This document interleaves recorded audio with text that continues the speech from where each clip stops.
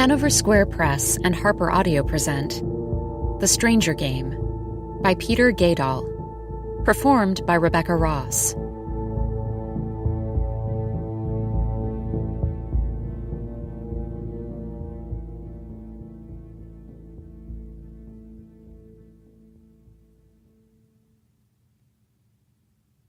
One.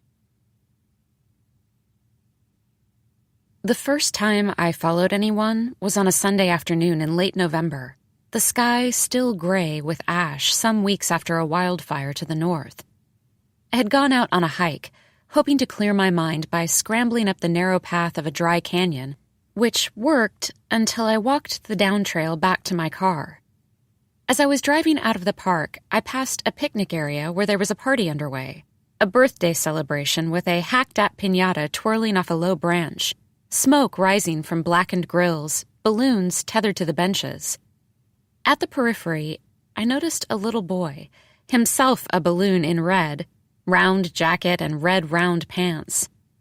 He didn't seem to be the center of attention, so I didn't think he was the birthday boy. He must have been about 3. He was tossing an inflated ball, also red, back and forth to his parents, or not exactly to his parents. He launched the ball instead toward the road where I'd pulled over and parked. I hadn't planned any of this, but then that was how the game was played, how it began. The first rule: choose your subjects at random. The balloon boy picked up the ball and tried throwing it again, but he couldn't seem to get it to either parent. It kept falling short. Why didn't they stand closer? Why were they making it difficult for him? Was this some kind of test? The boy began flapping his arms, exasperated, until mercifully his mother pulled him aside for a hot dog.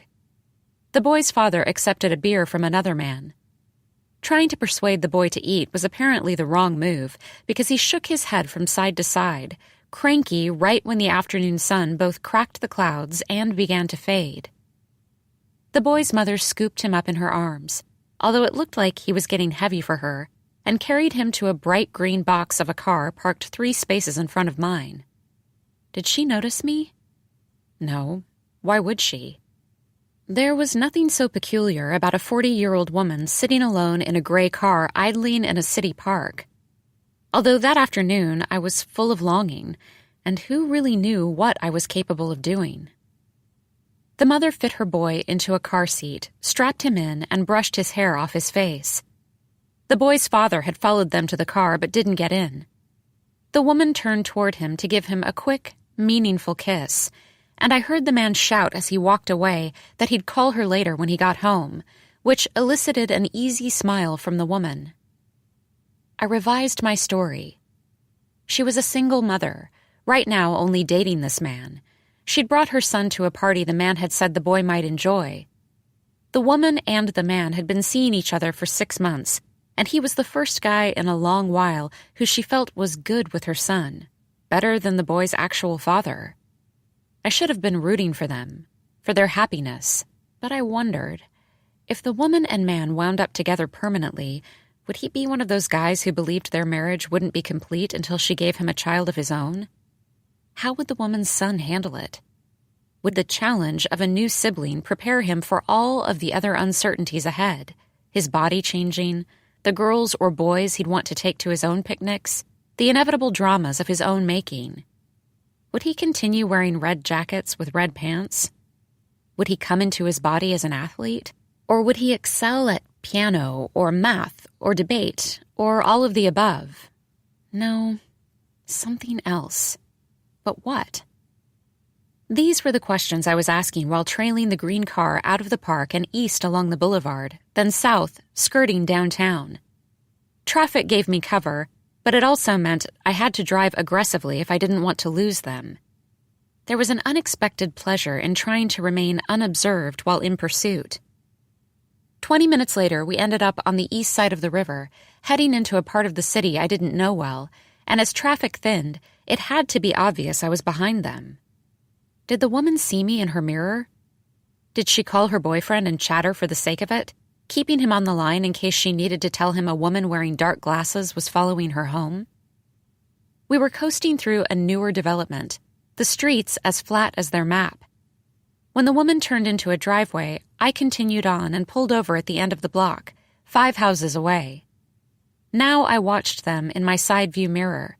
The woman helped the boy out of the back seat, and she was trying to gather their things and order him into the house, but he was having none of it, sprinting across the yard toward its one leafless tree. Then the boy tripped.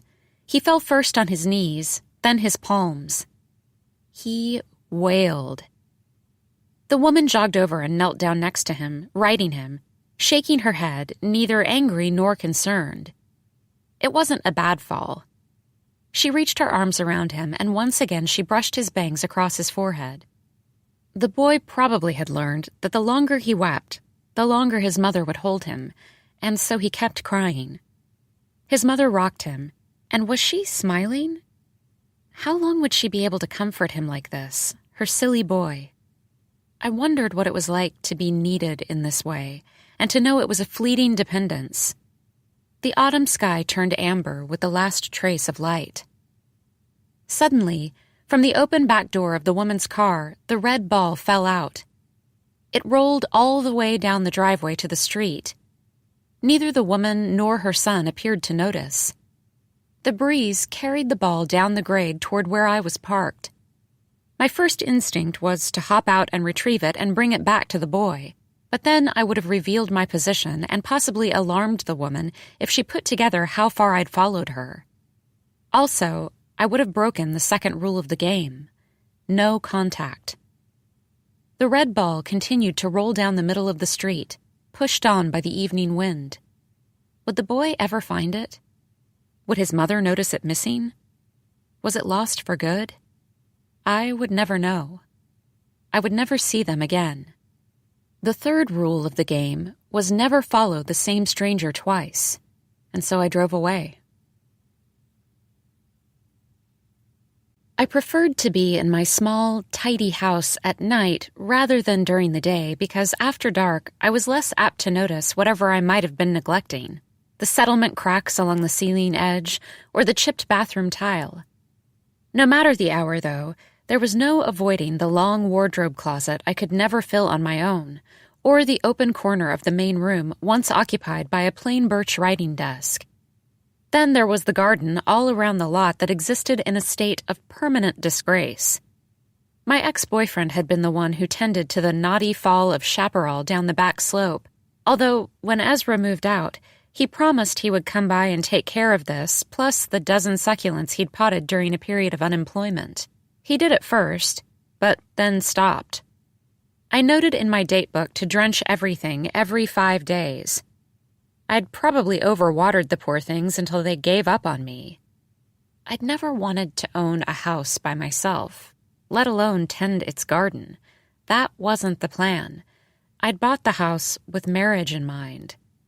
Here was the kitchen where we improvised spice blends, our mortar and pestle verdantly stained. Here was the couch where we read aloud to each other the thrillers neither one of us read on our own. Here was our bed, our weekend morning island exile. I was in a strange mood when I got back from following the woman and her son. I took a bottle of wine out back. High up on the hillside, looking west, the city lights looked like an unstrung necklace, the basin covered with bright scattered beads. I kept picturing the way the little boy leaned into his mother, crying, comforted.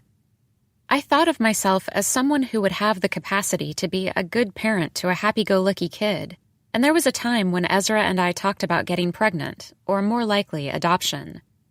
Adoption wasn't something I saw myself doing alone. Friends did it solo, admirably and well, but that wasn't for me. I drank the wine fast and poured myself another glass. As I understood it, playing the stranger game was supposed to help you connect, or reconnect, in the most essential way with your fellow beings on the planet, help you renew your sense of empathy. Yet I was only left lonelier that night. We were living in dark times, season after season of political uncertainty and social unrest. Solitude only amplified my anxiety about the future. Ezra used to have a way of calming me down, and when I was with him, and when he was in one of his loftier moods, I believed progress was still possible, that together we, he and I, all of us, would prevail against the forces that would undo what we believed in. But Ezra was gone. He'd disappeared 2 months earlier. I missed him even more than I did after the final time we broke up. A brief history. We had been friendly in college and shared meals, but never dated.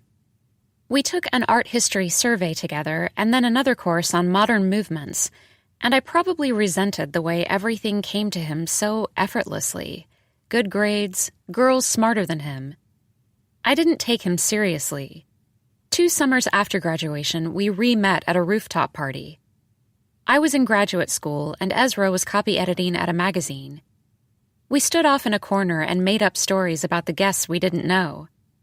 And we always did that, I have to say, long before it became part of any faddish game, which was hardly original, which was something people have always done while loitering in cafes and airport lounges or riding trains. Ezra and I were the same height, both short, which made whispering in each other's ears easy. Right away, I knew I'd always crave his breath against my neck. Unlike the men I'd been with before, he didn't become some other animal when we made love later that night. He was playful, open, but also it was clear he had his secrets. Fish sleeping beneath the surface of a frozen lake. Unlike the men I'd been with before, he wasn't so easy to figure out, and I will admit that was what initially drew me to him. We started taking road trips up the coast. We were curious about the same things: figurative painting, slow-cooked food, small towns far from other small towns. And yet we were also very different people. Ezra often wanted to be alone. I never did. His long black hair had a way of hiding half his glance. I usually pulled mine back into a ponytail. When he didn't shave for a week, it seemed like he was hiding something. I'm grasping for some way to describe what I later understood better from a distance, and I'm dwelling too much on his appearance, although I was very attracted to him and wanted nothing more than to be close to him. His week-long scruff was soft to touch. That first morning after the rooftop party, we lay in bed with blankets thrown back because the radiator was too aggressive. We had nowhere to be. We had all the time in the world for each other. When I was growing up, my father, with his aches and pains, often told me to enjoy my good health while it lasted and not take it for granted. But maybe the thing we really take for granted in our youth is time. Back then, an hour lasted longer. Each day was epic. We dated for a couple of years and talked about moving in together, but never did. Then there was a problem with my lease. I was going to have to move, and I pushed the subject, but Ezra said us sharing an apartment would never work. Never? I asked, as in never ever? My degree was in architecture, and all the way across the country there was a position at a firm that specialized in transforming old factories and warehouses into magnet schools and cultural centers. Exactly the kind of work I most wanted to do. When I told Ezra about the job, he said I should go for it if I really wanted to, but he wouldn't follow me out. His declaration came without elaboration and astonished me. We had a bitter fight. He accused me of plotting a course for myself while assuming he'd just fall in. Independent Ezra, who was sensitive about not getting anywhere in a career of his own. I think I was hurt to the extent I was because his accusation rang true. I applied for the job and got it. After I moved, Ezra and I stayed in touch. We talked every couple of weeks, and one day my phone trilled with a text. Ezra had come west. He was near my office. In fact, he was at the museum down the street.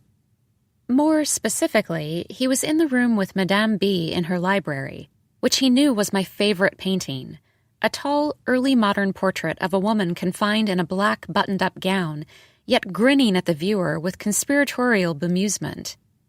The library was apparently invisible.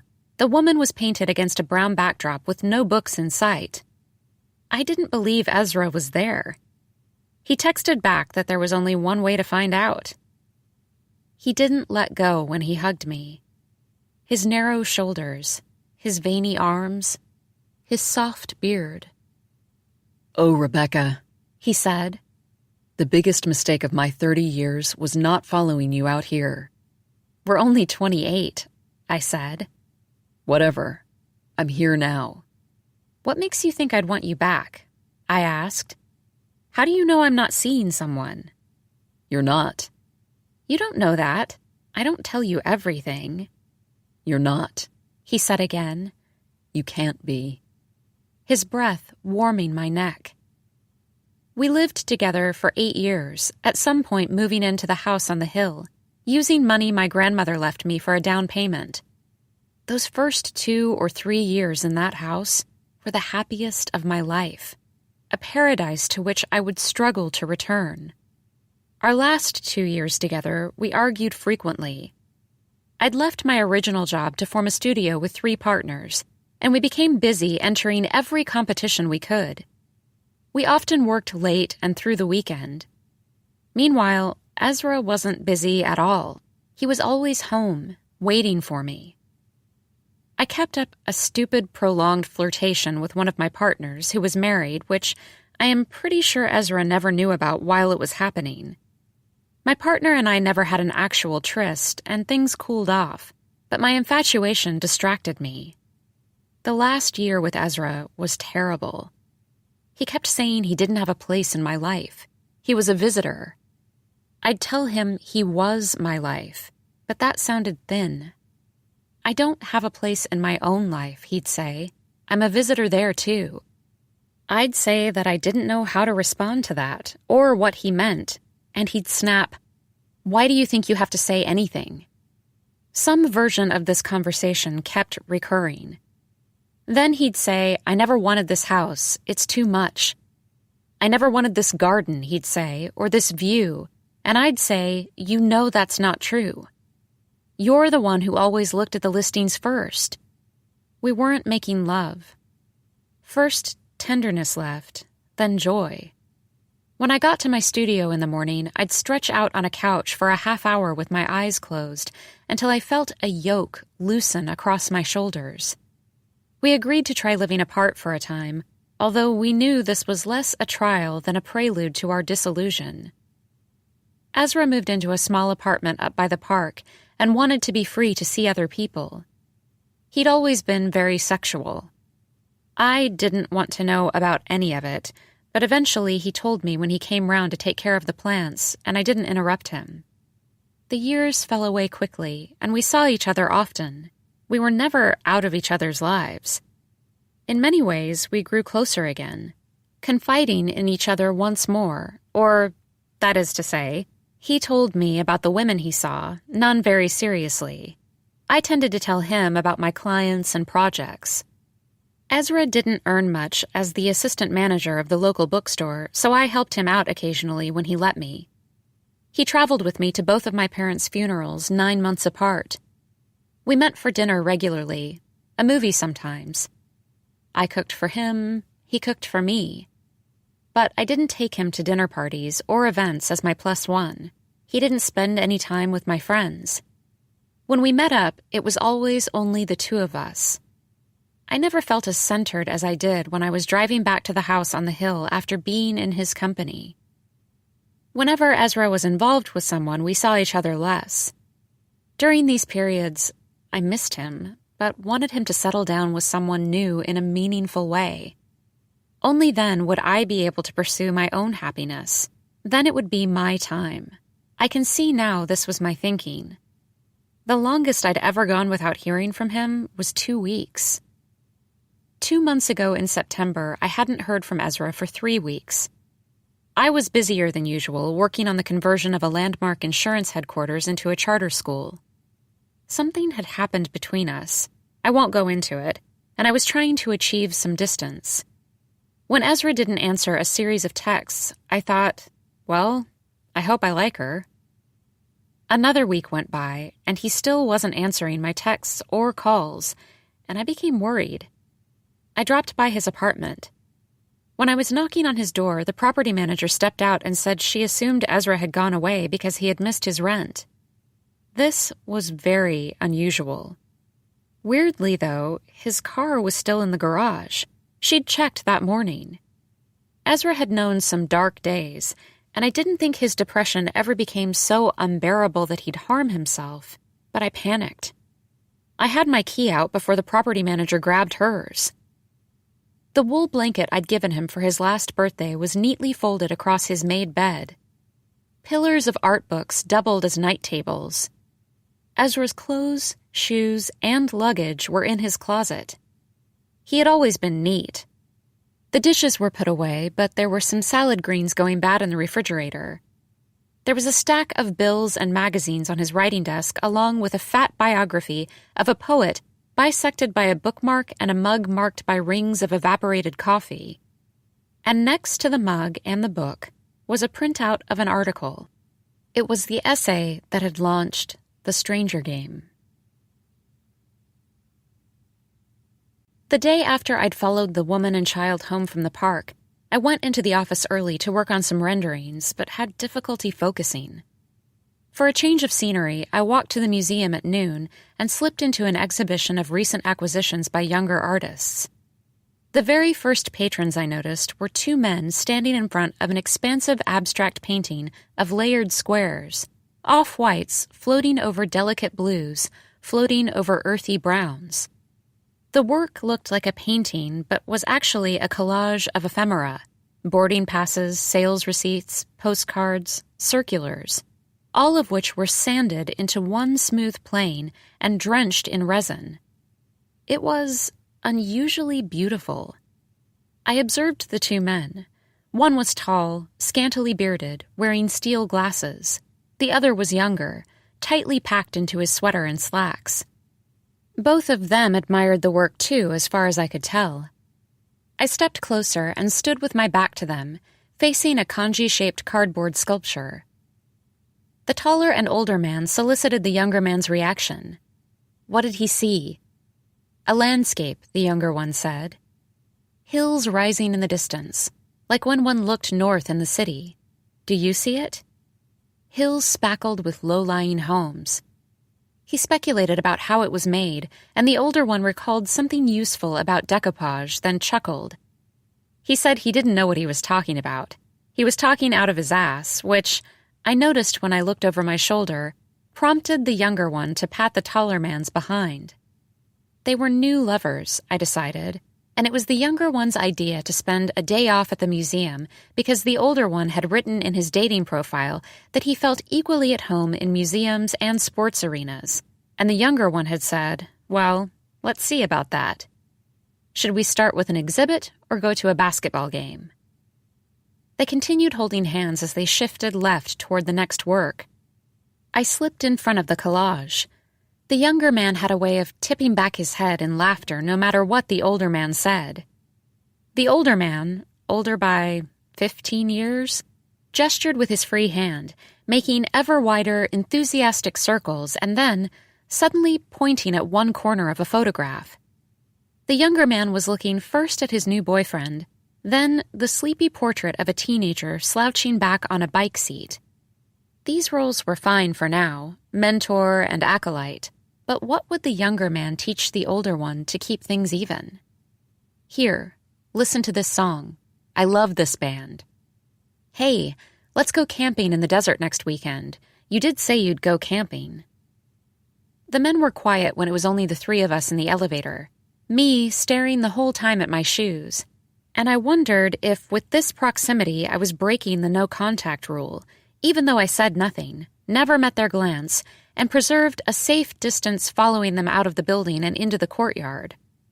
I waited one stoplight cycle before crossing the street after them and assumed I'd lose them, but they were easy to find, checking out the food trucks, settling on the one selling healthy salads. I didn't actually want the sesame noodles I bought one truck over. There wasn't anywhere to sit, so the two men crossed back to the museum plaza and perched at the edge of a planter.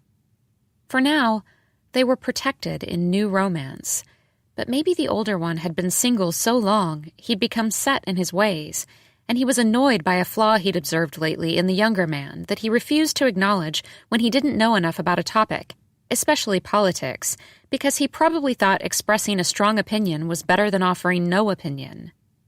All of our lives were chaptered, which the older man knew well enough. Maybe the younger man did too.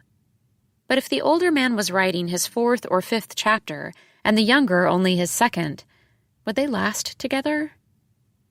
Memories now. Ezra and I making out in an apple orchard when we were 24. Napping in the afternoon in a hotel abroad, a late plate of pasta, red wine, willfully getting lost in the canal city at night. Ezra, the easily distracted sous chef, unevenly dicing shallots, more interested in amusing me with an account of his day, the crazies who had come into the store, how he'd write them into the novel he'd never finish because there was always so much to add. Ezra coaxing James the cat down from our one tall tree in front. James was first my cat, then our cat. Ezra cradling James toward the end, knowing we'd have to put the poor guy down.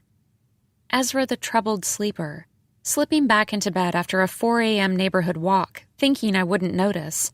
But how could I not notice? I'd pull his right arm over me and hold it and say, "You're not going anywhere now." My phone vibrated in my pocket, our studio assistant reminding me about the conference call with contractors that I was now late for. And then I noticed the older man staring over at me. I was playing the game all wrong. I had neglected my subjects. I hadn't observed them closely enough to forge a connection. They remained elusive, and instead of trying to achieve greater empathy, I had waded into my own reverie. As I headed toward the street, I looked back one more time. The 2 men were standing now, giggling about something, the younger one tipping back his head, the older one with his right hand pressed flat against the younger man's stomach, then patting his abdomen. You're impossible. Come on, let's get you something else to eat, and I could use a glass of Chardonnay. What? It is not too early. Let's get you a sandwich and both of us some wine, and we can sit and watch everyone go by. Now how does that sound? The essay I found on Ezra's desk had run 18 months earlier in an online journal known for its literary travel writing, much of which was posted by guest contributors. It immediately went viral. Usually the articles were accounts of glacier hikes or reef dives. There were columns about what to see when you only had 3 days in a river city, that sort of thing. This particular essay, the author's bio stated only A. Craig is a pseudonym, read unlike any other filed under the rubric road trips. It was titled Perro Perdido. Late in the autumn of my life, I came to the realization that I did not like myself very much. I had been teaching literature at the same college for 30 years, and not written a new lecture in half that time, my disengagement only surpassed by that of my students. For many years, my research sustained me, but the mid-century realist authors whom I once cherished, and to whom I was forever linked as a scholar, had become odious tenants whom I seemed unable to evict. My romantic life was likewise jejune. My very last affair ended unceremoniously while driving home from a party. I was doing what I always did, which was to run through all of the new people whom we'd met, issuing an acerbic group critique. The too tight skirts, the pop politics, the overall idiocy and decline of serious reading. I was especially good, I thought, at mimicking voices, and was mocking someone's recitation of her weekly cleansing routine when my girlfriend said, "Stop it, please. Why do you always have to be so mean about everyone?" "But I'm only trying to amuse you," I said. "Well, stop it," my girlfriend said. "It's getting old." But I pushed it and said, "Oh, come on. You love it when I—" "No," she said. "I don't know why I ever encouraged you." "Stop, please," she yelled again. I said stop, by which she meant stop the car. "I'm suffocating," she said. "I need air." She got out and walked off into the darkness. I never saw her again. So I found no fulfillment in my work. experienced increasingly briefer runs at dating, and also diagnosed myself as the kind of snob I'd loathed as a younger man. Jogging in the park in the morning, I became inordinately irked by the women who nattered away on their cell phones while speedwalking, by the men who wore sunglasses even when it was cloudy. I found myself interrupting colleagues during meetings to correct their pronunciation of ex officio. It's Latin, with a hard C, please. I looked down on the drivers of luxury sedans and mothers in parks with sloppy toddlers and overweight people eating ice cream. The truth was, I was achingly lonesome. I would come home to the house I'd once upon a time hoped to share with a lifelong lover and keep as few lights on as possible to avoid feeling overwhelmed by the rooms that needed repainting, and the warped cabinets, and the general lack of wall art. How lonely and alone I was, drinking, masturbating, drinking more until I fell asleep in front of cooking shows. At least in the morning I had my routine, somewhere I needed to be, a position of some respect. Then, the worst possible thing happened. I came up for a sabbatical, and because I was entitled to it, I took it. I winced when I read about Craig's relationship to his house. It was easy enough to picture him padding around empty rooms with too many hours he couldn't fill, with no plan for his time away from his college. He wrote that he slept in later and later each day. He started going to neighborhoods in the city where he wouldn't run into anyone he knew and where he could sit in cafes for hours and solve crosswords. He noticed he wasn't the only one in any given coffee shop staring at a book without turning the pages. When he stopped off at the grocery store on the way home, he stood in silent confederacy with the other people purchasing single portions of lasagna from the deli. This, too, sounded familiar. One evening, Craig continued, he realized that besides ordering his coffee from a barista, his only interaction of the day was helping a woman retrieve a box of chocolate chip cookies from a top shelf, and it occurred to him, given how chatty she was, that quite possibly it was also one of the few interactions she'd had as well. It made no sense. A city full of people.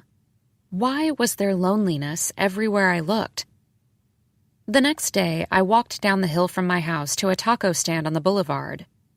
My order was ready right at the same time as the one put in by a young woman, and I took a step back and pretended to inspect the contents of the bag I had been handed, although what I was doing was staring at her, unable to avert my gaze. She was wearing a plaid jacket, a striped skirt of an entirely different palette, and leggings printed with an animal pattern. What a mess. And oh, her hair. Her hair was a feathery fuchsia that reminded me of one of those trolls you hoped you didn't get when you inserted a coin in a boardwalk vending machine. Stop it, I told myself, hearing my ex-girlfriend in my mind. Why did I need to be so dismissive? The woman had style, or a style, and definitely, it didn't appeal to me, yet she probably liked the way she looked, or she wouldn't be parading around in this outfit, drawing the gaze, I noticed as she walked away, of both a man walking a spaniel and the spaniel. I followed her. She had perfect posture, a dancer's line. Her feet were turned out while she waited for a light to change. Where did she get the self-confidence to put herself together like this? Even though she was holding the bag with her tacos in it, the woman turned into a vintage dress store. I stood on the sidewalk but watched her inside, examining a long beaded frock, quite a different look than what she had on. I pretended to be looking at my phone when she exited the store and continued down the block. I followed her past a vegan cafe, past another boutique. She went into a store that sold barware and pricey liquor. This time I went in too and pretended to sort through an ice bucket full of novelty stirrers. The woman headed straight for the bourbon in the back. She asked a clerk for help. Her voice was a round alto, and she had an accent. Could you by chance recommend a good earthy bourbon? Then she finally glanced over at me ever so briefly, long enough for me to notice her eyes, pure sapphire, and I thought, if you're born with eyes that vivid, you will probably be attracted to bold color your whole life. I wanted to keep following her, but what if she saw that I was also carrying a bag from the taco stand? I did not want her to feel like I was stalking her, even if that was exactly what I was doing. I thought about her all afternoon. Had she come to this country alone? Did she have someone in her life with whom she could share tacos? Carnitas for you, pollo for me. What color was his hair? How did he dress? I decided she had done some modeling because she was tall and her look probably held marketable appeal. But the modeling career was a sideline, a way to earn money while she pursued her greater ambition. Which was what? I could make up something. She wanted to front an all-girl band. She wanted to get a psychology degree and work with at-risk teens. But the truth was, I didn't have enough information to get a sense of who she was in the world. At first, I'd wanted to write her off because she looked clownish, but now I yearned to connect to her, however tentatively, even at a distance. Let's mark this as the moment when I recognized that a transformation in my life was not only possible, but also, remarkably, within my reach. The day after following the fuchsia-haired woman, Craig walked down the hill to the taco stand at approximately the same time, although he knew the chances were slim that he'd find her again. Instead, someone else caught his attention. 2 people, an elderly couple across the street. The man was quite bundled up given the warm weather, a sweater pulled high around his neck, and he moved stiffly around a small cherry of a car to where the woman was standing.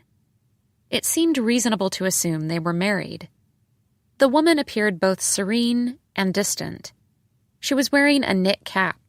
She didn't look the man in the eye when he opened the passenger side door for her and eased her into the seat. Craig noted the tenderness with which the man, still moving very slowly, reached across the woman to buckle her safety belt. Then the man took half an eternity to walk around the car and slip in behind the wheel.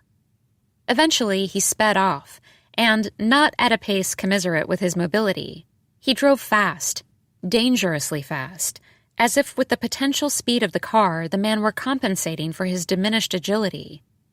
This sporty coupe, impractically low to the ground, devilishly bright, was affirmatively alive with horsepower.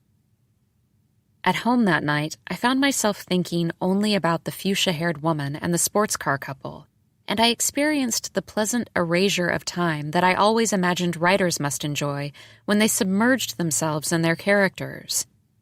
But eventually, my own solitude returned. How faint and spectral I looked to myself reflected in the window. I didn't want to become a ghost. I knew I needed to get out and wander.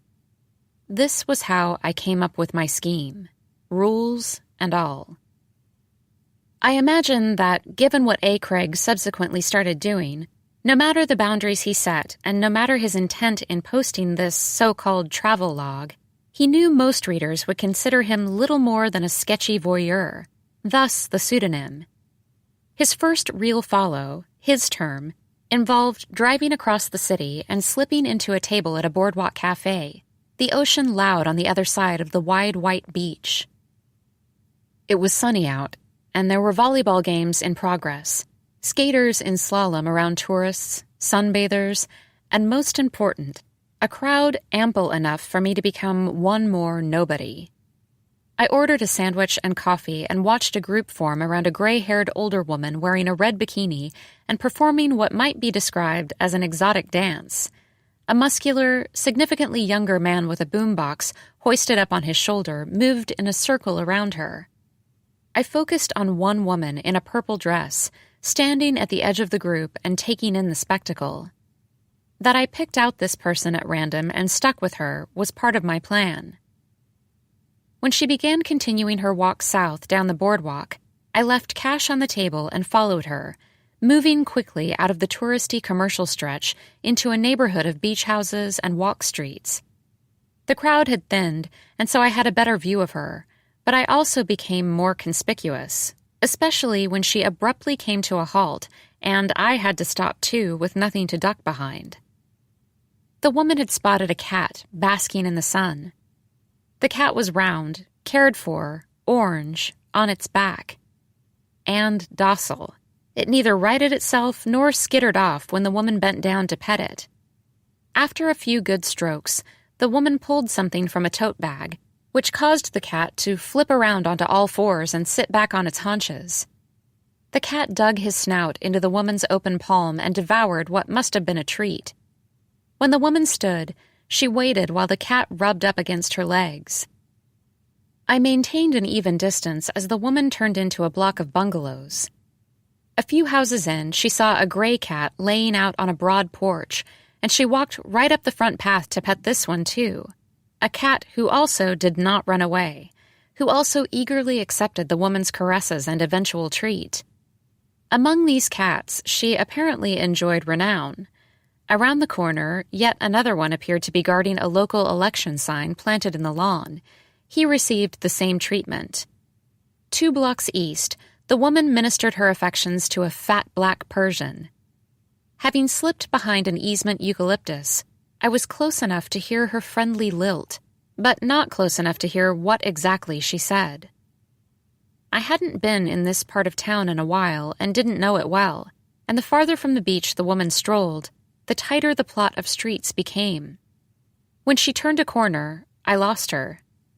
Maybe she went inside. I'd decided that my random follow needed to be conducted without the benefit of technology, but ultimately I did take out my phone to pull up a map. I'd had no contact with the woman, and I was pretty sure I had eluded detection, and therefore not caused alarm. So, for the greater part, I'd obeyed my own rules. This had been interesting.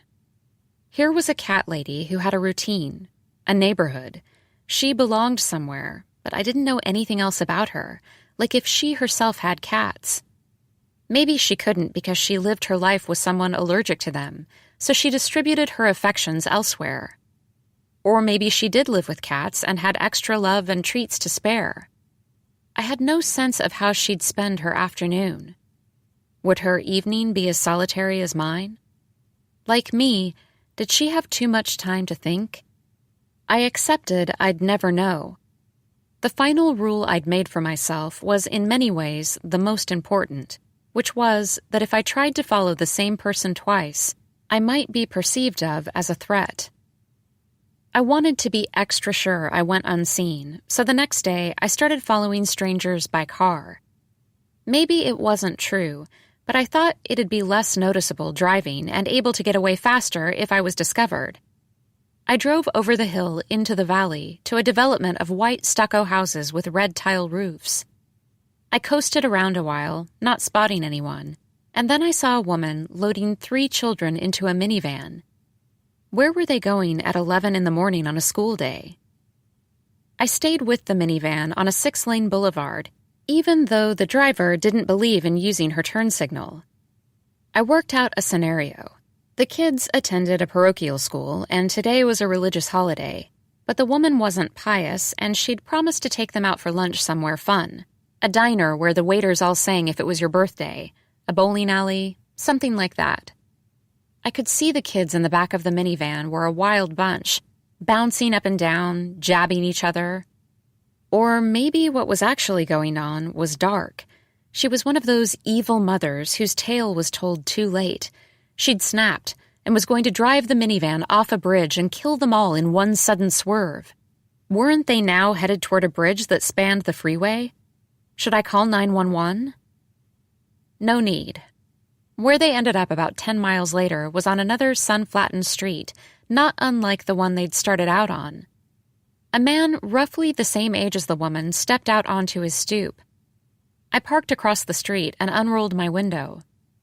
I could hear lively pop music emanating from the man's house. The man stayed put while the woman slid open the door to the minivan. The children poured out and shuffled toward the house. The man went inside with the kids, and then the woman was back in the minivan, pulling away. No wonder the kids were anxious. They should have been in school, but were forced instead to perform this custodial dance. Would the father get them to their soccer practices and guitar lessons? The woman, meanwhile, doubled back the way we'd come. She pulled into a strip mall. I waited a moment, then followed her into a crafts store. One wall was devoted to yarn, which was where the woman stood, and ran her fingertips across soft skeins. She was getting ideas, she told the salesperson. Was she knitting a gift for someone? Probably, the woman said. She usually gave away what she made. She had family somewhere cold. At night, especially when her ex-husband had the kids, it helped to keep her hands busy. The woman actually didn't speak any of this. These were my thoughts, but I wanted to imagine her life. I wanted to lose myself in it. And was I correct about her? Did it matter? Something was breaking in me, and after I left the store and went a short ways, I had to pull over because I became too teary to drive. Did I feel sorry for the woman? Not exactly, but I recognized a pattern. I projected loneliness onto everyone whom I encountered. The stories I was concocting, they were in the end all about me, weren't they? And I desperately needed to move beyond the perimeter of my own being. I drove around some more with no clue where I was, and I followed other people. Gardeners trimming coral trees, an old woman walking an old dachshund, 3 young guys tossing a basketball back and forth. I would follow one person or a group for a while, then veer off and follow another, a carom follow. Back home, I took a warm shower. It must have been 9 or 10 at night, and I'd not eaten. I was so exhausted that I sat down in the stall with the water beating down on my shoulders. How was it possible I'd lost sight of what bound humans to one another? The same epic sorrows, the same epic joys. I had to wonder how alone I was in drifting so easily from such basic commune, and maybe this was more common than I realized. If nothing else at this point, I understood how terribly ununique I was. I couldn't figure out where Craig was headed. He seemed at once to be making discoveries and to be riding a downward slope into deeper despondency. When he left his house in the mornings, he brought snack bars and sandwiches, a change of shirt, a sweater. He followed one person or group of people and then the next, and when he lost the light and wanted to head home, sometimes he had to drive an hour and a half through traffic from a neighboring county. He wanted to see how far he could push this, how far from home he was willing to go, how lost he was willing to get. This went on for a month, and then one morning he prepared for a longer road trip. Since I wasn't sure where I was heading, into what climate, I packed a bag with both cargo shorts and a cardigan. I drove across the river into the eastern part of the city and tracked a food truck. I caromed off into a park in pursuit of some of the food truck customers and watched them picnic. From the park, I picked up a pack of motorcyclists heading east, and this took me some distance into drier terrain. The road threaded through mustard-colored towns, past silos, past windmills. I stopped at a diner somewhere and watched 4 women chat over lunch. I followed one of them to a storefront dance studio. There was a locksmith finishing up a task there. I followed him out on another call. And so on. Trees disappeared. There was only rough scrub, then little of that. In the desert, 150 miles from home, I ran out of daylight and stopped at a motel. I fell asleep in my clothes. The next morning, I followed motel guests after they checked out, a man and woman about my age. They were portly in the same way, both wearing jeans, cowboy shirts, boots, and I decided they were a couple who over time had grown to look alike the way couples do. It was also possible they were siblings. I stayed with them on the highway and exited when they did an hour later, each new desert town more baked than the last. I worried they had noticed me, and I dropped back, letting their car push forward until it was no bigger than a hawk hugging the horizon. Without warning, the car pulled off the road, sending up a cloud of dust, and wound down a dirt drive toward a ranch house. They parked next to 2 pickups, one of them up on blocks. Tempted though I was, I couldn't very well drive down the dirt road too, and I couldn't stay parked up on the street. I wanted to know what the couple/siblings were up to. There had been something notably joyless about them when they'd left the motel without banter, grim-faced, probably not on holiday. And to figure them out, I'd have to take my chances and come back later under the cover of night to see if they were still here. I drove around. I noticed a sign for an inn a few miles east, but napped instead in my car. It started to get dark. I went back to the ranch house. The couple's car was where they'd left it. I continued a quarter-mile on, parked on the shoulder, and walked back. There were lights on in the house. The property wasn't fenced, but I made sure not to get too close. I wasn't at all prepared for the desert wind, which numbed my ears. When it was truly night, I could see better into the house, and I crouched down there a long, long while, and this was what I observed. 3 people, the man and woman I'd followed, siblings after all, I decided, both moving about a kitchen, plus a white-haired man seated at the table, the man small in his chair. Their father, from the look of it. The woman was setting the table, and she tied a bib around her father's neck. The son was at the stove, spooning the contents of various pots into serving bowls. Steam rose from a bowl of spaghetti.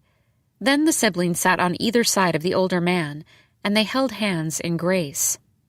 I heard a crescendo of laughter, and the son served food to the father, the daughter promptly cutting it up. The father couldn't feed himself. His children took turns spooning him dinner. He slumped a bit in his chair, but the siblings were merry anyway, putting on a show, telling stories. That was it. That was all I saw. Adult siblings being tender with their frail father. Where was their mother? Had she died some time ago, or had she lived, another life elsewhere? The father stayed out here, far from town, from other houses, so who tended to him when his adult children were not around? Was this visit routine, or was it a special occasion? I waited for a birthday cake, but there was no cake, only Alps of ice cream. What was the history of this family? Had there been a period of estrangement? Had a mother's final illness yielded a rapprochement? Had the siblings moved out of the desert the moment they could, or was it the father who'd fled the city? Maybe it was the siblings themselves who had been at odds, but their father's failing health had necessitated them setting aside their differences. My lower back ached from hovering in one place for too long. The wind left me with a ringing in my ears. My hands were shaking.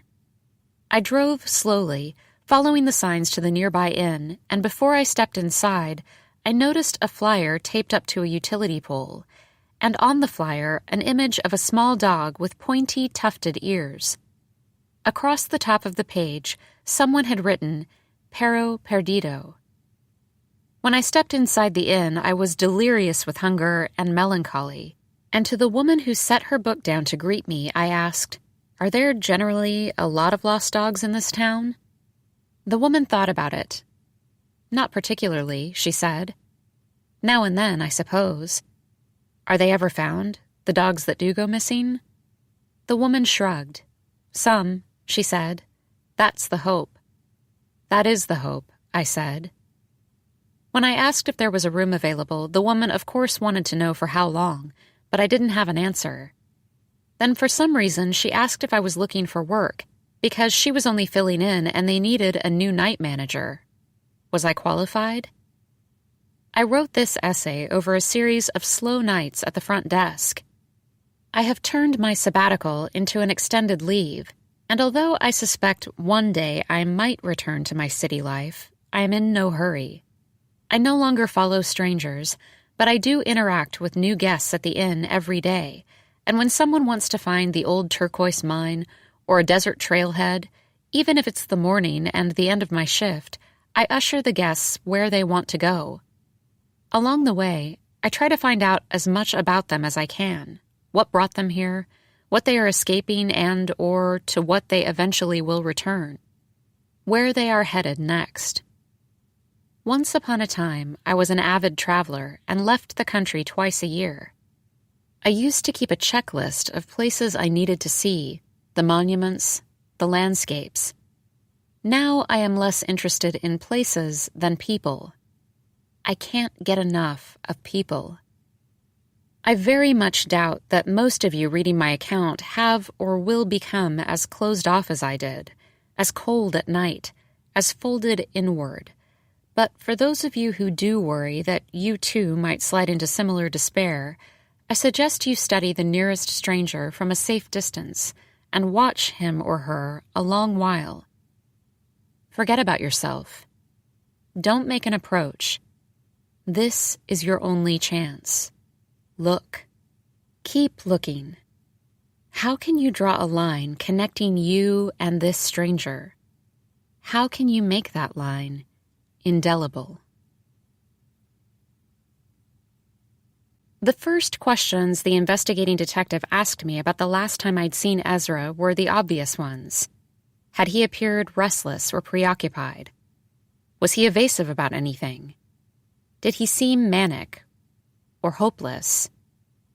Did Mr. Voigt say anything cryptic? Detective Martinez asked. Not that I could recall. The last time I'd been with him was on a Sunday. I was dropping off a cast-iron skillet. A skillet? The detective asked. Why a skillet? There was one in my kitchen that was especially good for searing. I was eating out or ordering in all the time, whereas Ezra had been on a cooking jag. When I showed up, he was already making mushroom risotto. I was instructed to pour myself a glass of wine, have a seat, and keep him company while he stirred in wine and broth. He seemed settled, the detective said. In a good place. I don't know. Maybe that's what I wanted to see, I said.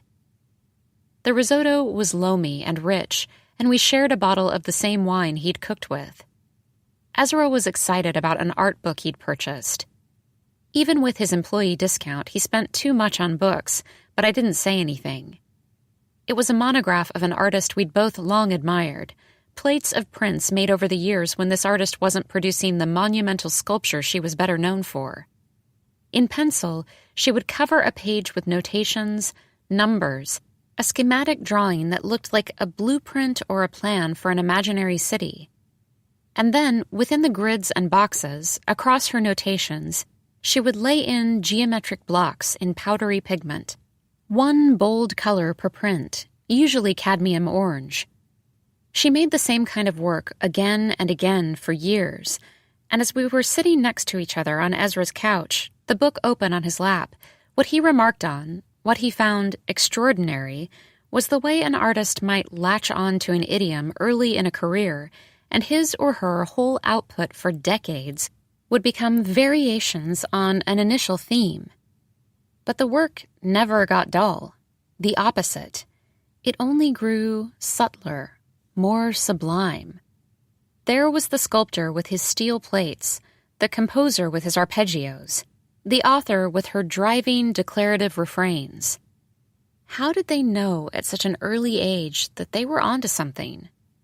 Where did that self-confidence come from? It's so alien to me and you, Ezra said. To me and you? The detective asked. I can understand him speaking for himself, but why did he include you? Detective Martinez had an uncanny way of not blinking until her question was answered. She had zeroed in on my discomfort right away. When Ezra and I were younger, I told her, he wanted to be a novelist and I was going to be an artist. Off and on, he was still working on something, but I stopped painting after college. You gave up on it. I was never very good at it. I'd have a picture of something in my mind, but then anything I made fell far short of that image.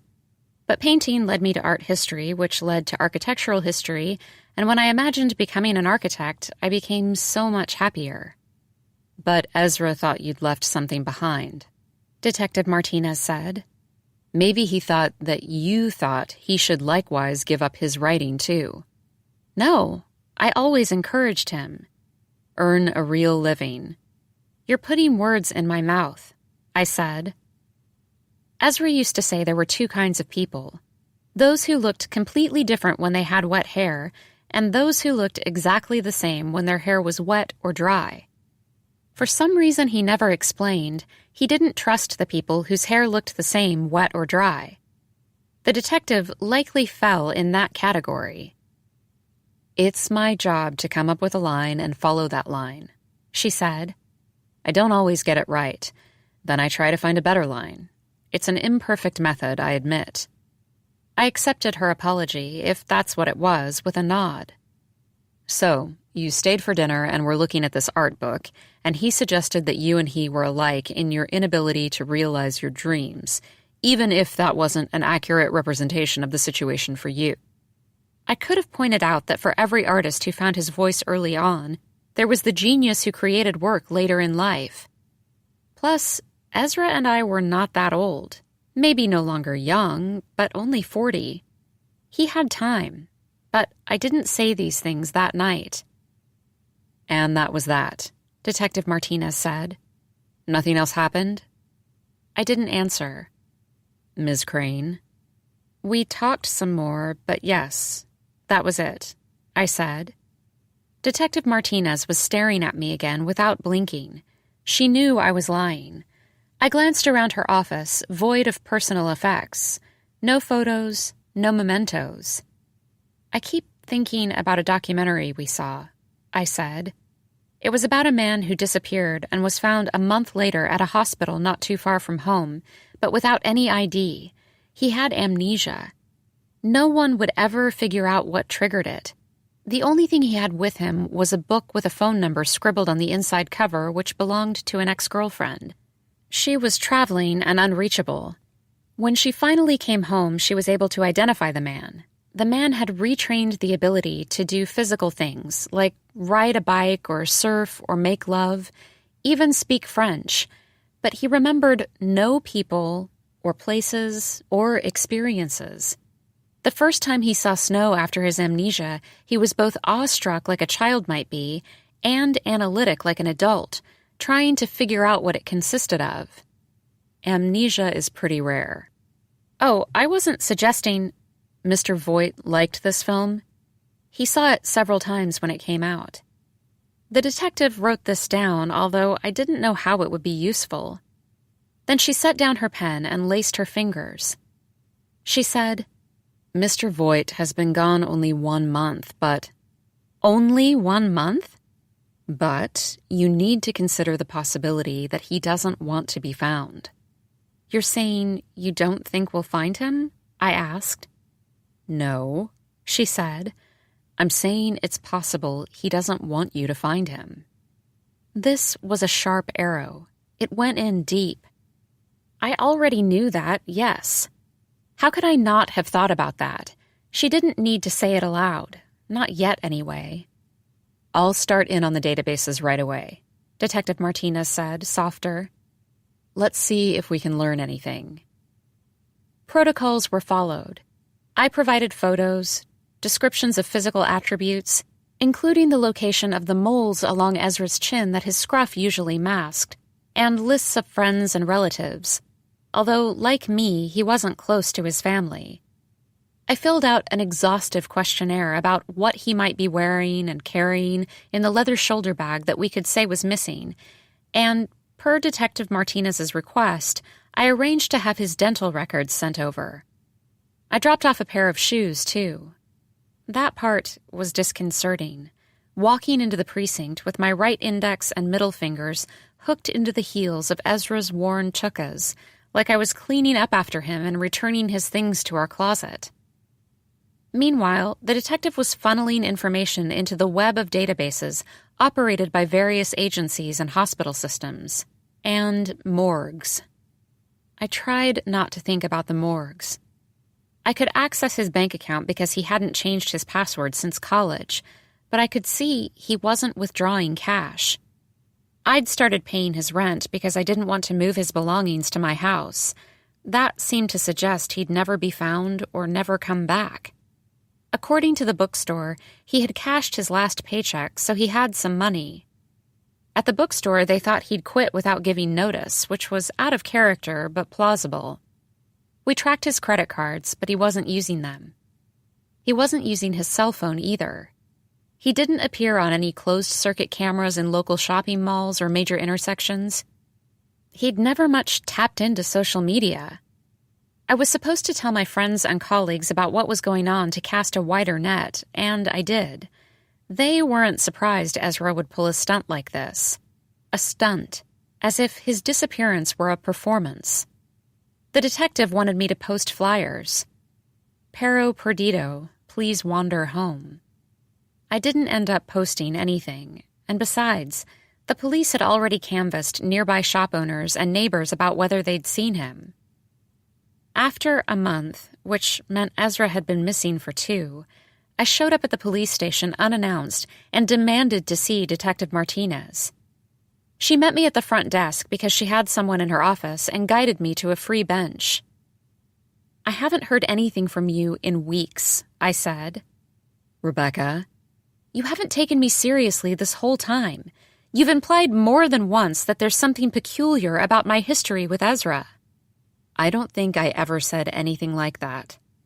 "I don't think you've been harnessing the full force of the department to find him."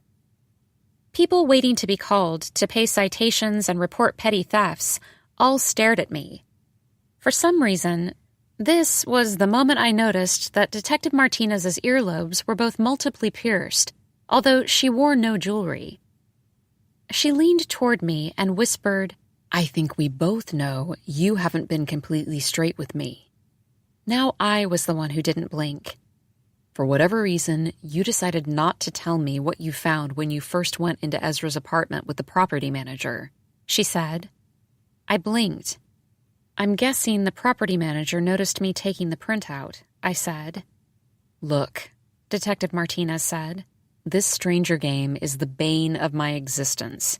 Do you know how many missing persons reports have been filed in the last year alone?" "Stranger game?" I asked. "The article. You read it?" "Yes, but what about it?" "The fad that came out of it," Detective Martinez said. "You mean to say you don't know about that?" I shook my head no. "That's refreshing," the detective said. "I wish more people didn't know about it. But then why did you take the article with you?" I'd sensed it was important. I wanted to know what Ezra was reading when he vanished.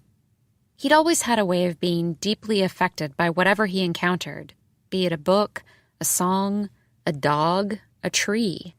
He was both more available than I was to be influenced and more readily buffeted. "It's been passed around 5 million times, 10 million times," the detective said. "I don't think we really know how many times." She described the craze the essay had launched, and I was confused. "But the article is about overcoming your alienation," I said. "I think most people only read about the other people playing the game, not the original article itself." "It's a terrible misinterpretation, then. There is no mention of any kind of game." "The writer talks about empathy, but the game isn't about that at all.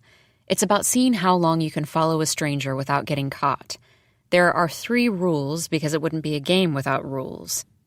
But it's not a game at all. From where I sit, it's called stalking." Some gossip I'd heard about a friend of a friend now made sense.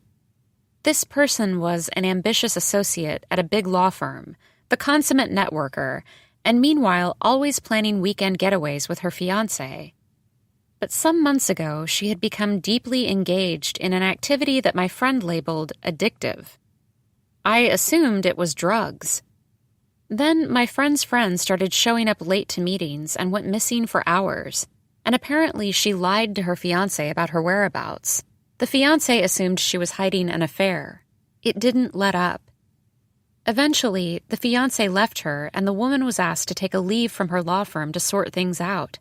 She'd moved in with her mother, but by all accounts, she still went missing for days at a time. When I asked my friend what kind of drugs her friend had gotten into, or if it was alcohol, my friend made it clear there weren't substances involved. Her friend had been playing the game, and I assumed game was code for gambling or sex. "So people lose themselves in this," I said. But do they usually disappear? Eventually, they come home. They turn up, Detective Martinez said. It's a waste of our resources chasing grown adults who run off one day because they feel like it. But we don't choose who we look for and who we don't. We look for everybody. I very much could see the appeal to Ezra. He craved the open road, and he took so much pleasure in meeting strangers. He quizzed taxi drivers and airplane roommates and buskers in the park for their life stories. I separated from my husband last year after 20 years, Detective Martinez said. We met on the force. I still work with him. We get along fine, all things considered. We have joint custody of the dogs, so I understand how things might be between you and Ezra. The concern, the care, it doesn't simply stop. You could have told me about finding the article.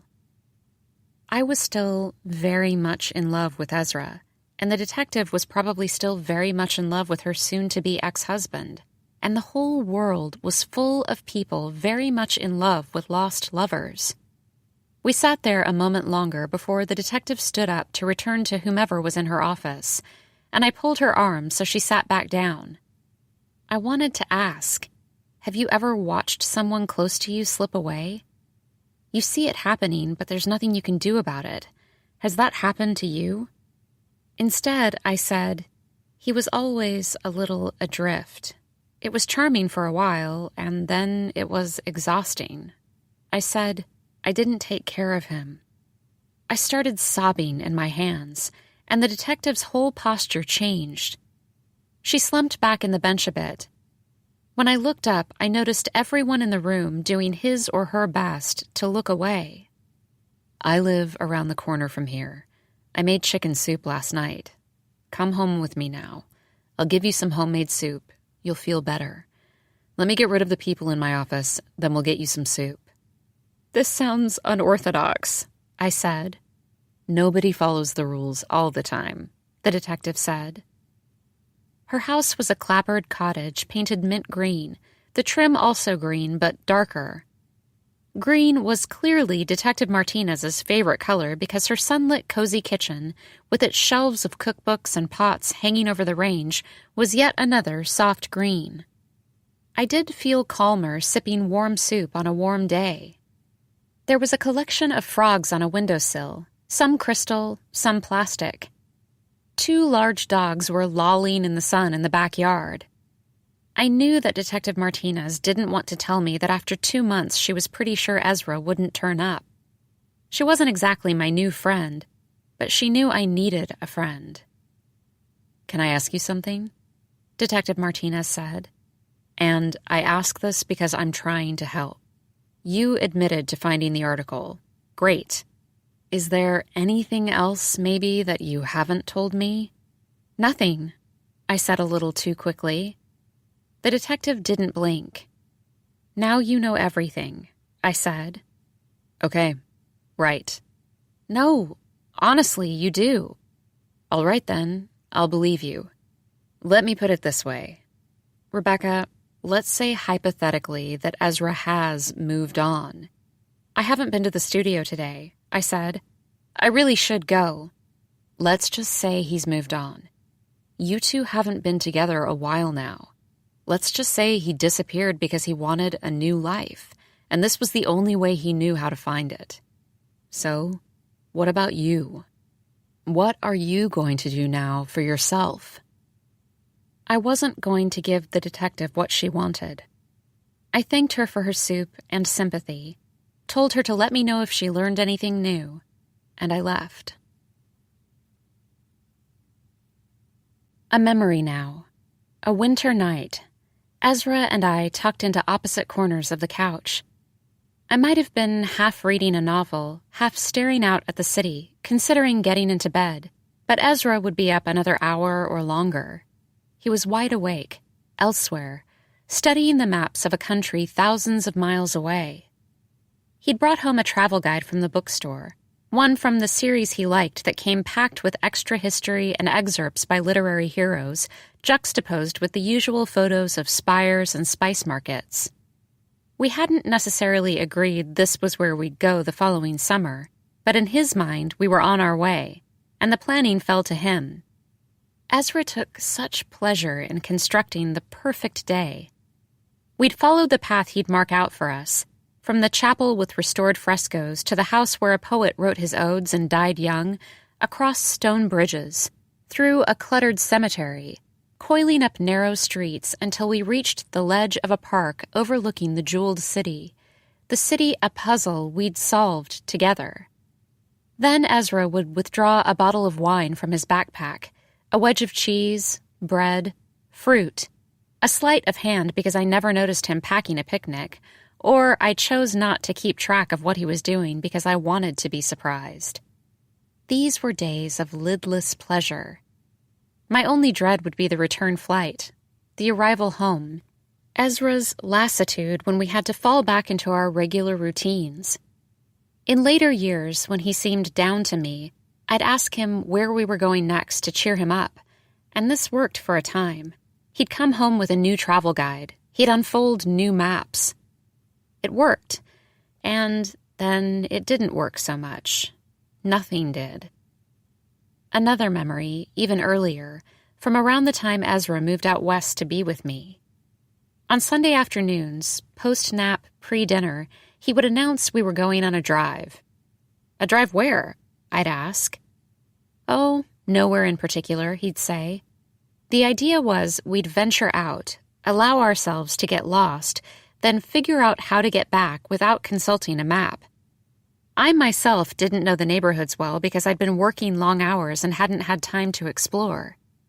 Let's see what we can discover, Ezra said, and usually he would steer us up into the foothills, and we'd follow the haunches and hollows of that terrain until we wound down to the beach. Sometimes we got out and walked on the windy bluff at dusk. Sometimes we sat in the car parked on the side of the coast road and made out like teenagers. Dusk was Ezra's favorite time of day, and mine too. It was impossible not to believe in your eventual prosperity when the sun melted into the Pacific distance and the night was still unwritten. Eventually, there were more and more Sundays when I needed to catch up on work and begged out of the drive, and Ezra didn't pout about it. He went alone. When he came home, however, he would pull me from my desk to the couch to cuddle with him. "Be with me now," he'd say, and he was cute about it, and of course, I gave in. I should have gone on the drives, though. Even then, I could see this, and I don't know why I didn't. I thought the stranger game might be akin to getting lost in a landscape you didn't know and then finding your way back from its literal edge, that this was the appeal to Ezra, except he hadn't come back from his drive, had he? Be with me now. I wanted to understand what he was experiencing. I was convinced he'd become a player, and I admit it made no sense, but I thought the only way to find him was to figure out where the game might lead. Days after following the two men at the museum, I was looking for new clothes to wear for client presentations, and I ended up randomly tracking a woman my age into the men's section of a department store. She was checking out sweaters. For whom? A friend? A boyfriend? Her husband? Her ex-husband? I watched her set aside several sweaters, all of them gray. Then she stood in front of a full-length mirror and tried on each one. Were they for her? Or was it indeed a holiday gift, but a major consideration was how it would fit her when she borrowed it on cool mornings after she'd spent the night? She'd look ridiculous, apparently. She put on a cardigan that looked more like a robe on her. The charcoal turtleneck she ended up purchasing became a mini dress, but she didn't care. She'd be closer to him when she wore it. Early the following morning, instead of driving to the gym, I followed a guy delivering newspapers. He had terrible aim. He slung half the papers at garage doors and light posts and had to hop out of his car to redirect the papers to stoops and gates. This was his third job. He was trying to pick up extra cash to support the little girl in the back seat, belted in next to the steep pile of newsprint. He wanted her to be able to take piano lessons. The more papers he delivered, the lower the pile next to his daughter, and the better her view of a neighborhood miles away from the one where they lived. Later that afternoon, I followed another father into a diner. A father and his son. The kid wore glasses too big for his face and read a paperback while walking. He attacked a shared sundae with less zeal than his father. He wanted to be reading. He wanted to be in his bedroom with the door shut. The longer I watched them from across the diner, the more vivid everything became. The red of the booth glowed in a ruby wash. The boy's lenses were as clear as new window glass. In the man's face, the first striations of age appeared right as I stared at him, like cracks emerging in burning firewood. Every edge became sharper, and maybe it was the time of year, the earlier sunsets, the angled light. Or I was in the habit of observing others with greater care. I'm trying to define a state of hyper-alertness. It was a tonic. I wanted to prolong it. I ended up out at the beach. From the bluff, I watched a photographer shoot a woman in a white dress. Her dress and the filter an assistant held like the twin sails of a masted boat, full and bright. I could see the many silver rings on the photographer's fingers as he twisted the lens back and forth. I could see the model's eyes, or at least I convinced myself I could, bluer than the darkening ocean. I knew what the photographer was thinking. Almost. Almost. This way. Keep going. Almost. I knew what the model was thinking. I can give him a little more. I can seduce him. I can see through him. I have him now. One day, I broke the second rule. I was on my way to work. A tall kid, college-aged, was walking along a busy road. He was wearing a full backpack, and he had a milky cat, on a leash, perched atop his shoulders on the pack. The kid hopped across one side of the road to the center island where people often asked for money, which was what he began doing. He looked so tired to me when I drove past without stopping. I had cars behind me and the light had changed, but not without hope. With my rearview mirror, I watched him reach over his shoulder to pet the cat. I wanted to know how he'd ended up here. He was estranged from his family. He'd lost his job. He'd been kicked out of a shelter because they wouldn't let him keep the cat. He was mentally unstable. He'd simply had some bad luck. But I didn't want to fall back on the same old speculation to make up my own story about him. Not this kid. I wanted to know who he really was. I circled back around to make another pass, except this time I pulled to the side of the road, waded out the traffic, and jogged across to the island. "Hi," I said. He seemed surprised someone would join him. Was I going to encroach his turf? Would I ask for money too? I held out a $20 bill and said, "For you." He took the money with little eye contact and said, "Thank you so much. Thank you. God bless." I stood there, stupid with too many thoughts. "Do you have a place to go tonight? It will be cold. Can you use that money to get something to eat? Do you need me to care for your cat while you find work?" Useless sentiments, probably. "Would you like to pet her?" the kid asked. He stooped a bit so I could reach the perfectly balanced cat. "Her name is Beautiful," he said. "She is," I said, and stroked her head and back. So soft. "Don't cry," he said. Was I crying? "Watch yourself crossing that traffic," he said when I turned away. "I will," I said. "You watch yourself too." "Beautiful will take care of me," he said. I broke the third rule and drove back to the same spot the next day, but didn't see the tall kid and his cat. No luck the day after that. I never saw him again. I suppose he was following the rules on my behalf. Maybe this wasn't a game I should play at all. I didn't have the temperament. One was supposed to connect but not get involved. But why not get involved? If the link to a stranger was entirely internal, only one way, how could it be meaningful? Was it really any connection at all? The next day, when I went to the museum again on my lunch break, I I resisted tailing 2 patrons wearing identical sweaters into the sculpture garden. In the grocery store later, I thought about following a teenager who appeared to be filling her cart with an inordinate quantity of ramen and rice cakes, but I didn't. I didn't want to play this game anymore. No good would come of it. One cloudy Thursday afternoon, I drove up the coast for a meeting I wasn't at all enthusiastic about. A potential client wanted to renovate the back of a beach house to expand the kitchen, family room, and deck. An unsteady economy had forced our firm to take on domestic projects and rely less on municipal competitions. And on top of this, I hadn't been productive at all since Ezra left. My partners knew what was going on. They were kind, and even suggested I take a leave, but I didn't want to disappoint them.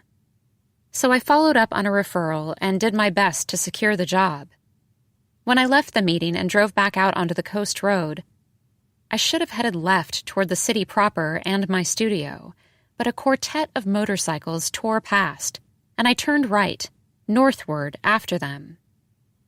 There was something mesmerizing about the way the bikers answered the arc of the shoreline, dipping in sync when the road banked right or left.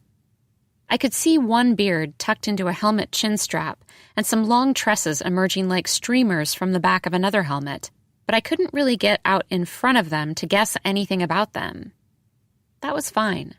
I was happy enough to find out where they were going, which 5 miles later turned out to be a fish and chip stand surrounded by a parking lot full of other motorcycles and vans and recreational vehicles.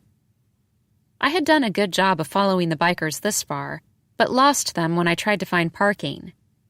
Instead, I watched 2 men get into a black sports car, and for a moment I thought it might be the same couple I'd watched at the museum. There was a glint of sunlight off the older man's steel glasses, a rip of laughter from the younger man. Was it them? If so, why were they at this greasy fish and chips joint? And why, when they exited the parking lot, did they head north?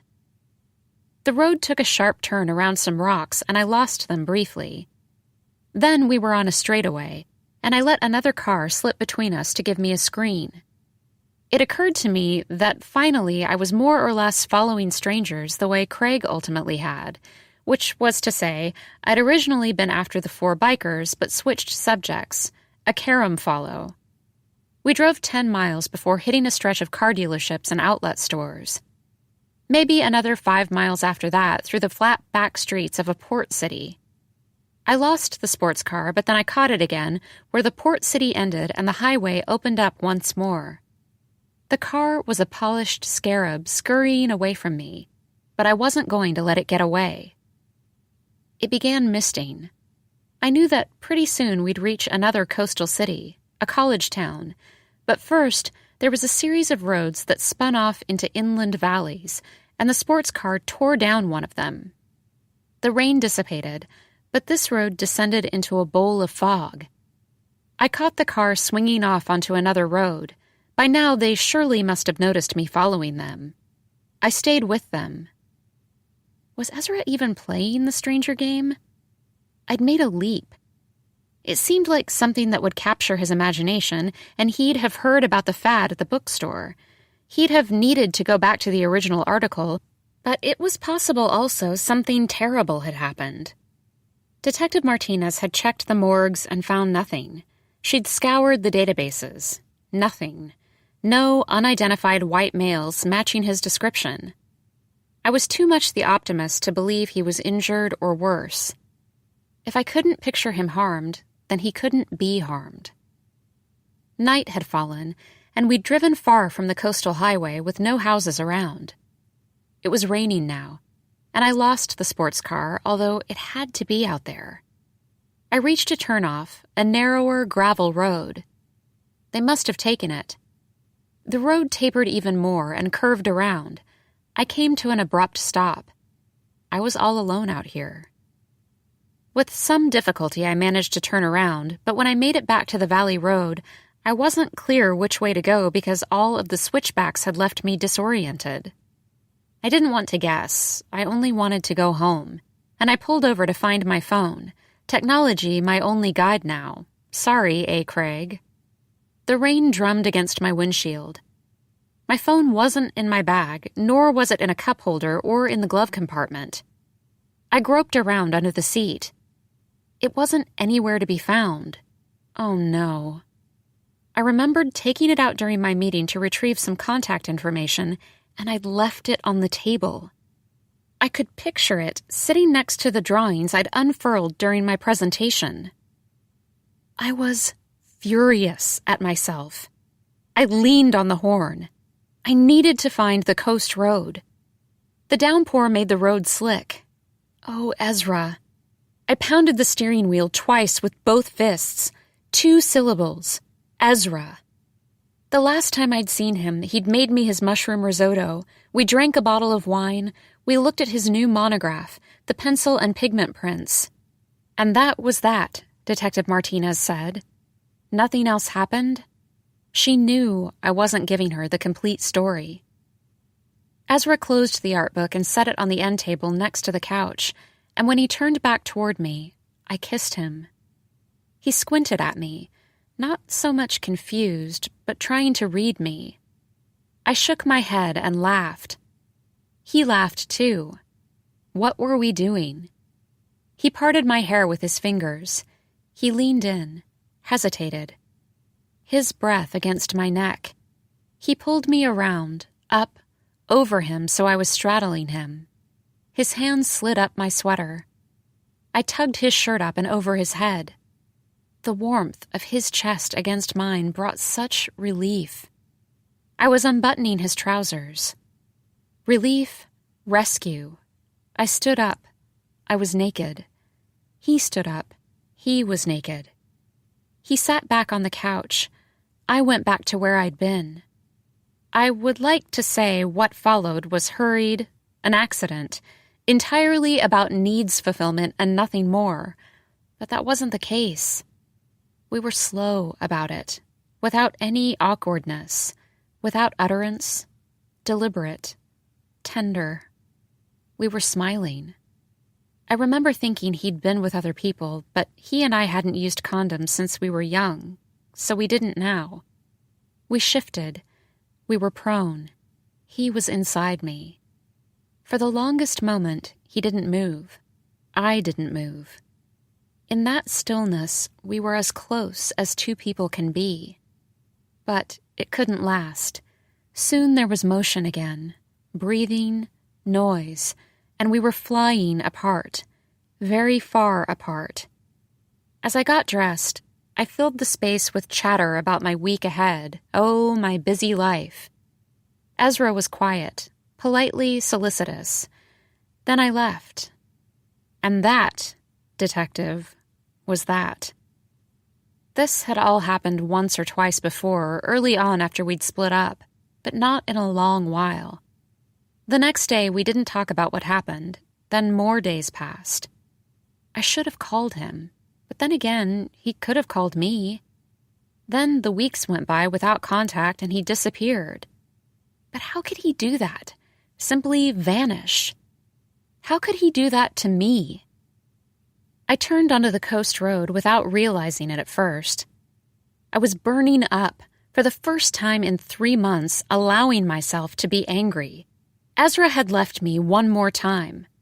I was done with this stranger game, and I was done with him. He'd moved on, and as the detective had prompted me, it was time at last I did too. On the long drive home, I thought about how I would make it through the holiday season by accepting every invitation that came my way. In the winter, I might start studying a new language and travel to the country where it was spoken. I might come home with a new cuisine. How about a new boyfriend? There was so much I'd held myself back from, but no longer. And imagine if I'd only kept this promise to myself to go abroad. Imagine if I had left town. Then I myself would not have had to disappear. 2. Gray skies every morning that December made it difficult for me to get out of bed, but I pushed myself to go to yoga class before heading to my studio, where I was the last to leave at night. I diligently put together plans for the beach house renovation. Existing ersatz colonial in front, serviceable glass and steel modern facing the ocean, and the partner with whom I worked most closely, this was Rick, the one with whom I'd carried on the flirtation years before, was vocally grateful about my doing my part to bring in revenue, and he also noted that we'd see other referrals now for similar work. Good for the coffers, bad for the spirit, but so be it. Evenings and weekends I made soup and stews while listening to opera or jazz and tried not to drink too much wine. I reread classics in bed and usually fell asleep with the lamp on. I decided to repaint my house and purchased sample colors in small quantities, limiting myself to a soothing range from sage to mocha. I also took some clippers to the back slope and hacked at the overgrown brush. Only a start, but already bright floral sprays were emerging from the thicket. I told myself I could do this. I could furnish my life so that I might once again be comfortable in it. Yet nights remained difficult. At night, my being split into two selves, my new industrious self and my old weary self who knew better, the latter regarding the former with skepticism. How long will you be able to keep up this routine? When I felt this old self was starting to get snide and judgmental about the new self, I went out to dinner. I was still alone, except with people around me. This was how the first Friday of the new year I ended up sitting at the bar at a neighborhood bistro, working my way through a plate of pasta alla norma and a glass of Chianti, chatting up the bartender about nothing in particular.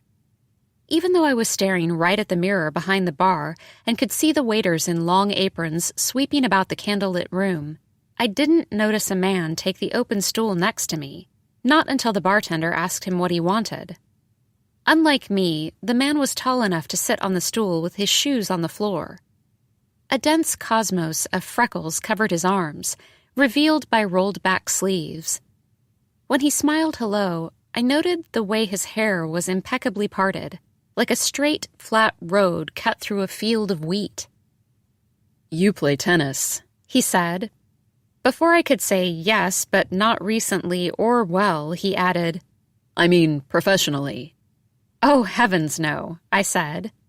"I thought—" "I wonder who you have me confused with. And aren't most pros tall?" "Not always. You look familiar to me. I'm sorry."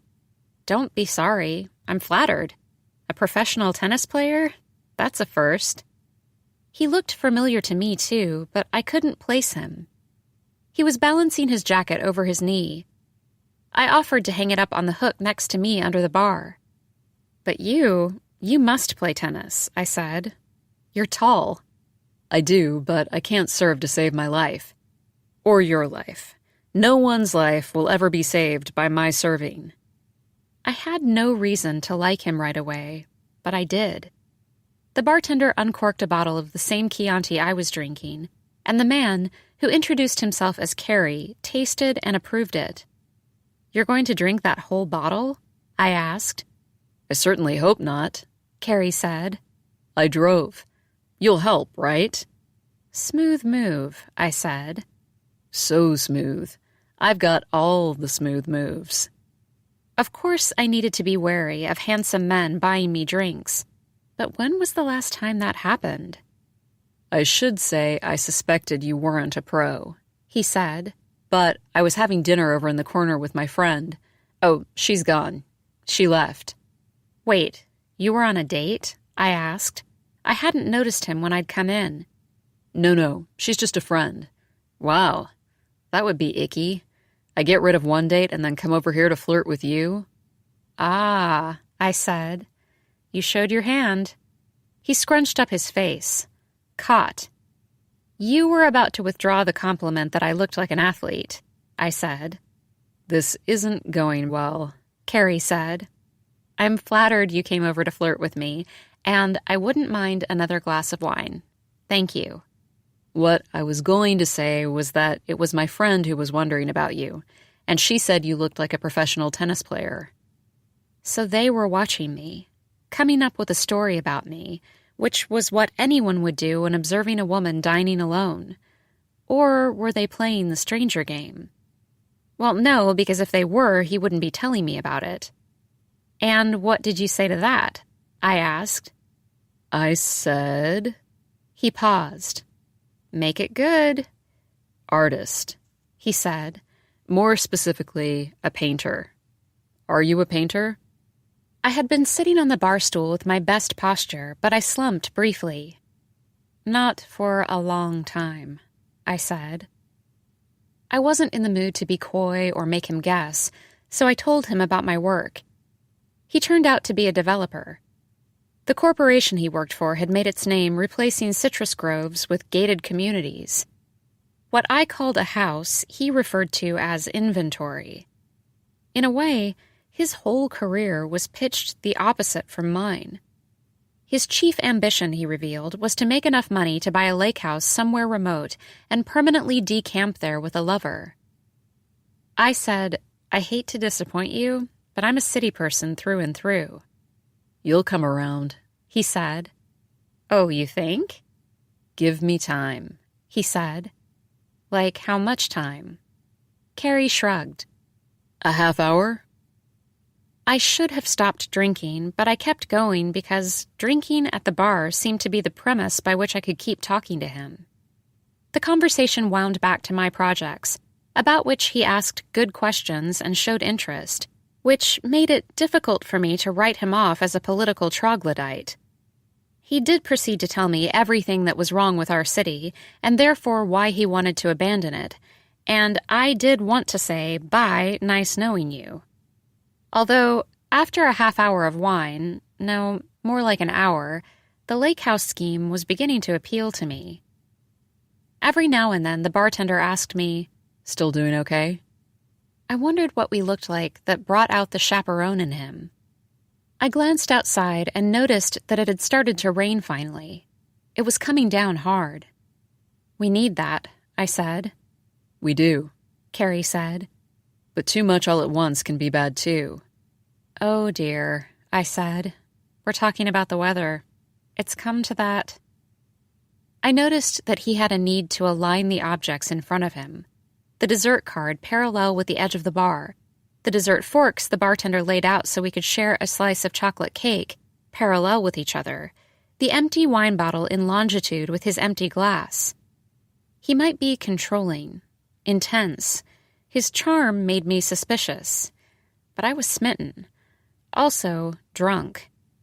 I almost reached over to his arm to play connect the dots with his freckles. So, do you come here often? I asked. He chuckled. I do indeed. What's a nice girl like you doing in a place like this? No idea, I said. What's your sign? My sign is yield, he said. And yours? I should have said it was stop.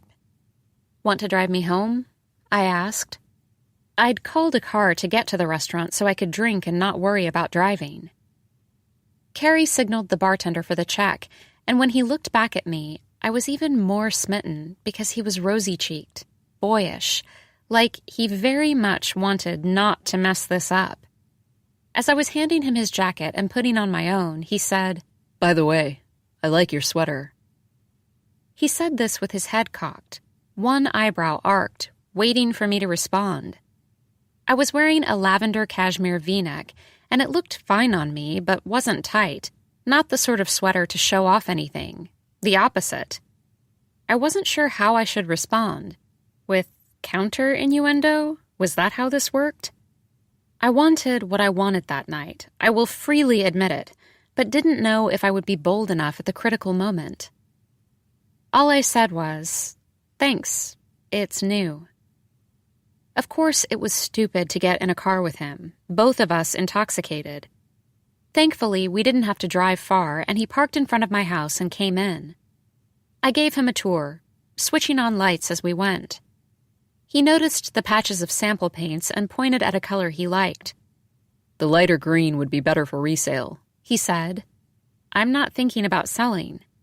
One should always be thinking about selling, especially given that we're moving to the lake house.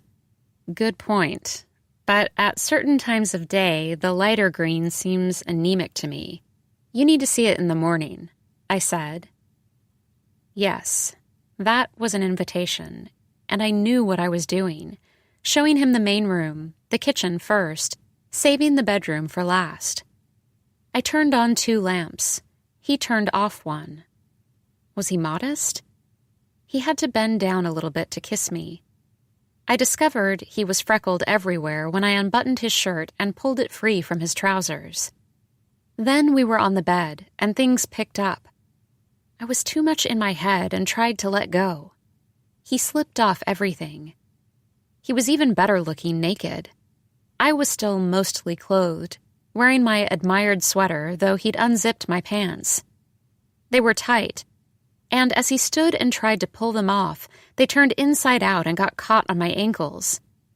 He was too aggressive, dragging me down toward the foot of the bed and my sweater bunched up around my chin. My butt was at the edge of the mattress.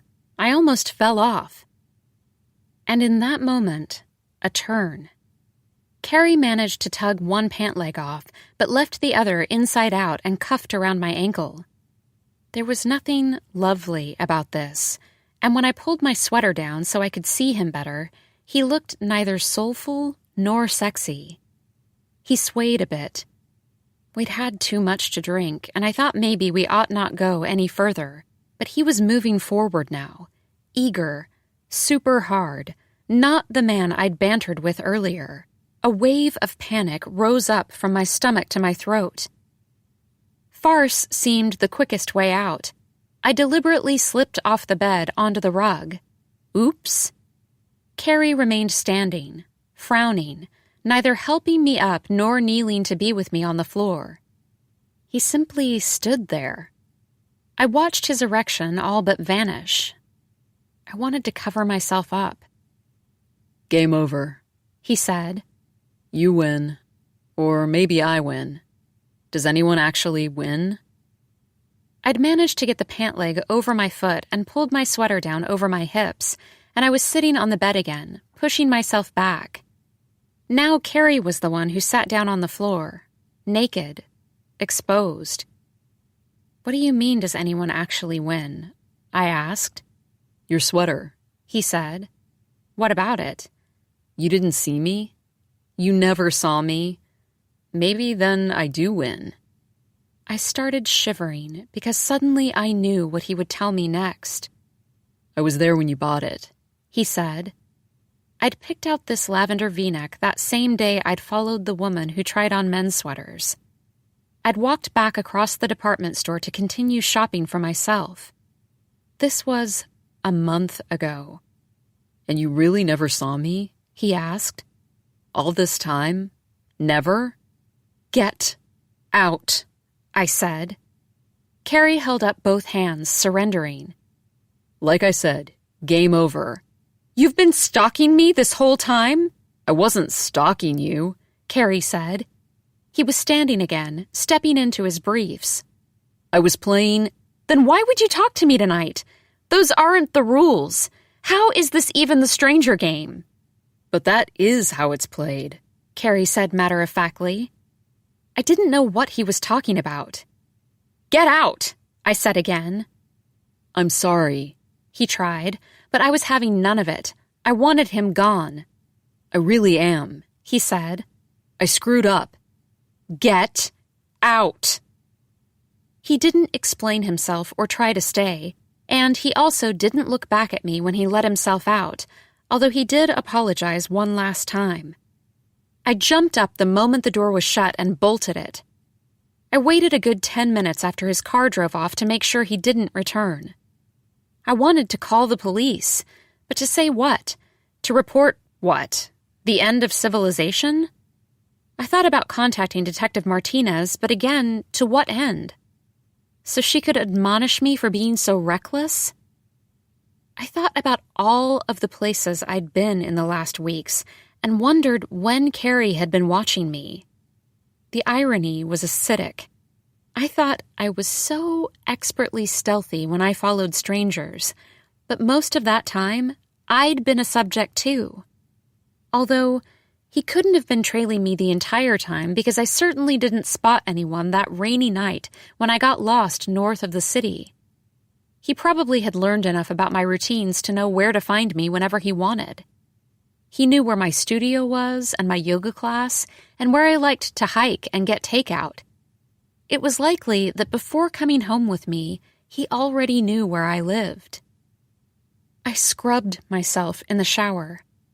I remade my bed with fresh linens. I refused to let this get to me, but I couldn't sleep and got dressed, went out to my car, backed out onto the street, and made sure, extra sure, no one was following me. It was 3 a.m. when I let myself into Ezra's cold apartment and crawled into his bed. He'd been gone 4 months, but his pillows smelled like him, like cinnamon. I cried. This was a very bad idea. I'd let the night defeat me, although I did eventually fall asleep. 15 was Ezra's favorite number. If he retied his left sneaker, he had to retie his right, too. He wanted to put tomatoes in everything, but he didn't care for tomato soup. The cello was his favorite instrument.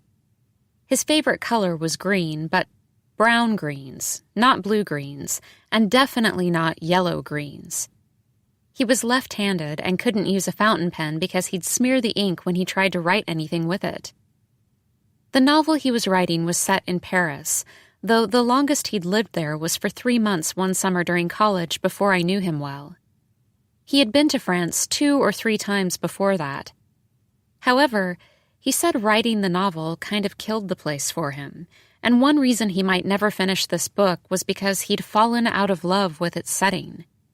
If anyone asked him what the novel was about, he'd say it was about people who had no desire to live where they were living, but couldn't figure out how to leave.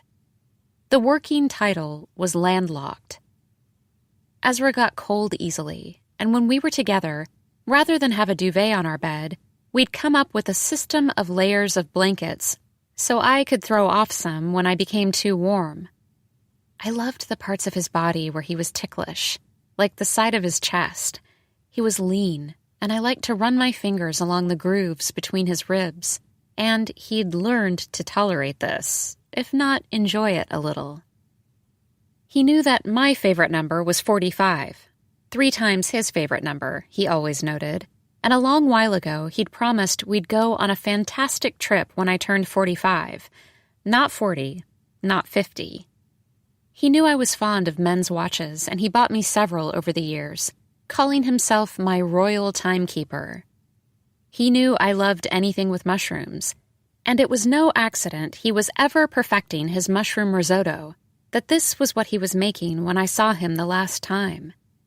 The guitar was my favorite instrument, and he tried, but failed, to learn it for me. I appreciated the effort. My favorite color was technically not a color, black, and this was a source of amusement for him. When we shopped together, which wasn't often, he pulled red and orange outfits off the rack for me as a challenge. I was right-handed and loved fountain pens, which he'd buy for me if he ever saw one that was onyx with gold trim. He spent too much money on fountain pens for me, and he'd buy me journals too, although I was never a diarist. Long ago, when I was trying to be a painter, I was keen on portraiture, and even though Ezra thought no novel should come with a cover that had people on it because it was the reader's job to picture the characters an author invented, he said one of my portraits would be on his dust jacket. He said the book would be judged by its cover and therefore do well. Because I was always warm and he ran cold, and even though we lived in a warm climate, during the winter when we went out, I'd wind a scarf around my neck, only to give it to Ezra, who sometimes was already wearing a scarf, and he'd walk around wearing both scarves like it was the height of fashion. I think he wanted to look a tad ridiculous to amuse me. I loved it when he kissed my neck, his always cool lips, the soft brush of his beard. I loved it when he stood behind me, simply stood there and held me, his arms a tight sash. I never imagined I could know so much about another person and his body, nor he remember everything about me and mine. This sustained intimacy was what I missed most, our evolving lexicon, our constant conspiracy, his protection, the way I forever felt saved from what would have been a lonelier life. When I thought about meeting someone new, I was overwhelmed by how very long it would take to achieve the same closeness I'd known with Ezra, which was maybe why I hadn't really tried to meet anyone. But then again, there was apparently so much I didn't know about Ezra, and how could that be? Was there anything he didn't in turn know about me? No, nothing. Or that's what it felt like. And I needed to dwell on this imbalance. It was significant. When I woke up at Ezra's place, disoriented, then sadly remembering where I was and why, this was what I tried to focus on. Ezra, the secret keeper, the man who could disappear without a trace. I was mad at myself. One horrible night with a creep had driven me back to Ezra, who was conveniently easy to fall in love with when he wasn't around. And yet, where was he? I kept the curtains drawn in the front of the house. Whenever I left, I scanned the street before I got in my car. At my morning yoga class, I unrolled my mat in the back corner, not to watch everyone else, but so I could remain mostly unobserved. I cooked at home or ordered in. The only time I didn't move through the world extra alert about who might be spying on me was when I went for a run around the reservoir because I needed to concentrate on my pace and not tripping. And even then, I had to sprint to elude my paranoia, so fast sometimes that I couldn't make it through my usual 5 miles. This was why I wasn't able to ascend the final slope one morning and instead was breathing hard and walking past the dog park. I didn't recognize Detective Martinez out of uniform, a leash in each hand. Her 2 big woolly dogs didn't want her to stop to say hello to me. They were half her size and trying to tug her in opposite directions. "Are you okay, Rebecca?" Stopping to say hi made my heart race, and I had to bend over a moment. "How have you been?" she asked. I gave her a thumbs up. "I wish I had something new to tell you," she said. "It's okay, Detective Martinez. You're off duty." "Lisa," the detective said. Hey, she said to her dogs, pulling them toward her. "Sit. Sit." The dogs obeyed for all of 10 seconds. "They're handsome," I said. "A handful, you mean? You want to hear something funny? They're rescue dogs, right? I figure there's some husky in there, some shepherd, a few other breeds. But I never really stopped to think what their parents looked like." "I took your advice," I said. "Oh? I've been trying to move on." "That's good to hear." The detective could tell I wasn't happy about it. Even when she wasn't on the job, she stared at me without blinking. "Something happened," I said, and right there on the sidewalk, me in my running kit and the detective trying to control her dogs, with other people jogging by and guiding their puppies into the dog park, I told her all about Carrie and his revelation back at my house. Everything came out about the awful almost sex, how I ended up at Ezra's, and how I was convinced now that everyone was playing the stranger game. The guys on the basketball court down the bend and the people driving by and all of the dog walkers, even the damn dogs probably. The detective didn't respond at first.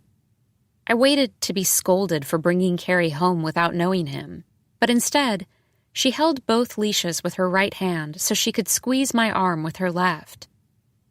"What a creep. That's awful," she said. "But listen, not everyone is like that. There are still people in the world you can trust." I admit I did like hearing this. "You know what bothers me the most?" I asked. "That the guy wasn't following the rules. I'm such a goody two-shoes. Of all things, that's what I can't let go of." "Oh, but that is the way people are playing now," Detective Martinez said. "For the thrills. They pick out random strangers like before, but now they see how long they can follow them. Days, weeks. The end game is exactly what happened to you. Contact, seduction, Worse. Worse? Worse how? The detective did not elaborate. At first, as you know, we were dealing with missing persons. Now it's all about the stalking. Persistent stalking. Sometimes criminal. I rubbed my arms. I'd gotten cold. The detective couldn't keep her dogs from pulling her down the hill. "Please be careful, Rebecca," she said, "and don't try to figure any of this out." I didn't listen to her. I started leaving work early to go to the nearby mall where I would ride the escalator to the top floor and stand at the railing of the atrium, peering down at the 3 floors of shops beneath, trying to identify anyone I thought might be a player. What was I looking for? Anyone loitering alone, standing off to the side, staring at people streaming by. Someone who might make a sudden move and dart off after a passerby. My plan was that if I spotted someone whom I suspected might be inaugurating a follow, I would sweep downstairs and follow the player as long as I could, although this never worked because by the time I reached the lower floor, I'd lost the player.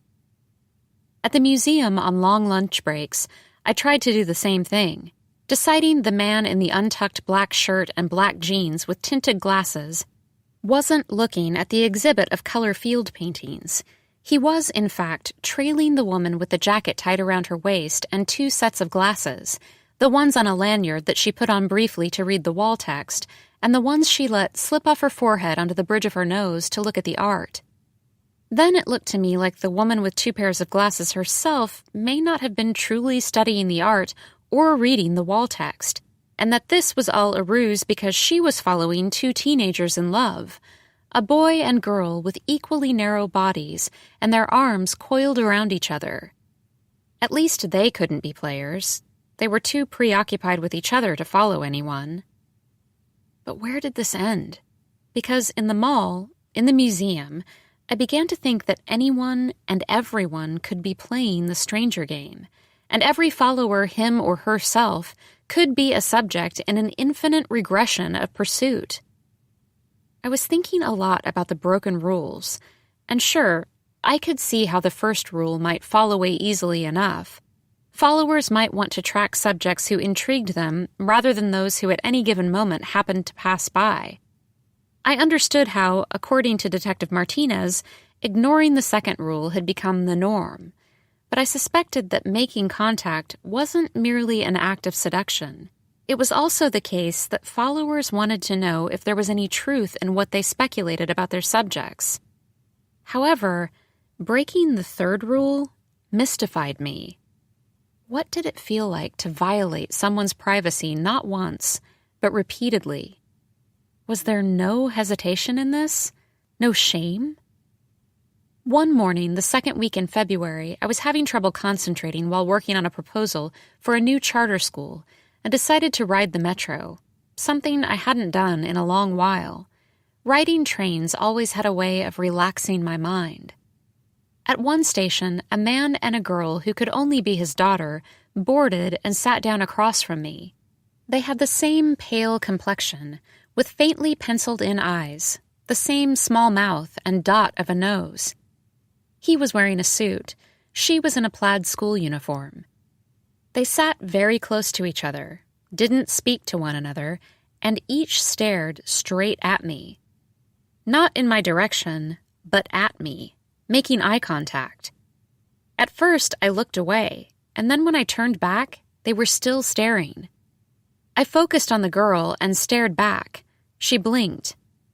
And that was that. They each withdrew a tablet from a bag and started scrolling through whatever they were reading. The girl got off the train first, the father 2 stations later.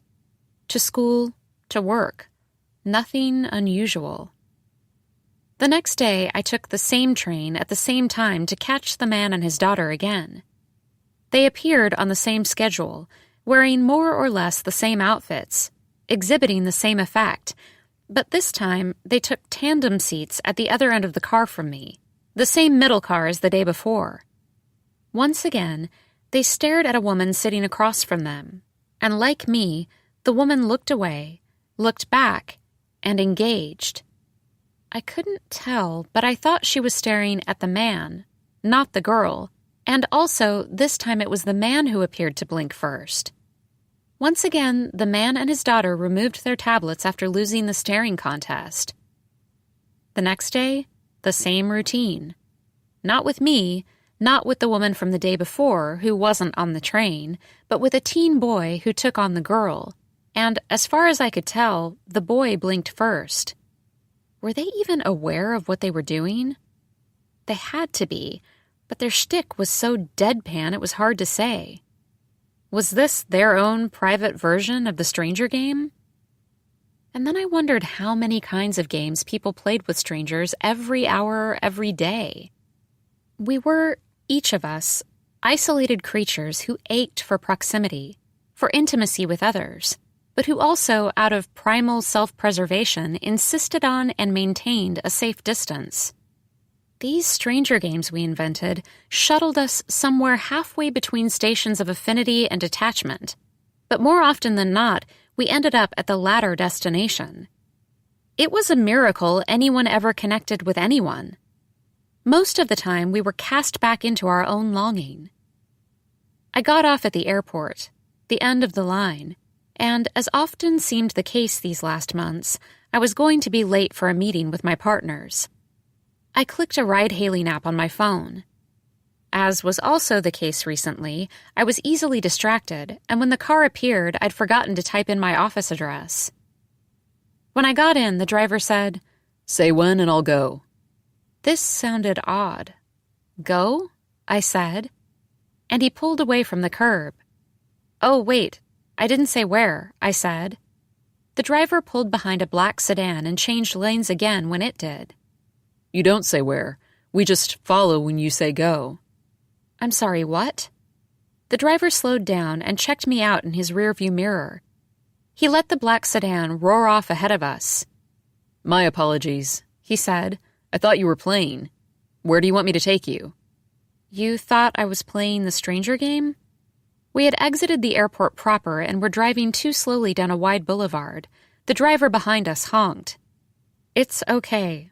You can tell me," I said. "You didn't enter a destination," the driver said. "That usually means people want to play the game." "And they say go and you follow whomever is in front of you?" The driver nodded. "For as long as your passengers want," I said. "And then they pay the fare." He nodded again.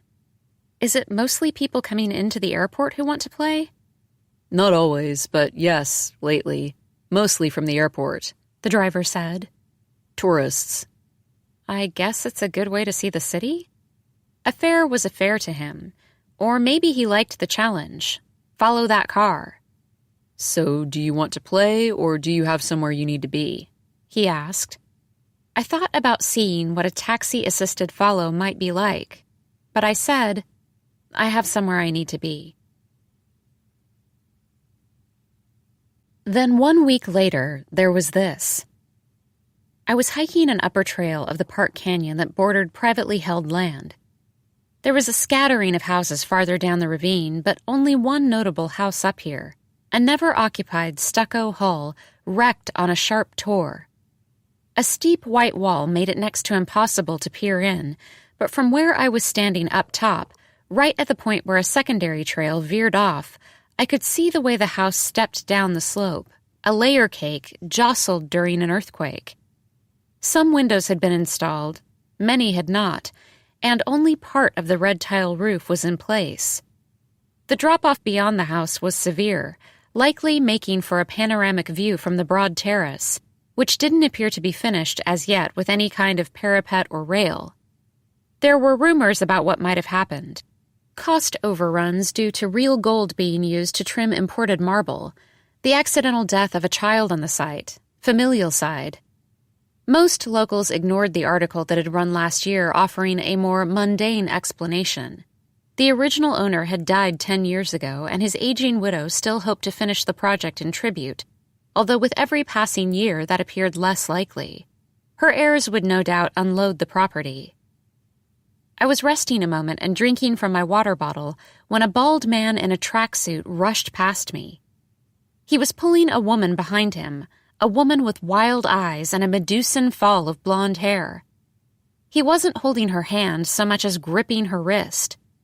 She was wearing a matching tracksuit. She blinked back at me in distress. Something untoward was happening. Instead of heading down the trail, they veered off onto the path leading up to the iron gate of the unfinished house, the gate weathered and warped enough to be pushed open just enough to enter. The couple shuffled down the front walk, the man still tugging the woman in tow, and they went around, but not as far as I could tell, inside the house, disappearing within the walled compound. If that wasn't odd enough, a minute later, another man and another woman hurried past me too, and there was something about the way this second pair kept glancing around apprehensively that signaled they were players. They had to be. The woman held her forefinger over her mouth. Be quiet, as they also wiggled through the gate and crept down the path to the house. Although, unlike the first couple, these two went up to the front door, which, maybe not surprisingly, was unlocked. It opened with a creak even I could hear from 100 yards up the hill. They went in, shutting the door behind them. I half wanted to follow the followers and see how good they were at remaining undetected, and of course I was alarmed by the first couple in the tracksuits, but I was also wary of getting drawn in.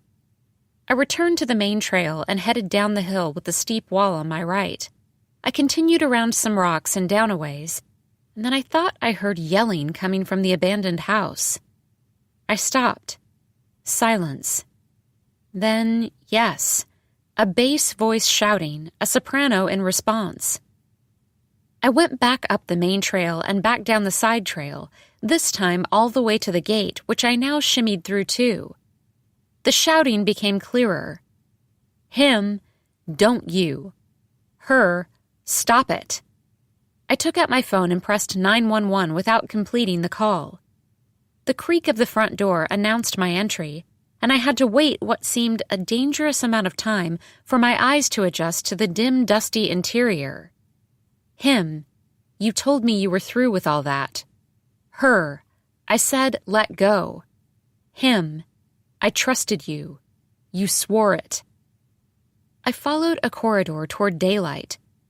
There were bedroom-sized rooms off the corridor and spaces probably meant to be finished as bathrooms. Her, why are you doing this? You stay there. You stay right there. Was this the first couple or the second or some combination of the two? I assumed it was the couple in the tracksuits. I couldn't see anyone yet, but then I emerged on a landing where more light streamed through opaque windows. I came up to a railing where I could look down on a grand space below. Off to one side was a stone fireplace. The second couple, the players, were crouching down on the other side of the room, whispering to each other. I still couldn't see where the shouting tracksuit couple was, maybe outside on the terrace. Him, where are you going? Come here. Her, I said stay there. The woman was in trouble, and if I screamed and called 911 at the same time, it would disrupt whatever malevolence was unfolding. And this made me ask why the crouching couple didn't themselves make their presence known. Oh, right, because they were playing the stranger game, so of course they weren't going to take action, if they were playing by the original rules, which it would appear they were. But I was wrong about that. Right as I was about to scream, "Hey," as loud as I could, and as many times as was necessary, the man player stood up, very much revealed himself by flailing his arms, and shot outside to the terrace through an opening where a sliding glass door could go, and out of view. His companion yelled, "What are you doing?" and "Careful!" The first man shouting, "What the?" The man player in a reedy voice, "You leave her alone, okay? Back off and leave her alone." The first man, "Hey, buddy, mind your own." The man player, "Why don't you get lost?" The woman player, "Should I call the police? Don't touch him. Stop." The first man, "Motherfucker." The man player, all right, why don't we all calm down here?" Then I heard some shuffling and muffled screaming and unmuffled screaming from the woman player, and I was fairly sure that someone was being wrestled to the ground. I tapped the call button on my phone, only to discover I had no reception. However, as I was trying to make the call, the bald man in the tracksuit appeared inside the house. The woman player took 2 steps back, and the man stomped across the main room and out a side door. I wasn't sure what was happening. I looked at the windows to my left and saw the man in the tracksuit run up an exterior flight of stairs, past the upper level where I was standing. I heard him at the gate. Meanwhile, the woman in the tracksuit had come into the main room and was with both players, thanking them repeatedly. The woman player asked, "Are you okay?" The woman in the tracksuit said, "I will be. He wasn't always this way. But oh. She squeezed the arm of the man player and said, "Thank you. You saved me. You really did." Soon, the 3 of them were outside and going up the exterior stairs, leaving me alone in the abandoned house. After I heard them go through the gate, I left too, and by the time I reached the trail, all 4 of them had vanished. Where had the stranger game players started following the tracksuit couple? How far had they pursued them? And what had I just observed? Was I delirious? I hiked the main trail down past 2 tiers of tennis courts toward the parking lot. My water bottle was empty, so I made a detour to the drinking fountain by the restrooms. The fountain was outside the men's room side of the building, the entry to the men's room behind a wooden fence. I heard 2 voices. The first I recognized as the reedy voice of the man player who had saved the day. That was awesome. The other belonged to the bald man in the tracksuit. Glad you liked it. No, it was amazing. So how much do I still owe you? 300 should do it. Right, here you go. I walked away quickly toward the parking lot. I looked over my shoulder and saw the man player behind me, not the man in the tracksuit. I got in my car first and watched the player slip into an expensive coupe across the lot. His companion in the passenger seat was beaming at him. They sped off. It was a full 5 minutes before the bald man in the tracksuit appeared in the parking lot too and climbed into an SUV. Its driver was the woman with the tracksuit, except she'd lost the voluminous wig, revealing a tight brunette ponytail. Meaning what? Meaning this whole game had been staged for a fee. I couldn't add it up. Was the non-tracksuit couple truly playing the stranger game? Was the scenario set up so the man player could emerge the hero and impress the woman player? How had this been arranged? And at the end of the day, what did the woman player know? Did she figure out the scheme? No, the man player had been thrilled with the way everything unfolded. The woman would remain in the dark. To her friends, she would boast about the man's unhesitating valor. I was in such a fog that when I pulled into my driveway, I didn't notice at first the man sitting by my front door, holding a cone of bright flowers. It was Carrie. I sat in my car a while, contemplating my options. I could pull back out of the driveway and zoom off. To make matters worse, a home alarm somewhere nearby started blaring, filling the neighborhood for several minutes with a fast-repeating siren. When the alarm was turned off and I finally got out of my car and approached him, Carrie held out the flowers for me. I stared at them without accepting them. He drew them back to his chest, and then he sneezed. "Slightly allergic," he said, and extended the bouquet once again. A dozen velvety roses, open, honeyed. I took them from him. "That wasn't me," he said. "I got lost in that idiotic game, and I was drunk. And then, I don't know. I only thought I'd talk to you. I never expected to end up here. I know I'm terrible, and there's nothing I can say except I was not myself, or I wasn't who I want to be. And the worst part of it is, you told me. You told me very explicitly how you'd not really been out with anyone since I am so sorry. When he was done, I finally looked at him. His eyes were like ponds, 2 perfect blue ponds. I hated myself for being as attracted to him as much as I was, even now, this freckled monster. Is Carrie your real name? It is, he said, and sounded hopeful. That I was asking this question meant I might forgive him. Thank you for the flowers, I said. Apology accepted. I was eternally lonely. I wanted to ask him in and make tea and laugh off what had happened. What a world. What a dark age we lived in. Why were we doing this to one another? I craved banter and touch. I suspected he might actually be one of the good guys but had strayed. Wasn't I a great believer in second chances? I said, I was on a hike. I need to go inside now and clean up. Of course, Carrie said, and stepped away from the door, switching positions with me, backing down the front walk. When I didn't know what to say, I often resorted to expressions I never used. I said, bye now, and I said, ciao, my head already buzzing with regret.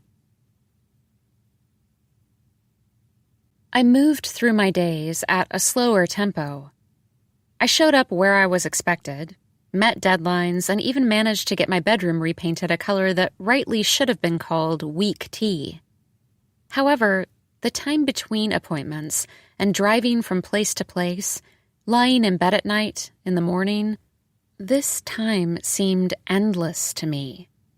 Ezra had been gone 6 months. There was that. I'd moved his possessions to a nearby storage facility. Not that he had much, because it would have been too costly to pay the insurance. I sold his car for not very much money, which I used for the storage. And then also I had nothing to look forward to. Not only nothing to look forward to, but also no memory of having had anything to look forward to for a long while. A memory from when I was 4. Our house was a block away from an elementary school, and one early fall morning I was sitting under a tree by the end of the driveway, playing with the fallen pods and leaves in the dirt. Some teenage girls walked by on their way to school and thought I was cute, and they stopped to say hi to me. And it occurred to me in that moment that the only things that existed in the world were what I could observe: the pods, the leaves, the dirt, the tree. The tricycle I'd abandoned up the driveway. The driveway. The girls with their hair falling in their faces as they bent down to talk to me, their backpacks, their sweaters with knobby knitting, their denim skirts, their legs, their sandals. What I could not see did not exist, like my mother's God.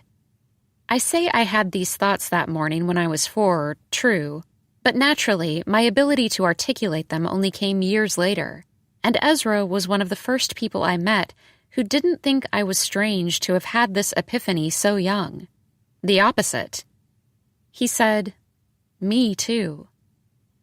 It was odd to think about how coincidence worked in the life of an atheist. For the believer, when something uncanny happened, it could be read as part of a plan. There was always an explanation. For someone like me, coincidence might be delightful or unsettling, but there never was any greater scheme to consider. But then at the same time, we atheists potentially became blind to hidden plots. We didn't perceive patterns. Encounters that appeared accidental might not be accidental at all. 2 weeks after Carrie showed up with flowers, I spotted him at the museum at noon, and I knew I hadn't mentioned that I liked to come here during lunchtime, but it was likely he'd followed me in at some point. I stood at the top of the steps leading down into the sunken sculpture garden behind the original building. Because it was on the opposite side of the museum from newer and more popular pavilions, the garden was less visited. Carrie couldn't have been more than 50 feet away. I pulled back behind a palm tree. His back was to me. He didn't turn around. He was sitting on a bench drinking coffee, staring at a set of brushed steel cubes arranged to evoke a dancing man. He shifted on the bench to face the red-painted steelwork that resembled a giant tricorn hat tipped onto its side. He was facing the sculpture, but his gaze appeared fixed on nothing in particular. He was slouching a bit, and he seemed a little rumpled to me, his shirt untucked, his hair tousled. When he stood up, I hopped around the corner into a gift shop. I waited. Carrie walked past the shop out to the street. I waited another moment, then followed him.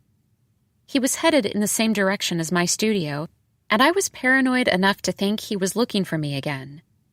But he walked 2 blocks beyond my building to another, grander one with a fountain flowering in front.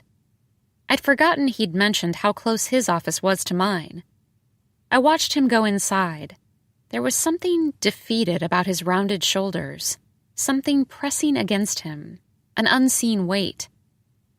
I had no reason to believe he'd emerge from the building at the end of the day, because he could have gone out for a meeting or to do who knew what at any time. But I parked halfway down the block from the rear parking garage anyway, hoping to catch him when he emerged. I waited an hour and voila. We were on a one-way street, and I was able to scoot in 2 cars behind him. Rush hour traffic, I'd learned, was perfect for the stranger game. You had the screen of the cars in front of you, and everyone moved along slowly enough to make trailing another car easy. Carrie wove his way up to a main boulevard and headed east, veering off 2 miles later into the parking lot of an organic grocer. I knew if I went inside the store too, I might expose myself. Him coming up the aisle, I was sneaking down. But that didn't happen. I saw him first and was able to take cover behind a pyramid of apples. He was standing in front of a refrigerated case of prepared foods, selecting plastic containers and scrutinizing the ingredients. I wanted to slide in next to him and give him a start. What I really wanted to do was invite him over and cook him dinner so he didn't have to eat the oversalted junk he was collecting in his cart. When he turned in my direction, I left the store, and I drove off before he came out. This happened on a Thursday, and I thought about trying to track him again the next day, maybe all the way back to where he lived. But I didn't. I'd spent too much time at night imagining what he might be doing, maybe going to bed early like me because it was easier to sleep than to wade through hours of nocturnal solitude. I knew then that I'd see him again, although I didn't expect it would be so soon. Saturday late afternoon, I decided to go on my usual hike up in the park, leaving my car by the tennis courts and then walking up to the trailhead. When I passed the upper tier of courts, I spotted Carrie on the farthest one from the path. There were no players on the 3 other courts, and Carrie was by himself. He'd placed a wire basket of old balls by the baseline and was practicing his serve, the weak part of his game, which didn't look too weak to me. He tossed the ball high, very high, and he bore down on it hard like a windmill catching a sudden gust. He aced an invisible opponent on the deuce side, and then did the same on the ad. When I thought he might be looking my way between serves, I waved hello. He let his racket fall to his side. We shouted hi at the same time. "My buddy canceled on me last minute, but I'd already reserved the court," he explained. "You serve incredibly well," I said from the other side of the fence. I'd walked over to his court, but not through the gate. "You were being modest." "I really wasn't," he said, and decided to show me. He bounced a ball a few times and then tossed it toward the sun, arced his back, and swung down at the ball. Down the line. Perfect. "It's a whole lot easier when you don't have an opponent," he said. I liked the way his body looked when he served another ball, not like a machine, not like a windmill at all, but graceful, an upright swimmer in full stroke out of water. "I have a backup racket," he said. "Do you want to play?" "It's been so long," I said. "I'll be terrible." "Oh, come on. It will be fun. Please?" Suddenly, I was on the opposite side of the court from him, swatting at balls and sending them sailing beyond the baseline, twice over the fence, shrieking my apologies, my I told you so's. "Your form is coming back," Carrie insisted. What form? I said. But he was right. The longer we rallied, the surer my forehand. After a half hour, I was striking the ball cleanly, with force, hitting it deep. We rallied for a long time, and while I fancied myself fit, I found myself breathing hard. We sat on the bench.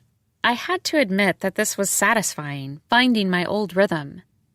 But it can't be fun for you, I said. You're hitting soft, I'm sure. I'm not.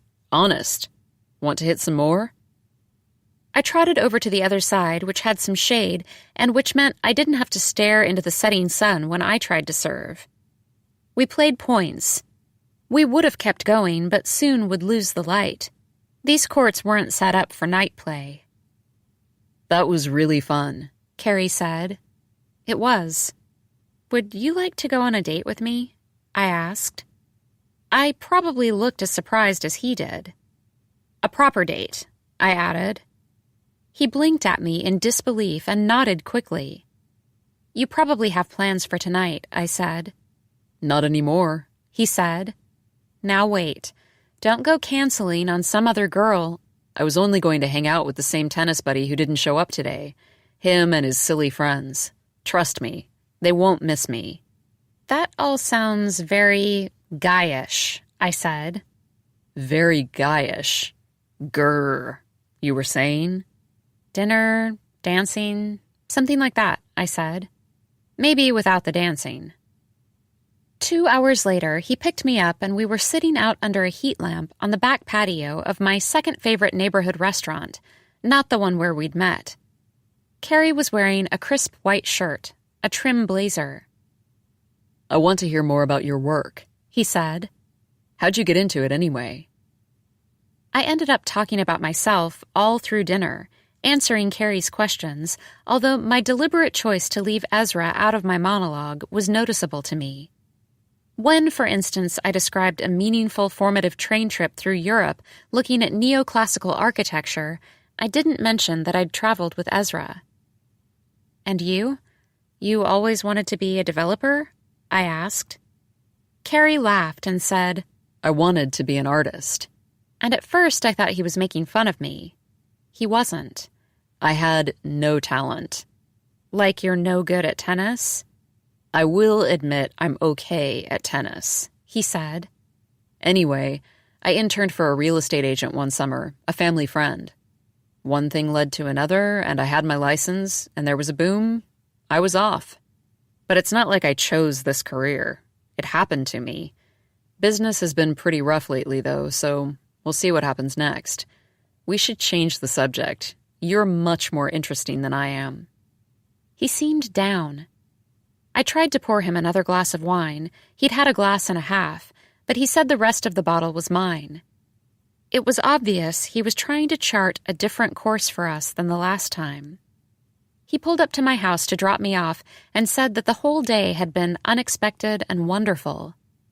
I suggested he come in. This is a proper date, he reminded me. I'm having an unexpectedly wonderful time, too, I said. I don't want it to end. He hesitated, but leaned toward me to offer me a gentle kiss. We stood out on my terrace and looked at the city. When it became too cold, we went inside. We were moving into the kind of conversation that might make one vulnerable. I spoke openly now about the ups and downs of life with Ezra. He talked about his family, his parents' alcoholism, the older brother whom he'd revered and lost to addiction. When we were making out, he was the one who pulled back and said he should leave. I didn't want him to leave. He kept asking me if I was sure. How could I let him know I'd forgiven him and that, yes, I was sure? I loved running my hand all the way from his freckled clavicle over his freckled chest down to his less freckled abdomen. He was shy at first. I suspected this was the real him he'd referred to, not the drunk guy playing me. But finally, he began to explore my body with a confident hand.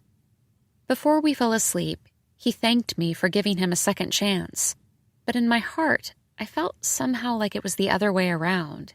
that he was the one allowing me back in a second time.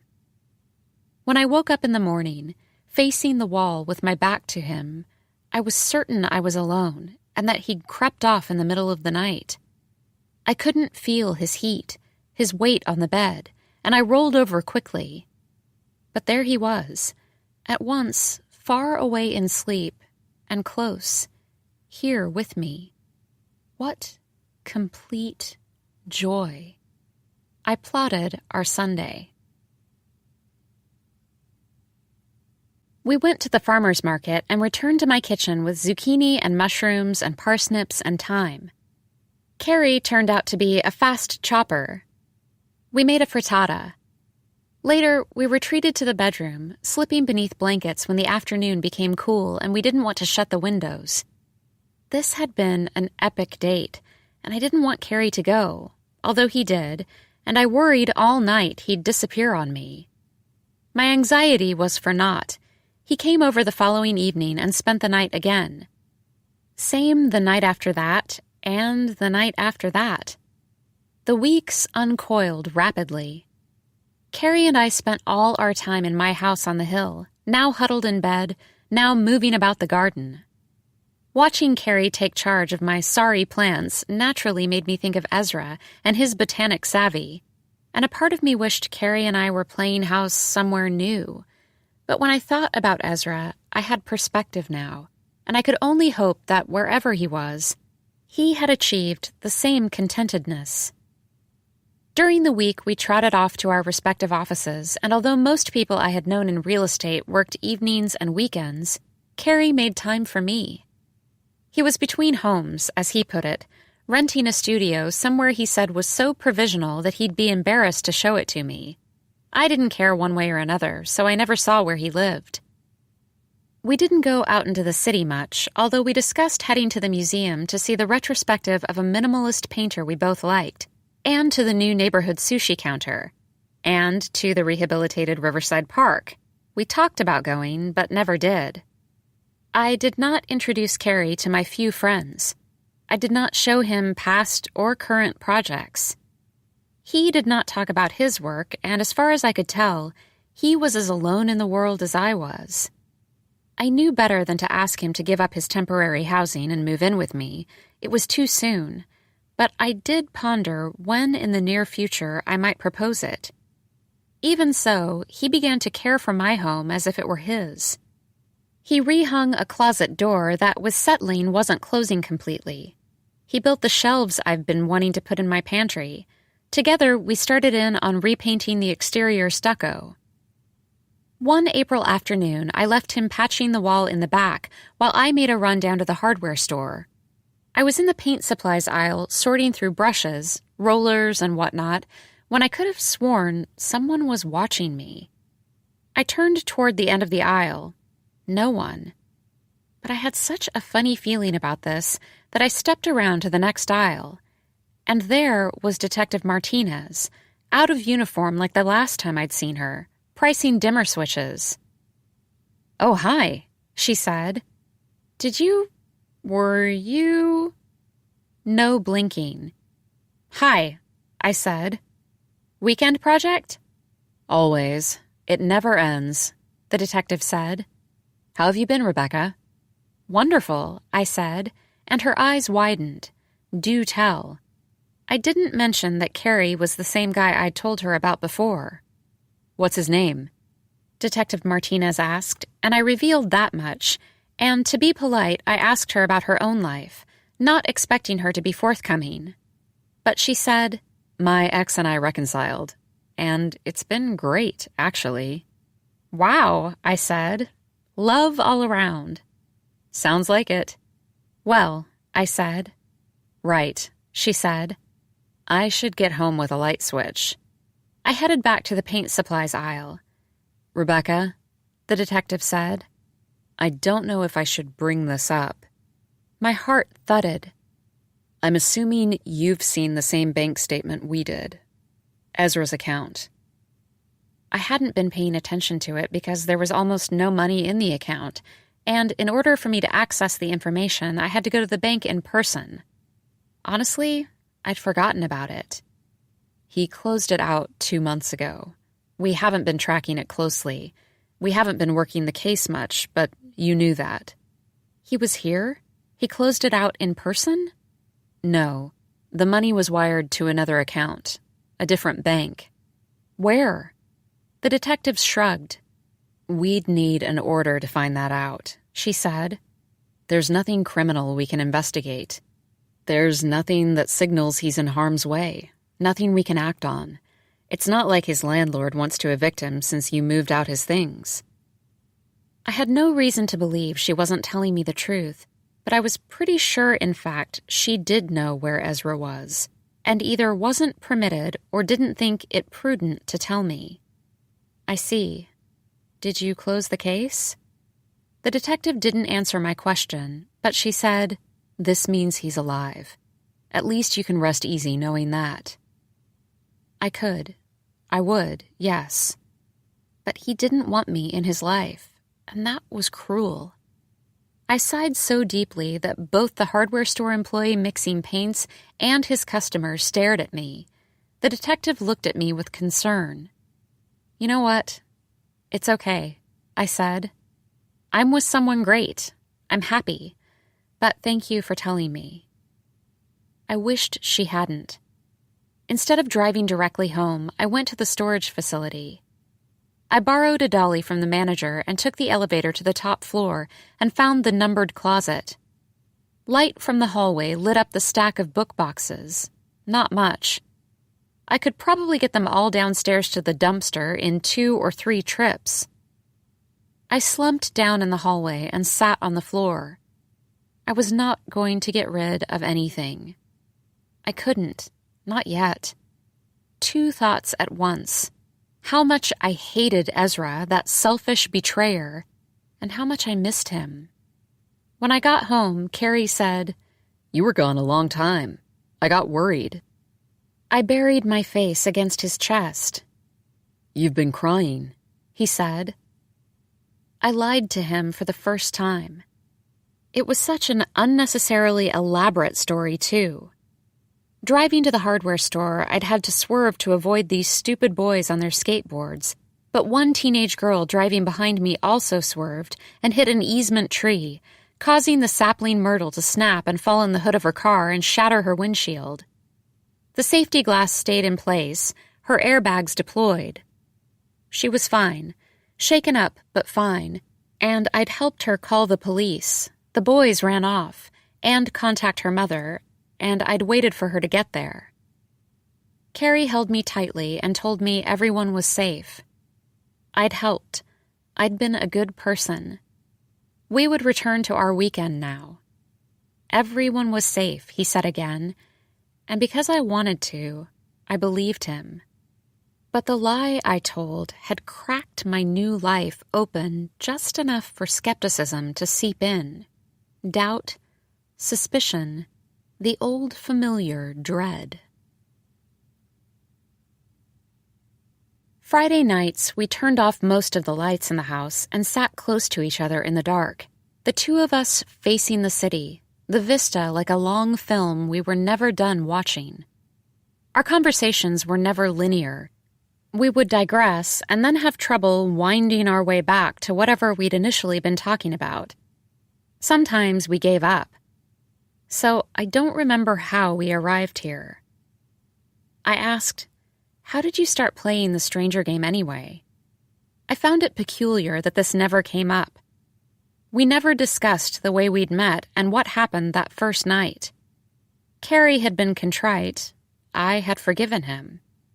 He took a moment to respond.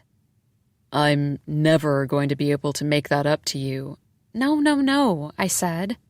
"I'm not looking for any more apologies. I'm only curious how you got..." "Hooked?" "A guy in my office was missing a lot of meetings with contractors. Someone told me what was going on, and at first I didn't know what this game was." "It's ironic it brought us together," I said. "Do you think there are other stranger game couples out there?" "Oh, I hope not. I mean..." I chuckled. "I know what you mean." And I thought that was that. Except it wasn't. I said, "The last time I myself was playing, What? Hold on. The last time you were what? Carrie pulled away from me. He switched on a lamp. He was frowning. You never said you played too, he said. He knew about what I believed Ezra had been up to, but not about my own forays. Wow, he said. It's weird you never mentioned it. I know. I should have told you.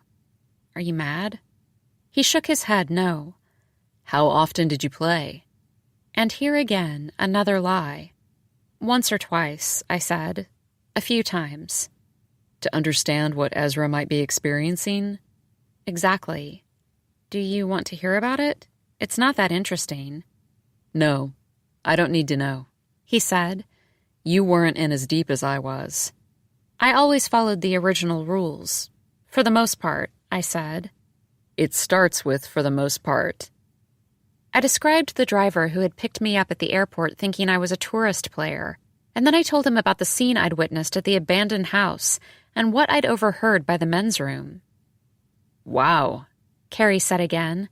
I heard about this, but never saw it myself. Heard about what? This is a thing?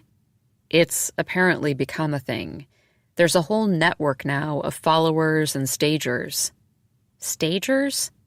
That's what they're called. You can hire them to do whatever you want within reason, and then you can entertain your fellow followers who don't know it's all a show. Or you can impress someone by playing the hero. Like I said, I've never seen it, but it sure sounds like you did, Carrie said, and switched off the lamp, returning us to darkness. None of this resembles what Craig originally wrote about, I said. I wonder if he's out there, if he knows what kind of madness he inspired. He must, don't you think? I'm not sure. Wouldn't he have spoken out by now and made some sort of comment? We don't know very much about him, Carrie said. Or I don't anyway. I shouldn't admit this, but I never read the article. Should I? Don't bother now. I was relieved Carrie wasn't upset at me for not being forthright, but I also wondered why he wasn't more bothered. During the weeks he was following me, he must have witnessed me playing the game. Did he realize that now? I didn't ask. I didn't want to revisit the topic ever again. However, I'd brought up the stranger game. I was the one who reintroduced it into our lives. The next day, we went to the grocery store. Carrie wanted to celebrate the new season by making pasta primavera, and while he was gathering asparagus and string beans and peas, etc., I found myself watching a woman hovering over the bin of avocados, squeezing every one several times. I understood she wanted avocados that were ripe, or not yet ripe, but once she found a few she approved of, why couldn't she move on? Check her out, I whispered to Carrie. Finicky, Carrie said. After the woman selected an avocado and pushed her cart out of produce and into dairy, I followed her. Or I should say, we followed her, since Carrie led the way. Standing in front of a refrigerator case, the woman proceeded to pick up and sniff every quart-sized carton of non-fat milk. You can't tell if it's good by smelling a closed carton, can you? I asked. I don't know, Carrie said.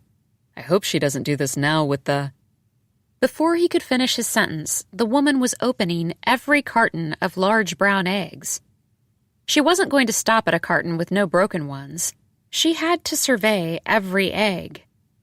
I sort of get it, Carrie said. You do? She has a need for order. I do too. She's hyper-cautious. I thought about the way he liked to make sure his fork was parallel to his knife before he began eating. He liked towels to hang evenly on a bathroom rack. He was a bit compulsive.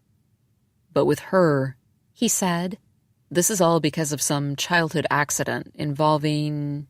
what? Kayaks, I said. At summer camp. Oh, I see. All of the boats looked the same, the dozen lined up for the kids to take out on the lake. Right. Actually, it wasn't a lake. It was the ocean. Rough weather that day? Yes. She had her hand on one bright yellow kayak, but some bossy girl pushed in front of her, I said, and took it for herself, leaving the woman as a girl, I mean, an ugly, brown, banged-up kayak instead. We had followed the woman from the dairy section down an aisle of canned vegetables and meats. She was examining tins of imported sardines. But then the scariest thing happened, Carrie said. We'd come too close to the woman and had to pretend to discuss which brand of whole tomatoes we preferred. The bright yellow kayak turned out not to be seaworthy, I said. There was a leak. It took on water fast. The girl in the bright yellow kayak was waving her oar around, panicking, sinking, and she hadn't fastened her life vest tightly enough. It was coming undone, bobbing up around her chin. She was screaming, Carrie said. No one helping her. She didn't drown. Counselors saved her? Yes, thankfully. But ever since then... I nodded in the direction of the woman who was bent over a display of whole bean coffee at the end of the aisle. It could have been her. She almost took the bright yellow kayak for herself simply because it was the prettiest. The prettiest isn't always the safest, though. Best to inspect everything twice. Know what you've got, Carrie said. We grinned at each other, satisfied with ourselves, and finished our shopping. We lost track of the woman in the store, but then we saw her in front of us as we were exiting the parking lot. I was driving. When the woman slipped into the left turn lane, I did as well, which meant heading the opposite direction from my house. I didn't have to look over at Carrie to know he approved. The woman made a right. I stayed with her. She made another quick right and headed up a steep incline into the hills overlooking the reservoir. You're good at this, Carrie said. Better than you? He didn't answer me. Instead, he said, She'd like to be in a relationship, but she can't. She won't compromise, or she doesn't know how to. She needs the pots and pans arranged just so? More that she has systems. If you finish 2 sticks of butter in a box of 4, you're supposed to write down you need more on the grocery list. You can't wait until you run out and then put it on the list? Certainly not, Carrie said. No one understands how important this is to her. Following someone around the narrow bends of a hill road was tricky. In order not to get too close, I had to let the woman pursue an entire curve and trust she'd still be there when we drove the curve too. It would seem she lived at the crest. She did fall in love once, Carrie said. Only once? What happened? The woman had come to a stop in front of a rusty gate. It wasn't automated or the remote was broken. She had to get out of the car and slide it open manually. We were down the grade a ways, and by the time we made it to the top, the woman had driven through and closed the gate behind her. We didn't have a good view of her house. We could see the rain-stained metal fascia running around the eaves of what looked like a modern box, but that was it. We could only imagine her view of the city on the other side, even more proprietary than mine. He died, Carrie said. Her one true love. I winced at that. There was no one with whom she could share the best of all possible avocados. Carrie sighed too. We'd made ourselves sad, and that melancholy seemed to follow us home. We were unpacking our groceries in silence when Carrie took the asparagus from my hand and set it on the counter. He pulled me into a hug, and we stood like that a while, comforting each other with a tacit acknowledgement that at least we weren't alone. Something was shifting. How to describe it?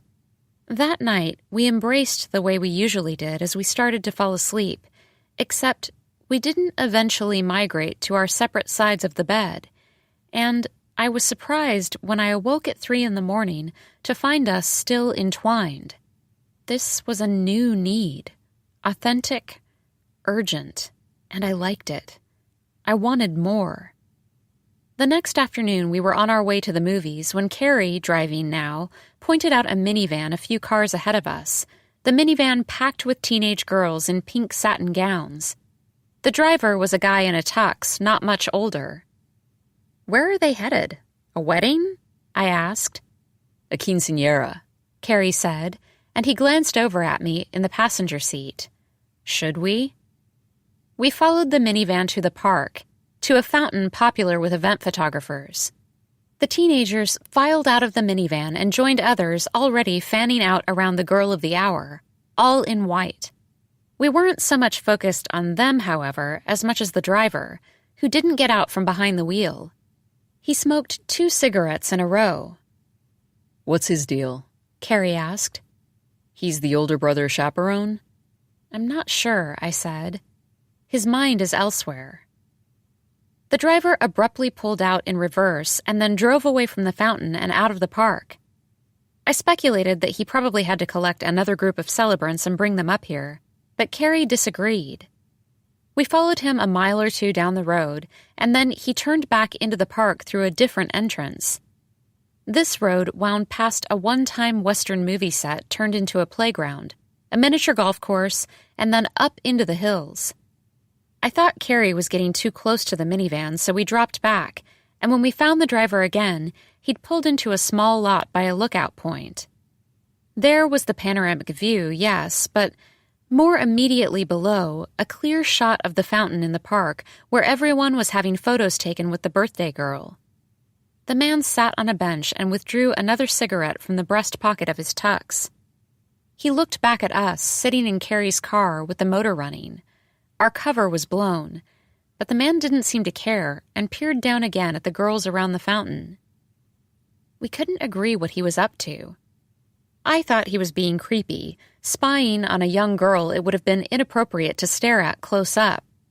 Carrie was convinced the man had recently lost someone, a sister, and he was simply too sad to stick around for the festivities. Twice now, Carrie's narratives for the strangers we followed arrived at loss. We had missed our movie but didn't go to another screening. Out of the park, we were heading west. Carrie said, "Say when." A pickup truck loaded with lawnmowers and rakes and coils of hoses drifted by.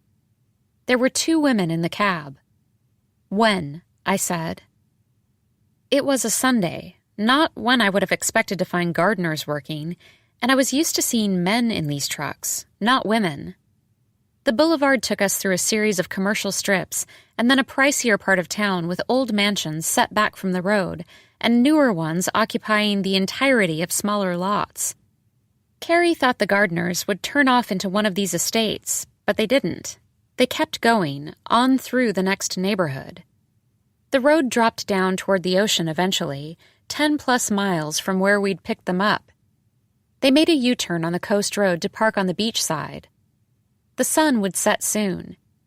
There were no other cars parked nearby, and there wasn't official access to the beach here, but that was where the 2 women headed, leaving the pickup with all its gear exposed to highway thieves. One woman wore a backpack. By the time we shot ahead several hundred yards and made a U-turn ourselves, the women had stepped over the guardrail and were climbing down the rocks toward the narrow stretch of sand. "They're going to take a walk and watch the sunset?" I asked. Carrie didn't think so. "They're here on a mission. What's in the backpack?" We didn't go down the rocks after them, but we could watch them from the road. When one looked back our way, we both ducked behind Carrie's car. She stared at the car for a long moment and said something to the other woman. They were the same height, had the same long hair. Each wore a gold bracelet reflecting the dying sun. They must have decided we weren't a threat, and they headed a little ways down the beach. They removed a box from the backpack. "There's been a recent death," Carrie said. "A brother, a husband."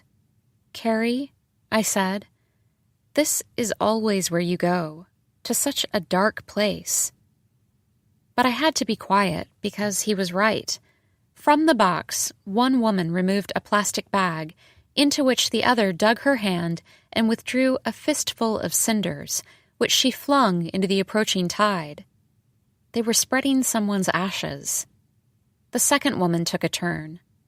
The first woman again, and then the second dumped the rest of the cremains into the ocean foam. We decided to head off before they climbed back up the rocks. "I don't know," Carrie said back at my place on the couch, the lights off, the city flickering with extra life. "I feel like it's everywhere you turn." Death? Loss in general. I had decided to ask as gently as I could if this pervasive grief he experienced had a source. Were there losses in his own life he hadn't told me about? "Can I be completely candid?" he asked. "You already dealt with one lost soul when you were with Ezra. You don't need another one with me." I wasn't expecting this.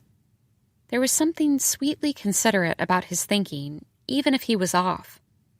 I didn't think he was a pero perdido, nor was that necessarily how I would characterize Ezra. Although even as I told him this, I was asking myself if I was, why I was, possibly attracted to depressives. "Keep talking," I said. Carrie said he hated being a developer and also didn't think he was very good at it, but he couldn't stop. "I have debts, loans to repay. It's a lot. Don't ask how much. I don't really want to talk about it." "Then don't," I said. "Maybe this is the moment when I tell you that you should break up with me now if you want to." "I'm not breaking up with you." "I'm opening the door for you. I'll understand." "You're being dramatic is what you're doing." "Run away." "Stop," I said, and took his hand. "We'll get through it," I said. He smiled at me. We. When we were intimate that night, we were silent. Whereas before we might coo with pleasure and our volume might increase as our sex gained momentum, now we'd moved beyond any such signaling. We didn't need it, which made our lovemaking more intense, and which also made me feel more at risk. More was at stake. There was more to lose. We lapsed into a narcotic drift. Instead of replacing the fence at the bottom of the property or weeding the herb garden or finding new furniture for the terrace, we went on drives, one of us behind the wheel, the other saying go. There was the gaggle of Orthodox schoolgirls all covered up in their uniforms, jogging around the reservoir. There were the two leathery muscle men riding in a convertible with the top down, the men too big for the tuna can of a car. There was a bakery truck, an SUV with 4 bikes lashed upside down on its roof. We would follow someone a while, then carry 'em off to follow someone else. If this was the stranger game, it was our own version of it, because we weren't talking about the people we chased.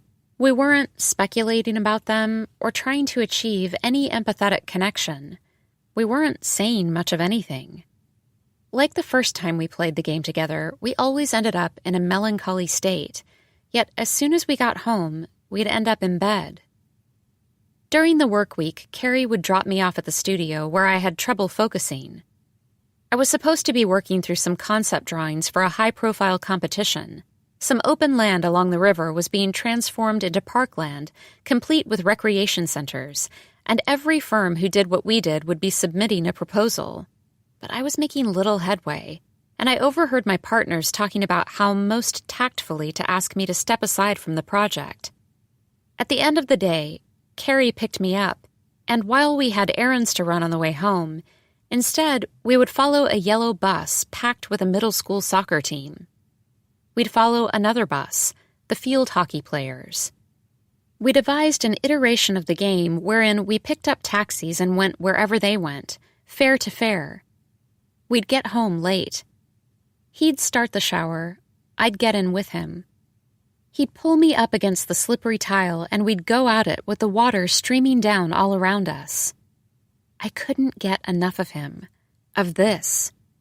We were on a binge, and I started to think something had to give, although we weren't about to quit, were we, because the game only became more interesting to play.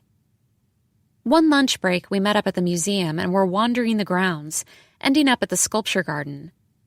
At the top of the steps, where I'd spied on Carrie, we noticed a man and woman who were transfixed by 2 women standing down below in front of the steel dancing man. One of the women was quite tall, the other, by contrast, very short. The short woman dropped to one knee, making her even tinier compared to the tall woman. We could hear her, though barely, make a marriage proposal. She withdrew a velvet ring box from her pocket and a diamond band from the box. The tall woman gasped, allowed the ring to be slid up her long finger, and accepted by pulling the shorter woman to her feet and then hoisting her up so they were eye to eye and could kiss. All of us at the top of the steps clapped, and the now engaged women blew us kisses. As Carrie and I walked away, the man and woman who'd been standing next to us were locked in an embrace so intense, I was fairly certain one of them would propose marriage too. A happy story, the end, except it wasn't the end. 2 weeks later, all the way across town and after many other random follows, Carrie and I were walking along a pier at sunset and spotted a semicircle of people mesmerized by what we assumed would be a juggler or breakdancer. When we got closer, however, we could see the group was watching the very public display of affection between two women, one tall, one short, the very same two women we'd seen in the sculpture garden. The shorter woman was on one knee proposing to the other, apparently proposing again. One more time, the taller woman happily lifted the shorter woman up in the air for a jubilant kiss. I whispered to Carrie, "Do you think they're—" "Definitely," he whispered back, and he nodded at another couple, embracing now as well. Players, we decided, inspired to perform their own impromptu romantic show.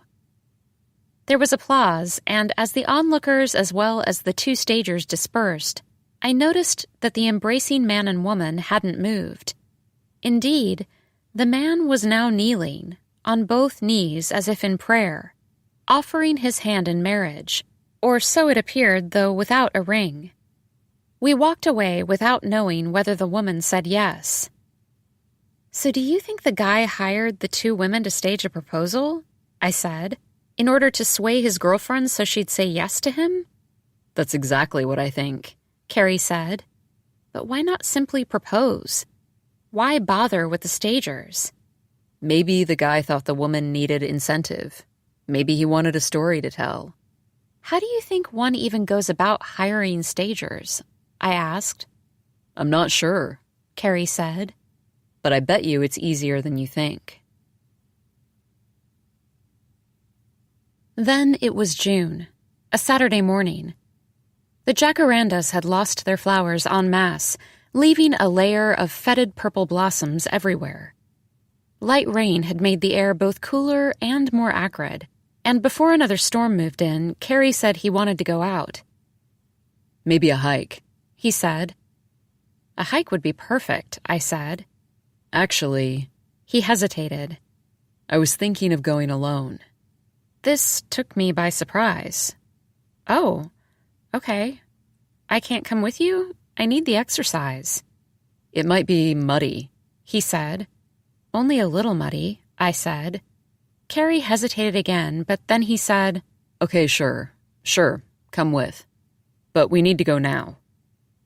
When we stepped out of my house, we noticed my neighbors across the street standing in their driveway and talking to two police officers. I didn't know these neighbors well, nor did I really know anyone on the block.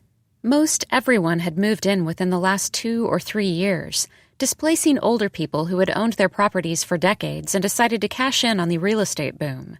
But I walked over to make sure they were okay just the same. Carrie hung back at first, then joined me.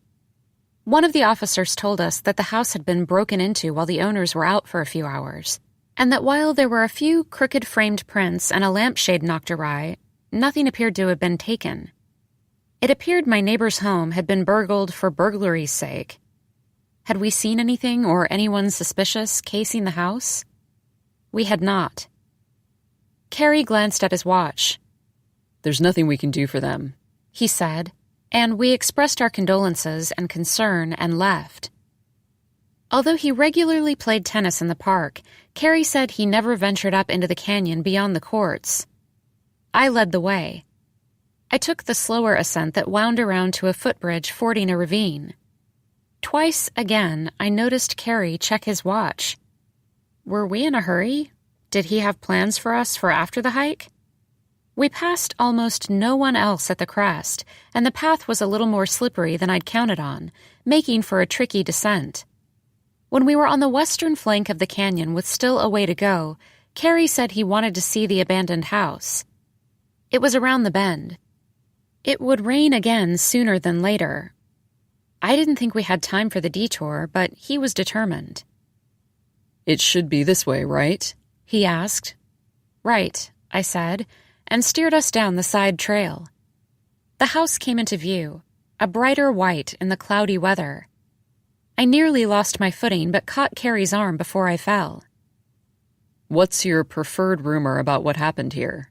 he asked, and I was about to remind him about the article about the widow when we heard shouting.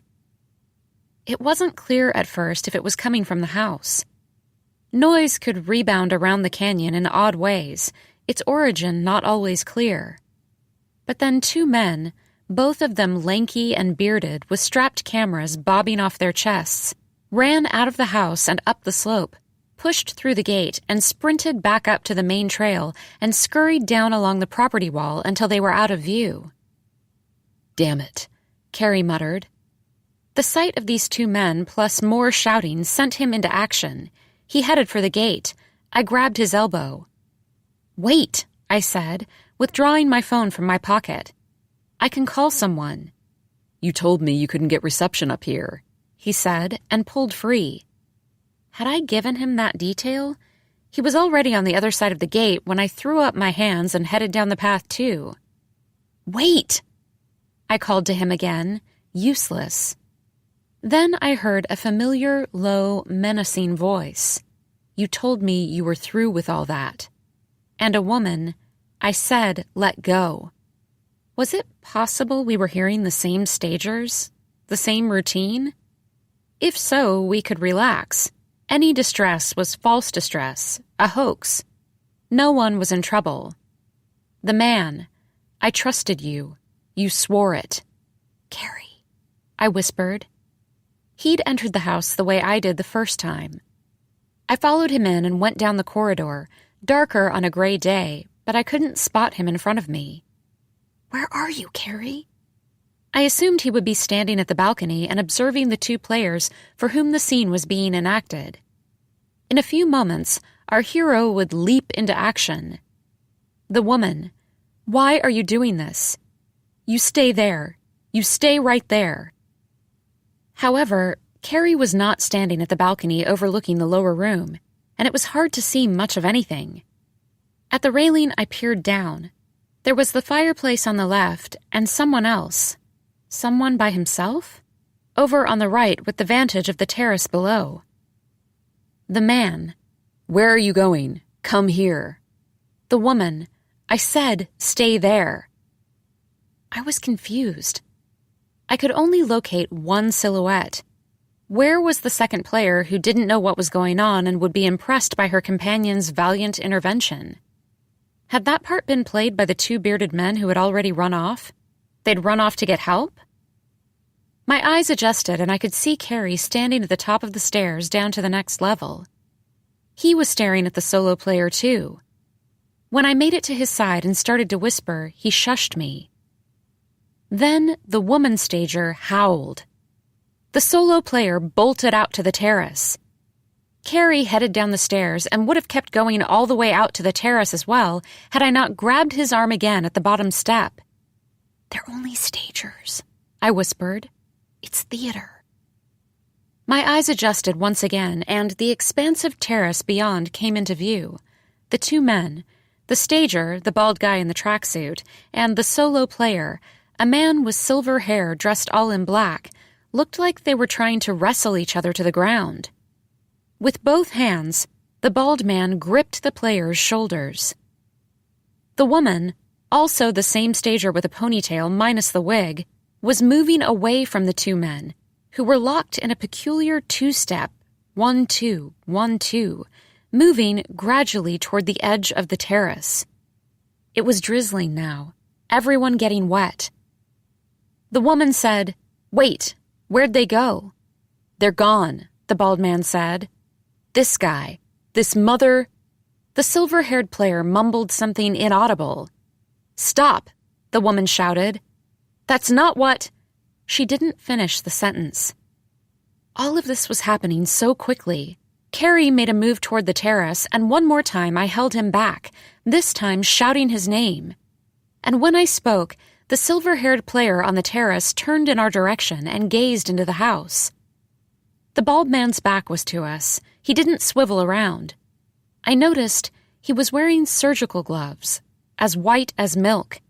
The woman screamed, "Watch it!" Everything was mixed up.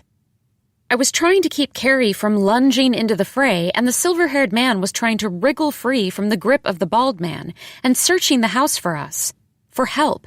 And he and the bald man were rocking closer and closer to the edge of the terrace, where there was no wall, nothing to catch the silver-haired man when, with a minor height advantage, he was able to shrug free from the bald-haired man's grip, or the bald man released his hold on the silver-haired man. He pressed both gloved hands flat against the silver-haired man's chest and pushed once, hard, fast, so long. The silver-haired man swung his arms around twice in turn as if swimming the backstroke, and then he fell off the terrace into the ravine below. The woman clutched her forehead with her hand. What had they done? The bald-haired man looked down the slope beyond the terrace and turned back. He was the first up the exterior stairs, the woman right behind him. I took out my phone, no reception, and Carrie ran out to the terrace, then right up the steps after the bald man and the woman. Was he going to chase after them, or was he going to try to scramble down the rocks to where the silver-haired man landed? I went outside too, taking careful steps when I made it to the edge of the terrace, and when I reached the spot where the silver-haired man fell, I knelt down and tried to find him on the cascade of rock and scrub, the drizzle turning to rain. I couldn't see him. I scanned the lower trail for Carrie. No sign of him either. Looking back down the ravine, I thought I spotted something now. A puddle of black fabric, flapping slightly in the wind like a broken umbrella. A body. A writhing body. I ran up the steps, not seeing anyone. No stagers, no Carrie, no other hikers to help me or go get help, and I could only hope the first two men who'd run from the house had reached the ranger station. I had to go all the way up the property, turning my ankle in the mud, through the broken gate and out and around the property wall in order to get access to where the silver-haired man was lying in distress. All the while I was yelling, "Carrie!" and "Help! Help!" I have no idea how much time it took me to reach a point down the trail parallel to where the man had landed in the ravine, but I could see him now, the man on his side like he was taking a nap. There was no way I could get to him, or I could, but it would take a lot of careful climbing across soaked stone, and it made more sense for me to try to find the park police to summon a rescue team. When I looked up at the house to trace how far he'd fallen, the house appeared, in the way the moon did if you stared at it long enough, to be crashing straight down the hill, too. One quick decision I made was that it would be faster to go back up the trail rather than down to the parking area. If I went up past the house, there was a park exit, and beyond that, a road where I stood a better chance of flagging someone down. But trying to run up the trail in the rain, I couldn't get my legs to move fast enough. I had to pray that Carrie hadn't gone after the players. To do what? To try to pin them and defeat them all on his own? And that he'd had the better thought to seek help too.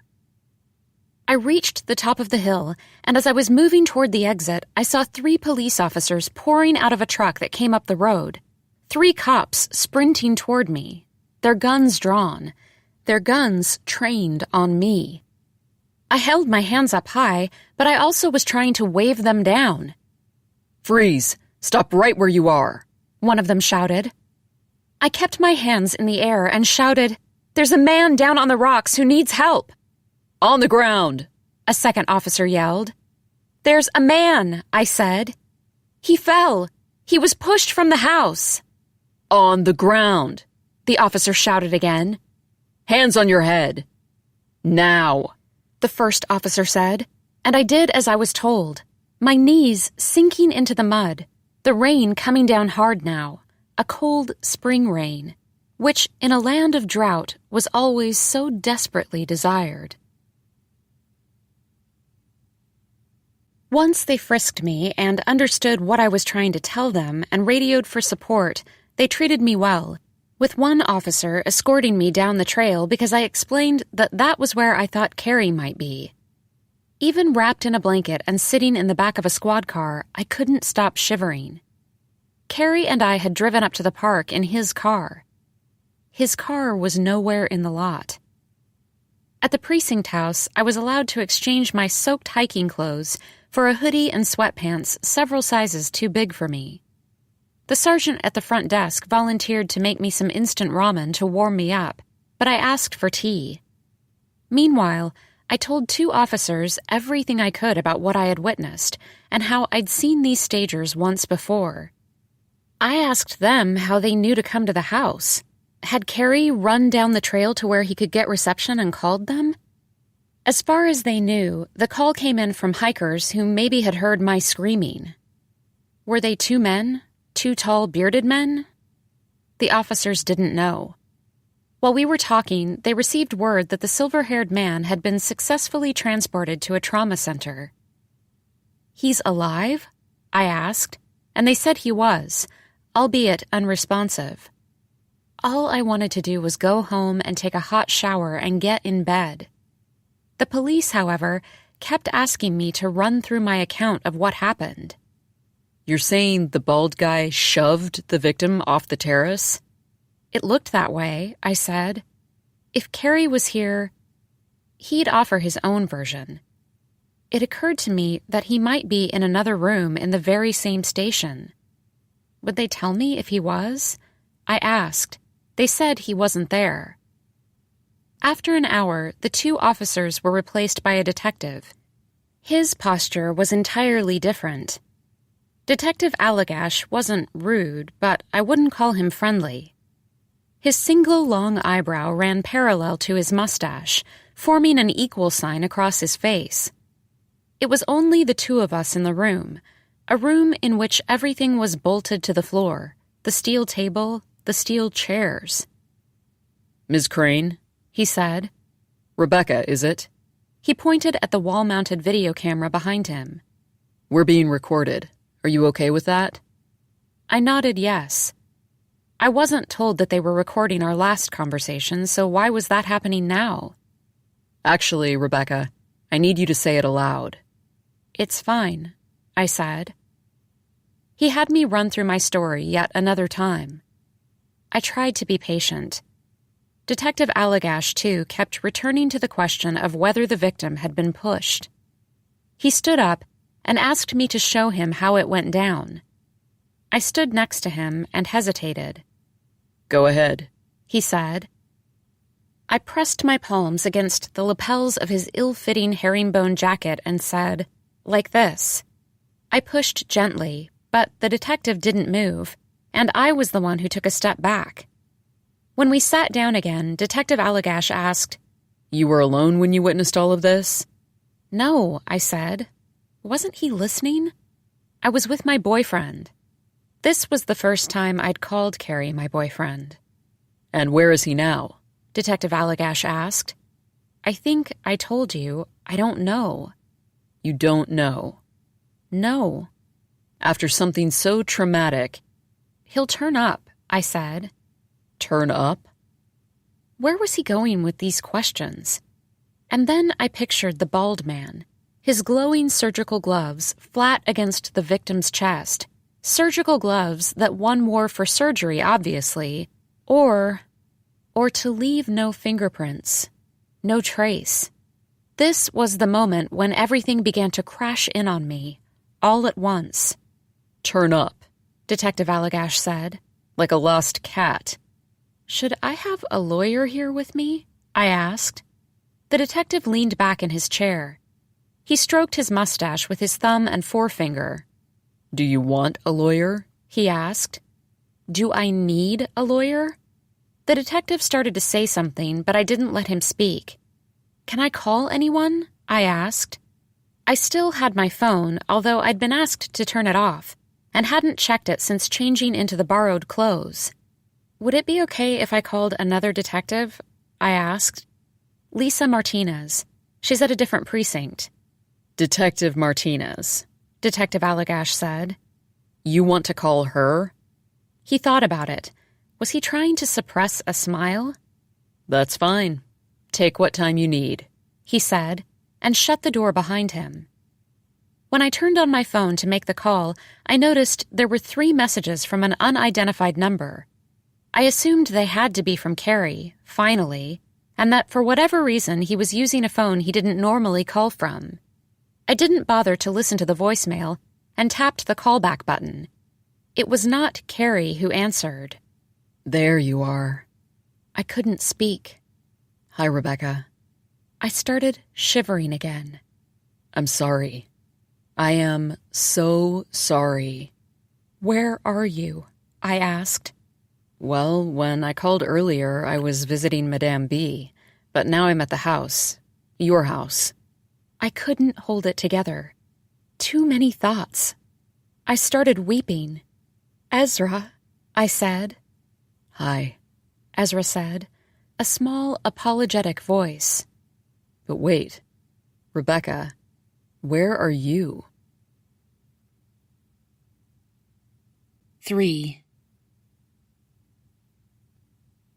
Instead of sitting across the table from me, Detective Martinez carried a folding chair into the interrogation room and positioned it close enough for me to almost whisper what happened. I know you might still be in shock, she said. So I'm sorry to make you keep talking, but there are some things here I'm not understanding. Why would Carrie drive off and not come back? Detective Allagash seems to think I made him up. Also, we don't know yet who called 911. It might have been the 2 men who ran out of the house. And you think they were players? I had said that was what I thought, but now I wasn't sure. But then, who was the victim? Was he a player too? According to Allagash, the man didn't have an ID on him. We'll check databases. We can try face recognition. As for the 911 caller, we have a cell we can track. Normally, the nimble reach of surveillance systems might bother me, but hearing this now made me feel like I had an ally in Detective Martinez. I told you Carrie is my boyfriend, I said. You did? He's also the guy who was following me and ended up in my house that night. The one I mentioned when I ran into you by the dog park. Do you remember? Detective Martinez didn't blink. I assumed as much when you told me.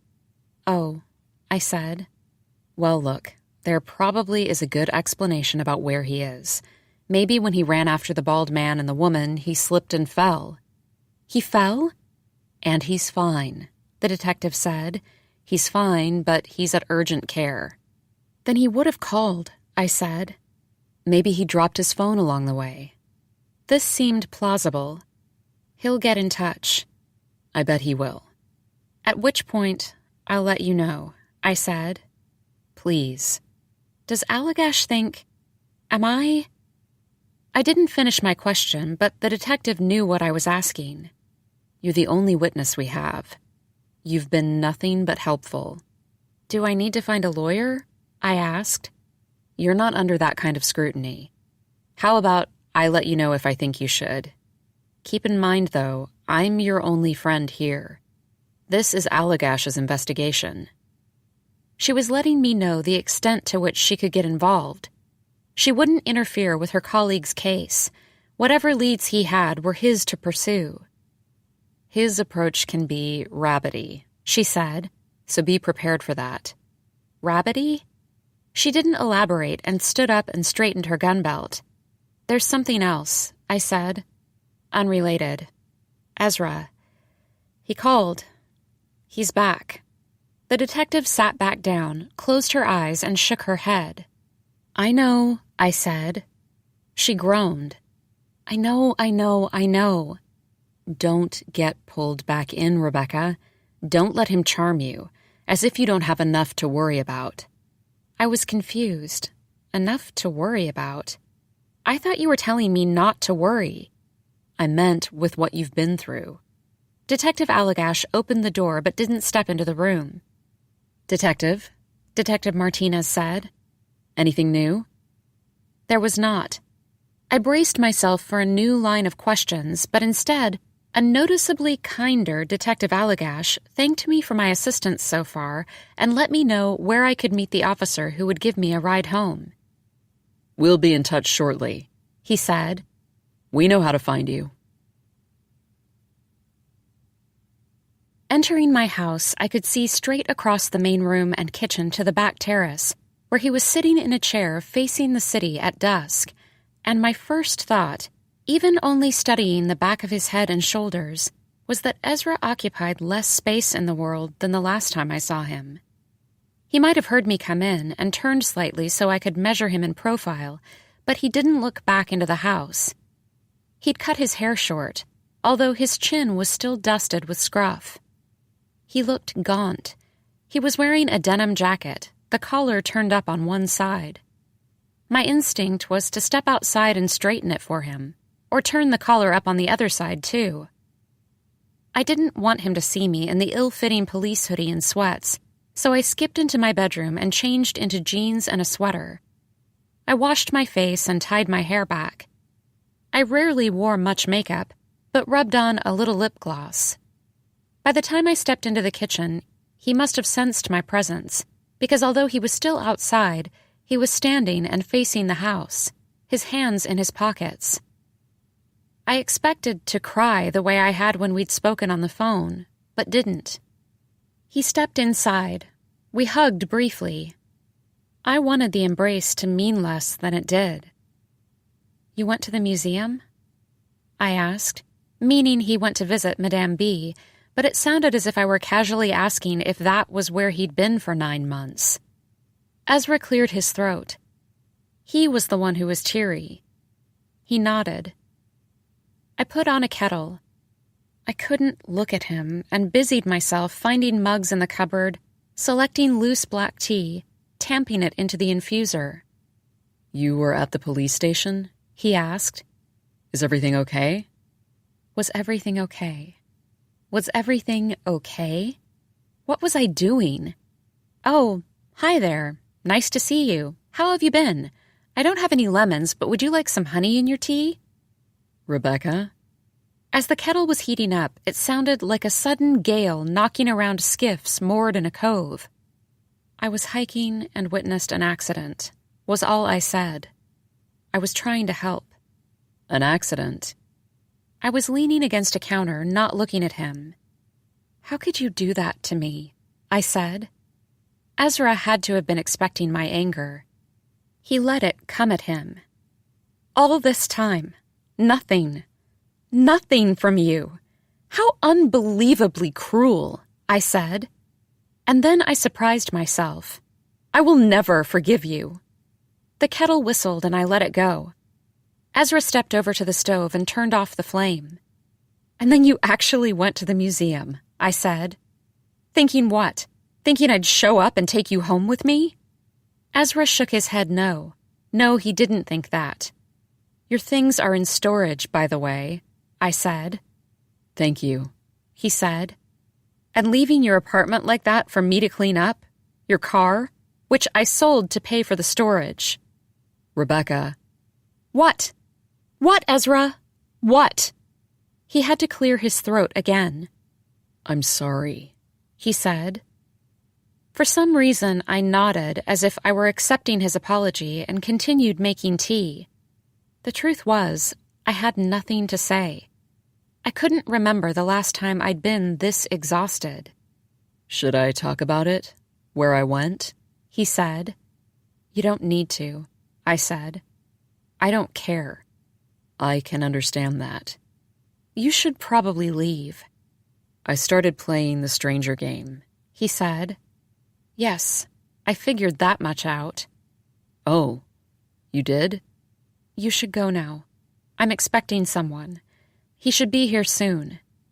As I announced this, it did seem entirely conceivable Carrie would at any moment appear, limping, phoneless. I was getting more worried about him. I started playing one morning, Ezra said. And Ezra? I said I didn't care. He nodded. Right. Boy, was I sending competing signals. I had asked him to leave and yet waited for the tea to steep and then poured him a mug. I headed for the sofa. As he sat down and set down his tea and placed his hands on his legs, he seemed thin again to me, his forearms all veins. I noticed his fingers were nicked, his hands calloused. He was darker, the way he used to get in the summer, but not in a healthy way, more like the sun was aging him. This diminishment, this fragility, wasn't it my responsibility to protect him? And if ever I became infirm, wasn't he in turn supposed to look after me? I had become used to being on my own, but I couldn't claim that I'd worked out what it would be like to grow old alone. I needed not to think about this right now. You can tell me, I said, but then I want you to leave. So he did, in detail, and it took a while. As I listened to him, never commenting or asking questions, I had to push against my weaker desire to move across the couch to be next to him, to rest my head on his shoulder. After all, I had witnessed a man being pushed into a ravine. I could have used some comforting. The last thing he told me was this. I knew it would hurt you not knowing where I was. Of course I knew that. I thought it might help. Help? That's insane. Help how? You used the word cruel. You're right. It was about the cruelest thing I could do. Ezra said. If you hated me, you'd move on. Finally. It worked, I said. Ezra grimaced a bit.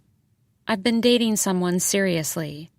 He's the one who should be here soon. He more or less lives here now, I said. We're very happy. Ezra knew me well enough to know I was withholding information. That's great, he said. And I knew him well enough to know he was lying too.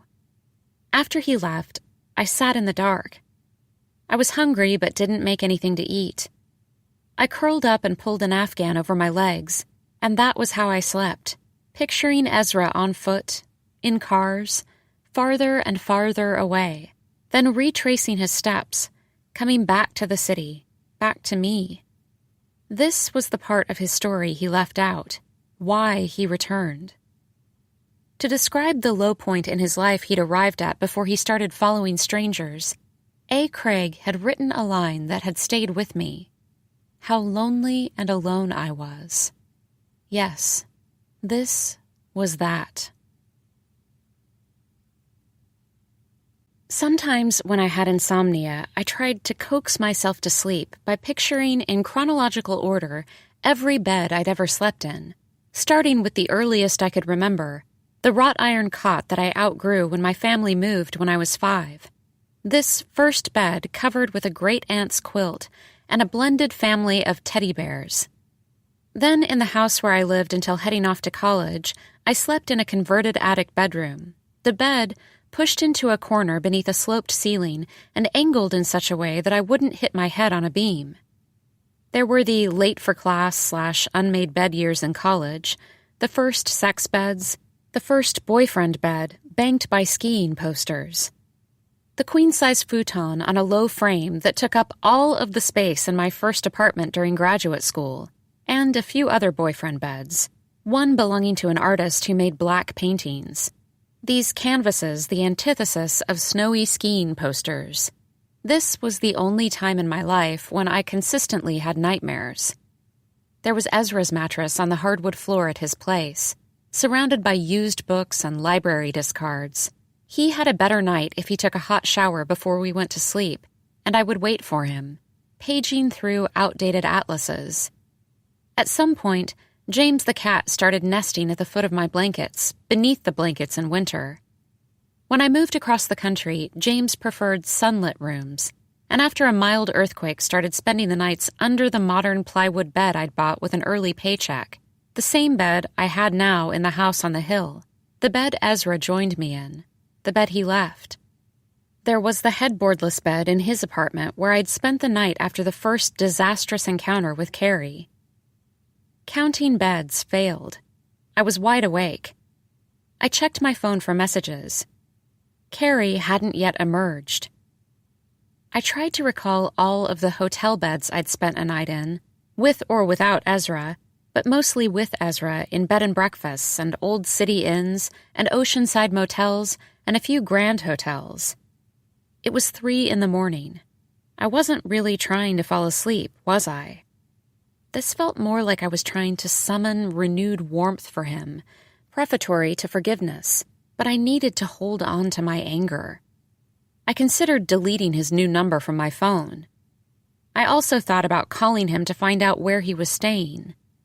Instead of setting the phone back on my night table, I got up and stashed it in a sock drawer, the best defense against temptation. I did drift off and woke up with a hangover of anxiety and pensiveness. I had ended up in the center of the bed rather than staying on the side I preferred when sleeping with Carrie. I smelled his pillows.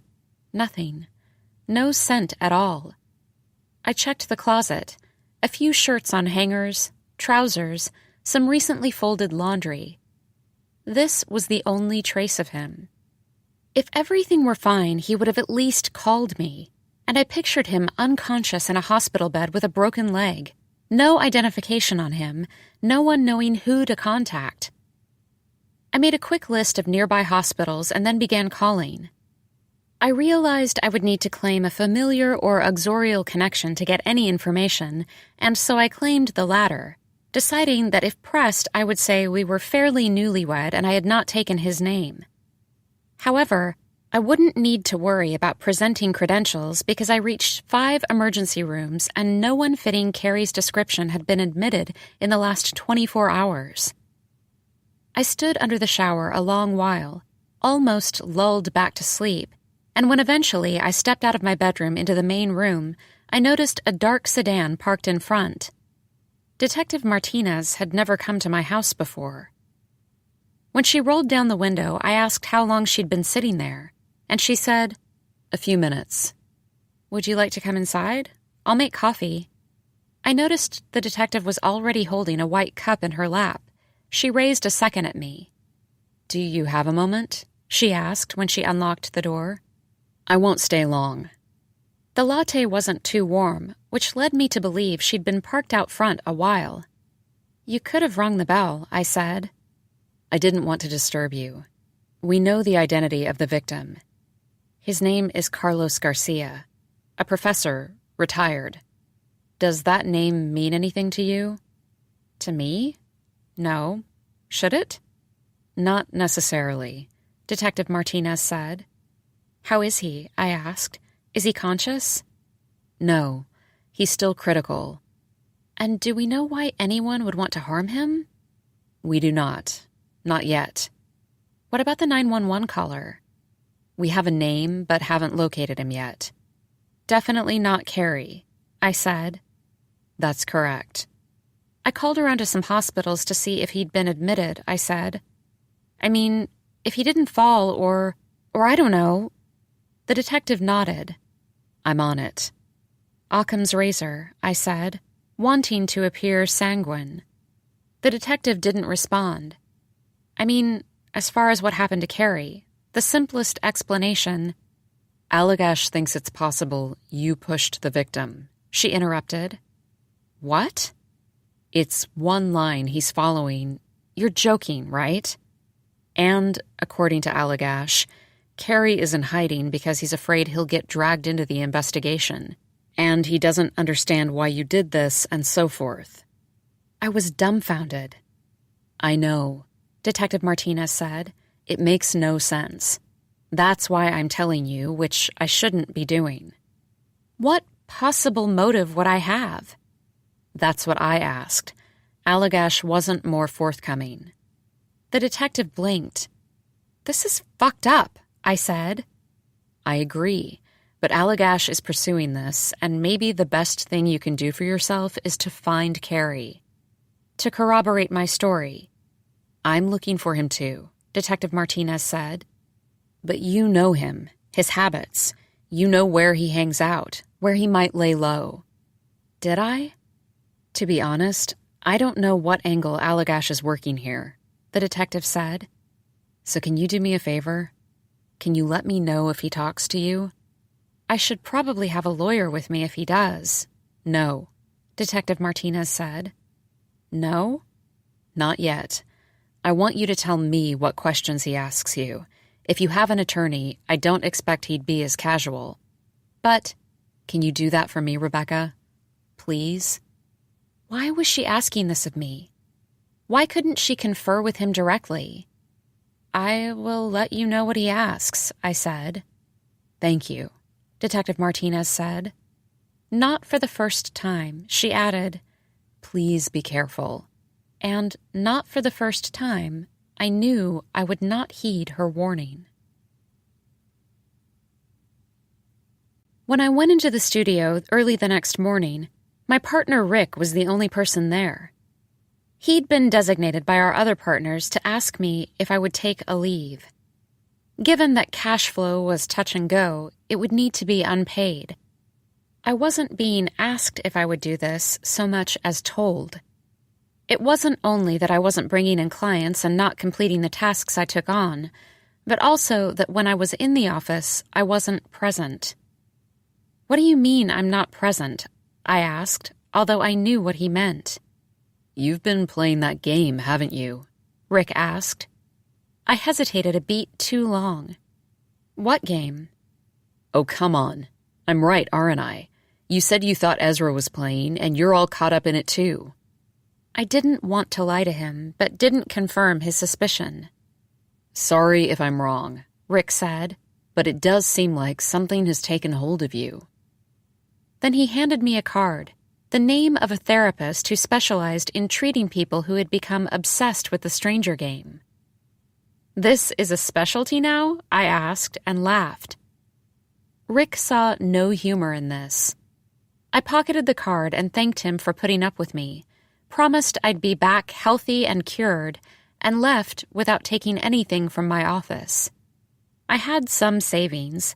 I could last a while, but not forever, although I was too preoccupied to panic right then. I walked over to Carrie's office building, heading past the fountain in front and past the guard's desk, straight to the elevator bank like I knew where I was going. The guard caught up with me. Ma'am, you need to sign in. According to the directory by the elevator, there were 3 media companies sharing the building, along with accountancy and production companies, but no real estate firm as far as I could tell. Ma'am? I thought there was a developer with offices here, a real estate developer, I said. Come back this way, please, the guard said, ushering me to the reception desk where I put the same question to someone wearing a headset. Not that I know of, the receptionist said. Has there ever been any kind of real estate office here? Not that I'm aware.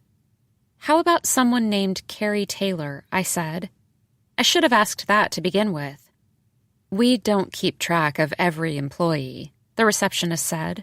Only the companies. The people come and go, but let me try something. She tapped at her keyboard, but nothing came up, and I didn't have a photo of Carrie on my phone I could show her. I had no photos of him whatsoever. I did once follow him into this building, I said, right away regretting the comment. The receptionist now regarded me with some alarm. I sat outside by the fountain and watched the water plume and recede. The guard kept walking over to the side of the revolving door to see if I was still there. Don't worry, I'm not a crazy woman, I wanted to tell him, except maybe I was. I realized it was easier to believe Carrie had been hurt and or incapacitated, because if that wasn't the case, then why hadn't he tried to reach me? In my mind, I replayed our interactions of the last few days. Had I said something that had bothered him? Should I read something into the fact he initially wanted to go on the hike alone? I had no idea where Carrie lived, although I didn't think it was far from me, because occasionally when he'd go retrieve something from his apartment, he wasn't gone long. How little I knew about him. I headed over to the museum and peered down into the sculpture garden from above. There was the steel cube dancing man, the giant red tricorn hat. I drove to the grocery where I'd once followed him. Back home, I sat on his side of the bed and reread the texts he'd sent me, usually logistical. He would be at my place when. I needed what from the store. I had no saved voicemail from him. He never left me messages. The detective wanted me to find him to be my exculpatory witness. I wanted to find him to know our months-long affair was authentic, because now I was having my doubts. How insidiously trust leaked into the air. Trust, the thinnest of all gases. Did I really think I'd find him again practicing his serve on the tennis court? It meant returning to the park, which made me unsteady. None of the courts were in use. I walked around the restrooms between the upper and lower courts. I stepped into the empty men's room. The doors had been removed from the stalls.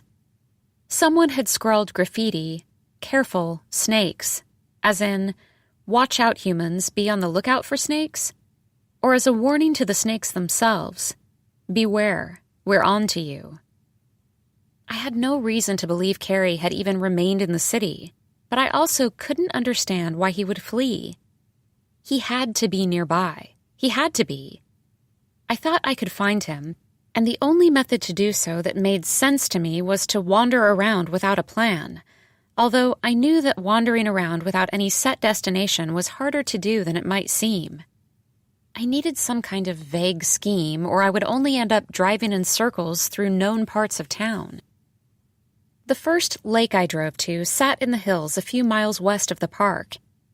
It was one of the three I knew about near me without having to consult a map, the farthest from where I lived. I drove around it twice, which was to say I drove around the street and looked at the garages of houses bordering the lake. There was a minor lookout, though, a turnout where I could scan the water without getting out of my car. The lake was pale and unanimated, without any currents or ripples.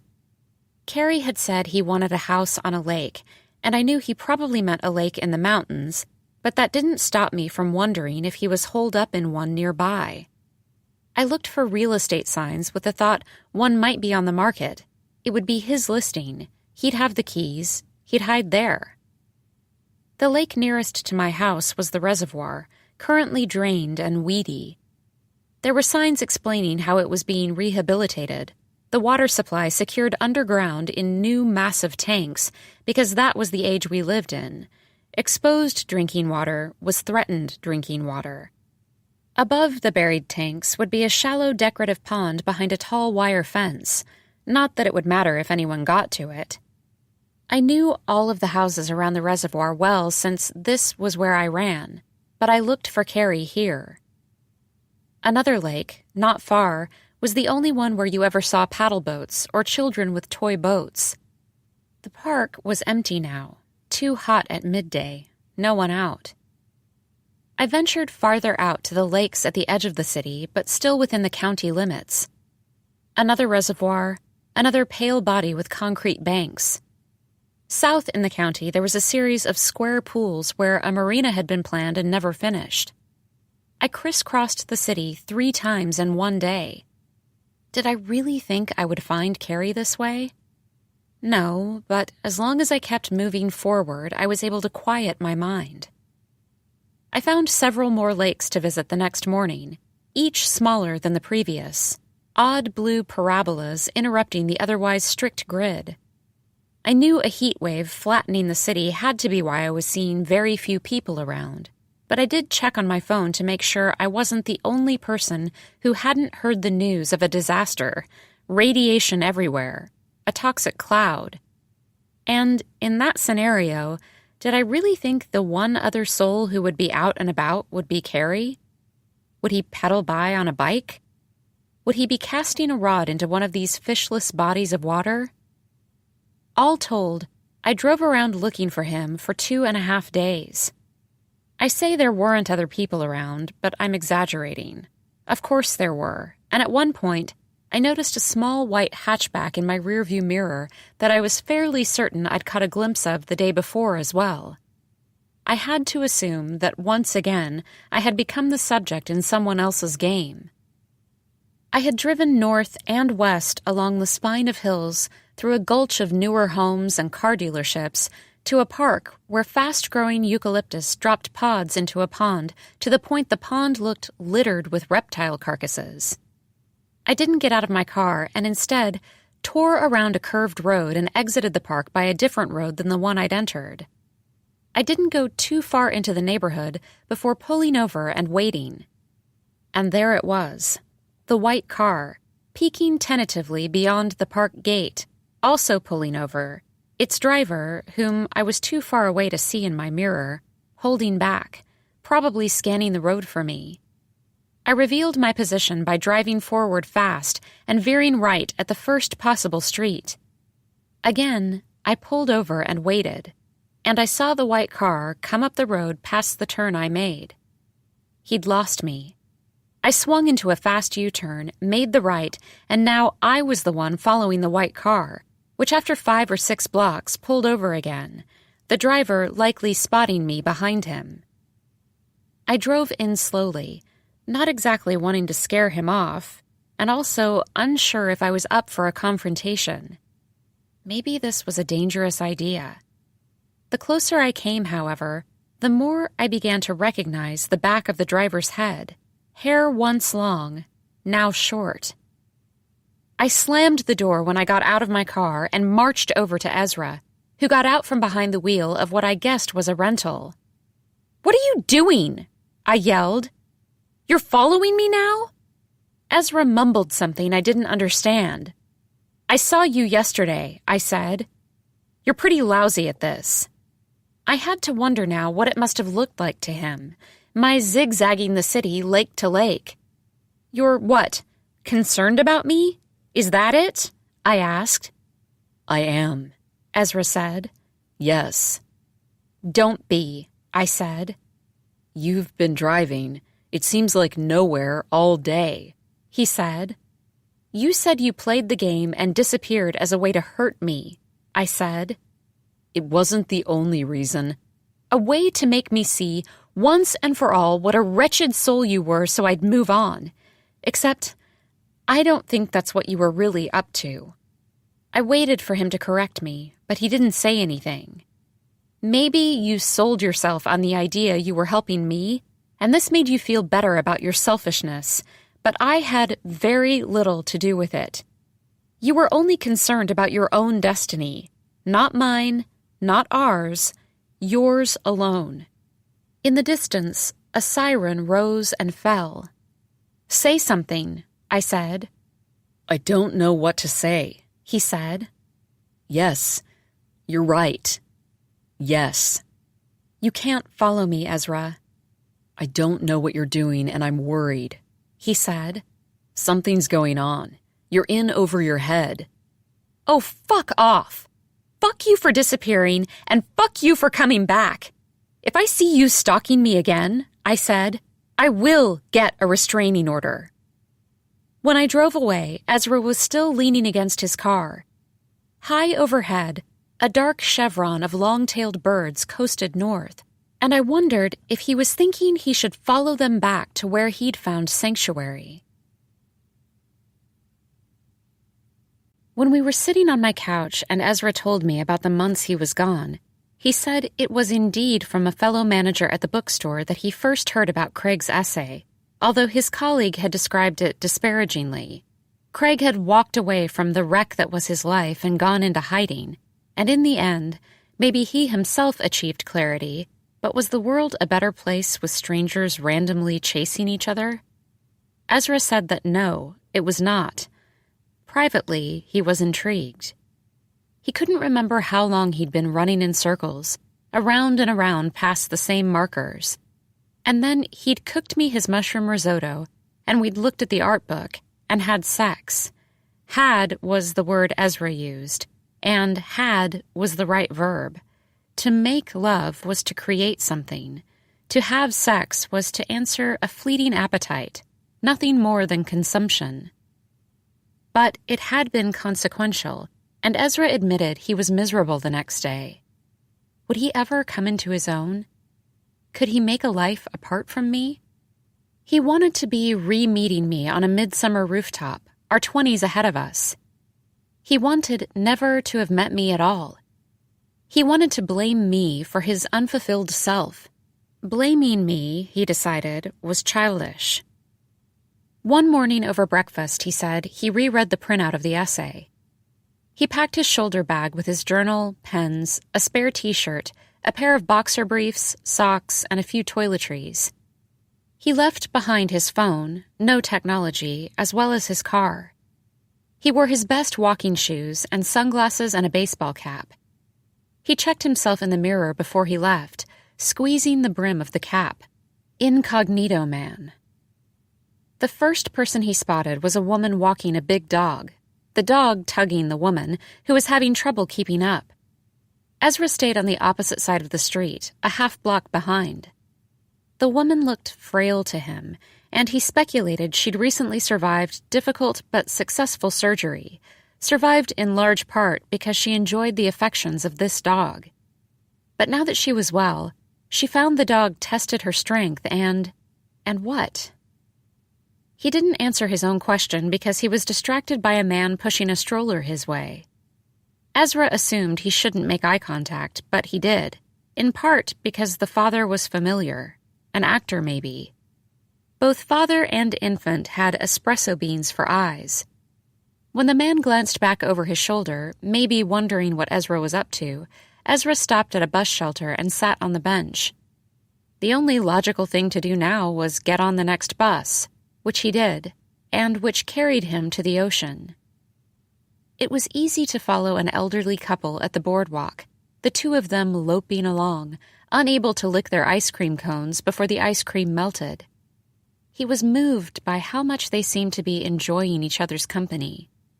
They stopped for a long while and watched a young man and woman lying out on the beach, and were they thinking this was them decades ago? Ezra boarded another bus, this one headed up the coast. He ended up in a seaside town with thrift shops and diners. There were kids skateboarding during the school day.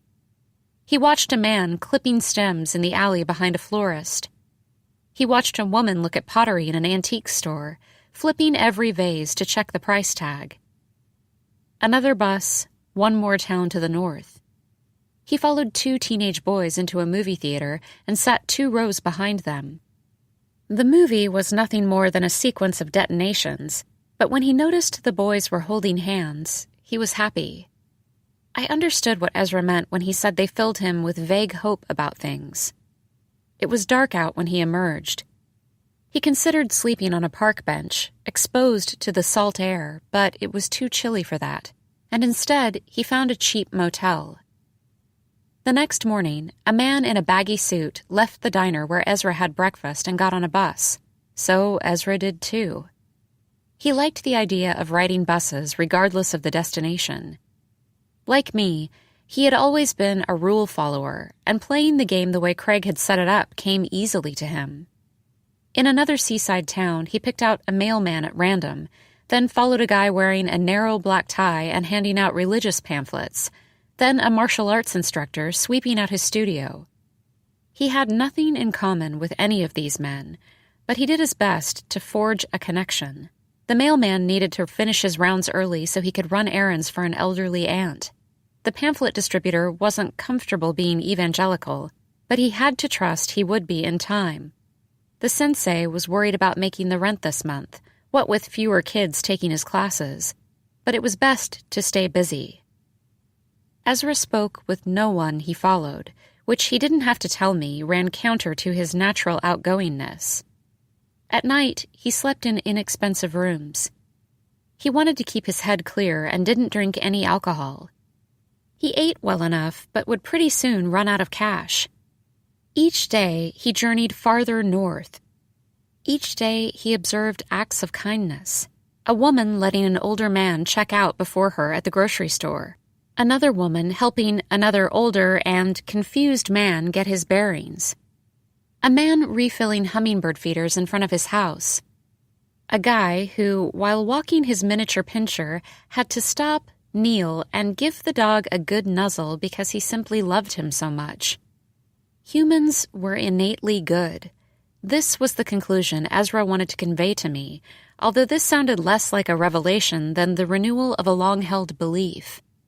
On a good day, Ezra said, he could go for hours without thinking about himself, surrendering his ego to empathy. It became clear to me as he was describing these non-encounter encounters that he was much more successful in playing the stranger game than I had ever been. After a week, Ezra lost track of time. He was living as the sun rose and set. He did suffer anxiety about the bookstore manager and colleagues he'd left behind. About me to an extent, although he needed not to think about me. Not yet, he said.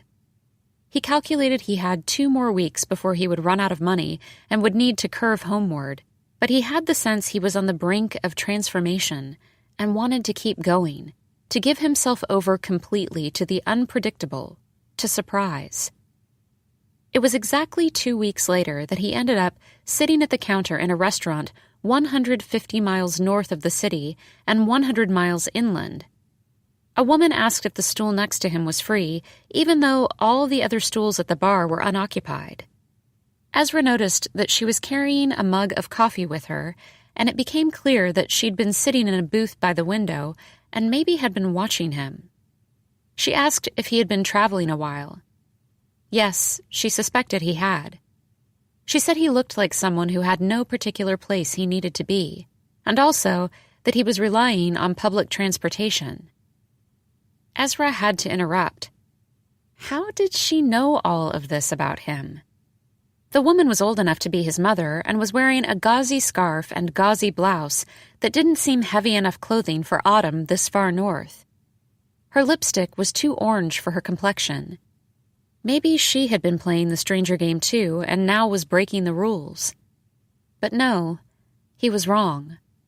The woman had a proposition. She had been driving all day and was dangerously exhausted. Her destination was still hours north, and she hated driving at night, especially on roads she didn't know.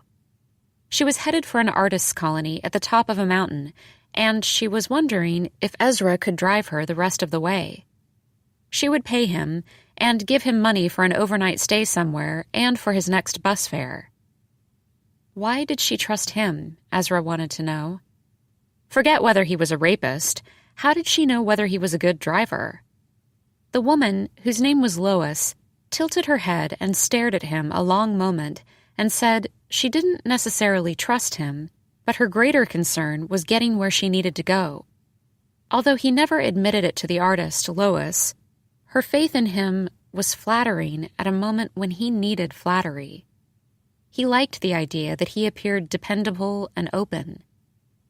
Ezra described Lois's small truck, the back packed with rolled canvases, plastic bins of art supplies, and old strapped luggage. She was chatty. She said she should tell Ezra about the new body of work she would start at the colony, but she hated that term, body of work, so pretentious. Did Ezra ever read the artist statements in galleries? He didn't? Good. They're awful. And what about him? Was he a creative? Another term she deplored, an adjective bent into a noun. Ezra said that despite aspirations earlier in life, he was not a creative with a body of work to speak of, and the woman said she liked him. Lois told him he was young.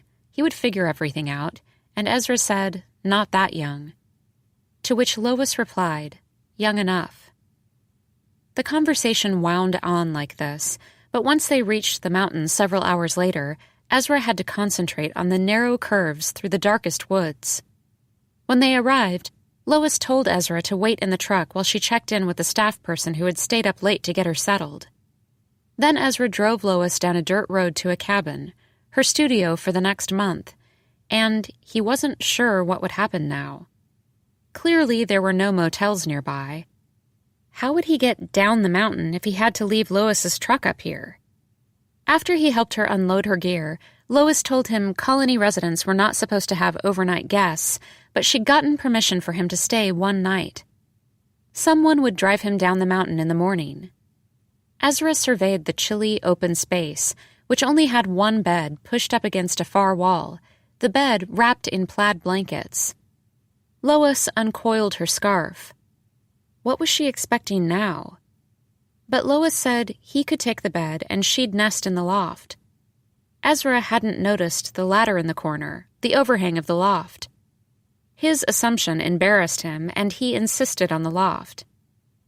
The next morning, Ezra said he found himself at a long dining table with 10 groggy artists and writers, 1 composer and 1 choreographer.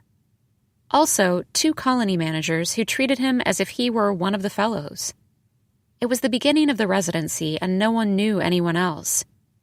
Ezra explained he was merely Lois's chauffeur, that he'd get out of everyone's way shortly, but a poet told him he should at least take a hike on the grounds. She'd been a resident before, and she said that, while the place was dressed in fog at the moment, in an hour the most dramatic vistas would be revealed.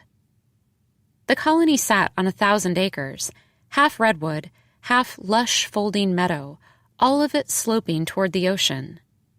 I could picture it. I could see how this landscape would appeal to Ezra. When he returned to Lois's cabin to say goodbye, she was setting up easels and arranging her paints and brushes on tables, and she told Ezra the colony was hiring, and he was out of money and needed a job, right? Ezra didn't remember telling her any of that the night before.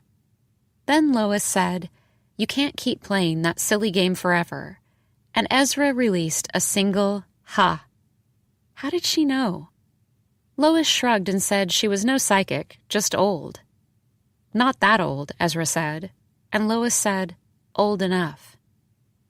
It turned out that the on-site groundskeeper and occasional handyman had unexpectedly quit. What did Ezra know about clearing trails? Nothing. What did he know about fixing cabinets and replacing tractor tires? Again, nothing, even less. Did he have a problem with rattlesnakes? Yes, actually. Did he enjoy being outside all day long? Maybe, as long as it wasn't too cold or rainy. Terrific, the colony manager said. You're hired. Ezra would receive a modest salary, a small cabin to himself, and meals. So this was where the stranger game had led him. It reminded me of the way A. Craig ended up at the Desert Inn. His days, his weeks, became about donning work gloves and mud boots and taking a chainsaw to brush to keep the trails clear for the fellows to wander when they emerged from their studios. Other crew came and went, and he learned to do things like change the tire of a riding mower and replace a broken window pane. He loved this. He absolutely loved working with his hands. And the best part was when occasionally he got to help a sculptor collect branches and stones and other natural detritus for her assemblages. At night he hung out with the chef who came to make dinner, and sometimes he played board games with the fellows. Although the one rule was that no matter how interested he might be, he could not ask them about their work.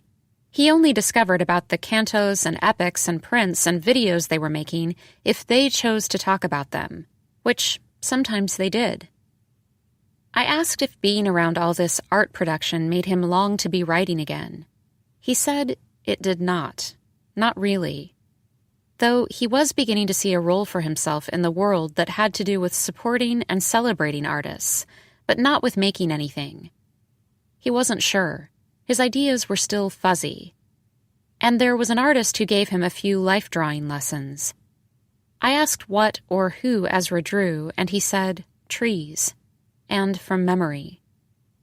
After a month, all of the fellows departed, including Lois, who insisted Ezra come visit her when he needed a vacation. She was a good cook. She'd invite her unpartnered friends. She'd set him up. After all of the hugs goodbye, Ezra thought about leaving too, but as far as the colony manager was concerned, he had work to do to help prepare the studios for the next group of fellows who would arrive in a few days. It was during this interstitial period that Ezra said he became involved with the assistant colony manager, a younger woman who was a painter and who, on her days off, went to see a boyfriend who lived 2 hours away. They had an arrangement for now, for as long as they were living apart. Ezra was uncomfortable at first for a lot of reasons. A coworker, a woman who wasn't really available. But in many ways, this worked. He was shy about telling me the details, but in some ways, it was a relief knowing he'd found comfort somewhere. It didn't sound complicated. Another month, another cohort of fellows arrived. The colder months meant more time indoors. There was a library in the main house where the meals were shared. Ezra read and reread classics. He continued to tend to the grounds and take hikes. The colony sat atop a mountain, but the mountain seemed like nothing against the endless ocean. The ocean reminded him of how small he was in the world, he said, and I got the sense Ezra was enjoying a kind of self-effacement, an erasure, a starting over. Another month, but it wasn't all paradise. Ezra was lonely, deeply lonely some nights. The assistant colony manager quit and went to live with her boyfriend, and an affable replacement came in instead. But not someone with whom Ezra would want to get involved sexually or romantically, which was for the best anyway. And one night when he was up drinking whiskey with the choreographer in residence, Ezra opened up about me and what we'd been through and what happened when we were last together. "You mean you left without telling her?" the choreographer asked. "That's horrible." "Well," Ezra said, "we had a complex history." "Horrible," the choreographer insisted. "I'm sure your plan worked. I'm sure she hates you now. Nice work." The next day, the choreographer apologized for her bluntness, but Ezra said it was good to be reminded that he'd been terrible and he'd pay the price in time. "Your ex-girlfriend might be worried. She might think you're dead," the choreographer said. And Ezra said he knew that I knew he was alive. That much he was sure about. "Then she might wish you were dead," the choreographer said, which she probably meant as a joke, but which made Ezra miss me in a way he could no longer deny.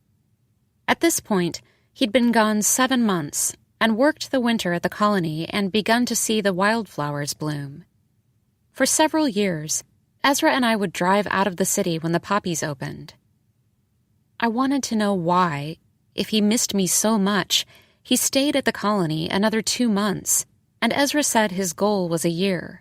Could we be apart a year? Could he go 1 year without seeing me, talking to me, joking with me, confiding in me, being less lonely around me, hugging me, holding me, making love to me? And then he loathed himself for being so pathetic, so selfish, for wanting to re-knot us to one another. And why on earth would I want that too? Of course I would not want that, especially not now. I didn't know what to say when he told me this, so I said nothing.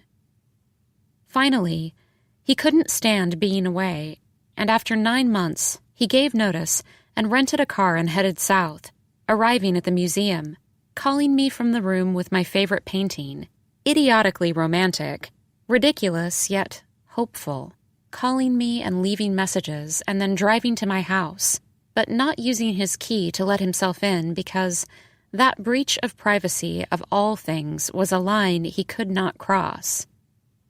I'd been so mean to him when I discovered him following me in his rental car. Maybe because I didn't want to explain my folly or appear helpless, certainly not like I needed his help. Or maybe because it wasn't Ezra whom I wanted to materialize and express care and concern. It was Carrie I wanted to see. I arrived home in a worn-out state, which didn't make me as sharp as I should have been when I pulled into my driveway at the same time Detective Allagash, with a crew of uniformed officers, approached my front door, a search warrant in his hand, his brow and mustache forming twin parabolas when he frowned. I stood in the doorway to my bedroom and watched 2 police officers pluck Carrie's clothing from my closet, hangers and all, and drop it into plastic bags. A 3rd officer walked around my house with a comb and tweezers. The detective wanted to speak with me out of earshot from the other cops, so we stepped onto the back terrace. "This Carrie Taylor," he said. "You're going to tell me that's not his real name," I said. "For starters." "Well, you have his shirts now, so you can see he's tall. Sleeves for days." "We've canvassed the neighborhood," Detective Allagash said. "No one seems to know him. Picturing the police questioning my neighbors made heat rush to my cheeks. I had nothing to hide, yet still suffered some measure of shame. "I've never been very chatty with my neighbors," I said. "None of the local restaurant people know about him either." "Really? We ate out often enough," I said. "How did you describe us?" Detective Allagash was staring at me skeptically. "I didn't invent him," I said. "You've got his clothes now." "Oh, we'll figure out who they belong to," the detective said. He went inside, and I stayed on the terrace until his men were done, which didn't take long. They were quick and tidy, and at most displaced the throw pillows on the couch. Before he left, Detective Allagash said, "Please don't think about going anywhere without letting me know first. We'll be wanting to continue our conversation." I called Detective Martinez right away. "What did the warrant say?" she asked. "The warrant," I said. Detective Allagash had waved a folded white page, but he hadn't given it to me, and I hadn't read it. This was embarrassing to admit. Detective Martinez scolded me. "Do you not watch police shows on television?" "Is he trying to intimidate me?" I asked. "Trick me into saying something?" "Shake a tree, fruit falls out," she said. "It's possible.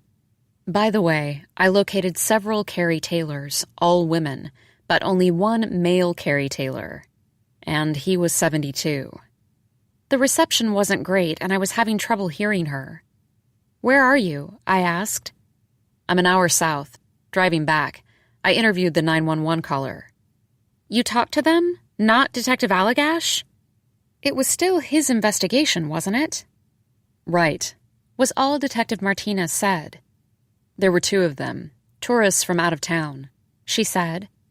"The two men we saw running away from the house," I said. "They were fake playing the game. You know what I mean. One of them hired the stagers, the other had no clue what was going on." Apparently, the one who'd arranged and paid for the stagers was deeply embarrassed about being a player and didn't want to tell the police at first. They were in the middle of the prearranged follow at the abandoned house when Garcia appeared out of nowhere, although the tourist later realized that he had been following him and his friend for at least as long as they were hiking. Garcia started yelling something at them too rapidly for the two men to understand, and sensing they were in danger, they fled. And as they were heading down the trail, the men looked back and saw the old man fall from the terrace. Thanks for listening. Before we move ahead, take this peaceful moment to simply be. This free audiobook continues shortly.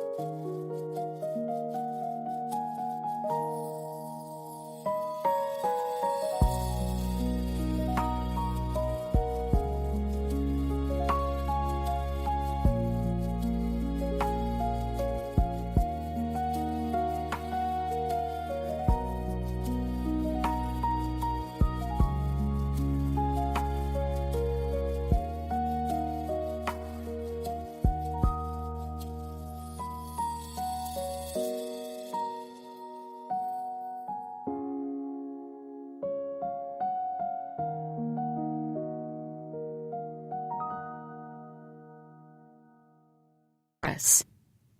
The first one, the one who had arranged everything, Detective Martinez said, called 911, but they got nervous, worried maybe they'd broken the law, so they ran. And we have no idea what Garcia was shouting, I said. Not really.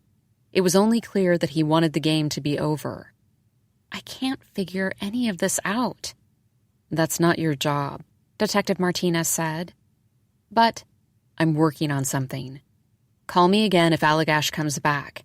And Rebecca, please, be careful, I said. Yes. Nightfall came late and was a relief in a way. At night, I could focus better. Allagash didn't have a workable theory, or he would have questioned me again, or even arrested me. Martinez did not seem to be collaborating with him, but why? And why did the man named Garcia need to stop the tourist players and the bald stager, and why was the bald stager wearing surgical gloves, and had I even seen that correctly? I no longer trusted my own memory. Carrie could verify my story, if only he existed as the man I thought I'd known. But who was he? My confusion about why he had vanished, my worry something had happened to him, was turning into something else. Hurt that he had abandoned me. Anger. I was startled when my phone rang some hours later. I'd fallen asleep on the couch. I apologize for bothering you so late, Ezra said. It's fine, I said. I'm sorry about how mean I was before. I'm still mad, but I'm also sorry I yelled. Oh, Ezra said. That's not why you're calling? No, I'm calling because a detective came to see me. Allagash, I said. That wasn't her name. Her? Martinez? Yes, Ezra said. I should have told you earlier. I was fully up now and pacing. She wanted to know if I'd ever met someone named Carlos Garcia, Ezra said. Who is Carlos Garcia? Actually, never mind. I don't need to know. She wanted to know if he was someone in our world or someone maybe you'd met after I left. Hold on. Someone I had met? What else did she want to know? I asked. She asked me about your mental state. You mean whether I'm delusional? Or depressed, Ezra said. She wanted to know what you'd told me about the guy you were dating, and when I'd last seen you. And you told her about how I was driving around and caught you following me. No, I talked to this detective yesterday morning before I started following you. Not today, Ezra said. I don't know how she knew where I'm staying, but she found me. I could see now how the conversation with the detective had made Ezra troubled enough to trail me, but what I couldn't understand was why Detective Martinez didn't tell me about talking to Ezra when I'd spoken with her earlier. Why was she involving him at all? Didn't she believe me? Was she investigating me too? I didn't call you yesterday because I know you don't want me contacting you, but I was thinking about it and decided you should know, Ezra said. I was nodding, although, of course, Ezra couldn't see me trying to say thank you. And that's all I'll say. She only talked to me for a few minutes. I'm sorry I bothered you. I promise I won't anymore, he said, and hung up. I was more baffled than ever. I'd thought Detective Martinez was my ally, but maybe not. I no longer knew who to trust. Days of silence followed, some the loneliest I'd known. Days speaking to no one, never leaving the house, working my way through whatever provisions were in the pantry, soup, crackers, pasta, and bottled sauce.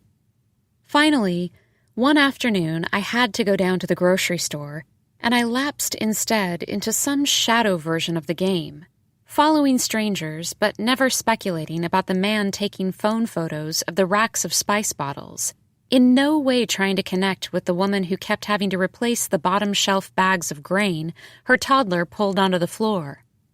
Out on the street, I watched a kid practicing soccer tricks at the bus stop, a woman clutching a bouquet of daisies behind her back. I stopped wandering when I noticed a lost dog flyer stapled to a telephone pole. A wire-haired terrier, big eyes. I wondered what I looked like as I stood there on the sidewalk crying. Perro perdido. I tore off the please contact if found phone number. At home, I put away my groceries and then I went on a walk because I was convinced that somehow I would be the one to find the terrier. Before the day was out, I would be the neighborhood hero. Hi, you don't know me, but I think I have Stuart here. No, it would be my pleasure to bring him back to you. The streets around my house looped in on themselves, and something odd happened when walking roads usually driven. Why had I never stopped to look at that magisterial eucalyptus before, growing at a dangerously acute angle, raining pods on the several houses beneath its reach? Was that tarp-covered motorboat always parked in that driveway? I didn't expect to find the dog, but I also didn't expect to observe this. About a mile from where I lived, a half block up from where I was walking, I noticed a sports car drift out of a concrete garage attached to a concrete modern house, turn up the street, and vroom off. Right as the car disappeared, a man and a woman emerged from a parked car and shuffled over to the concrete house. They did not ring the doorbell.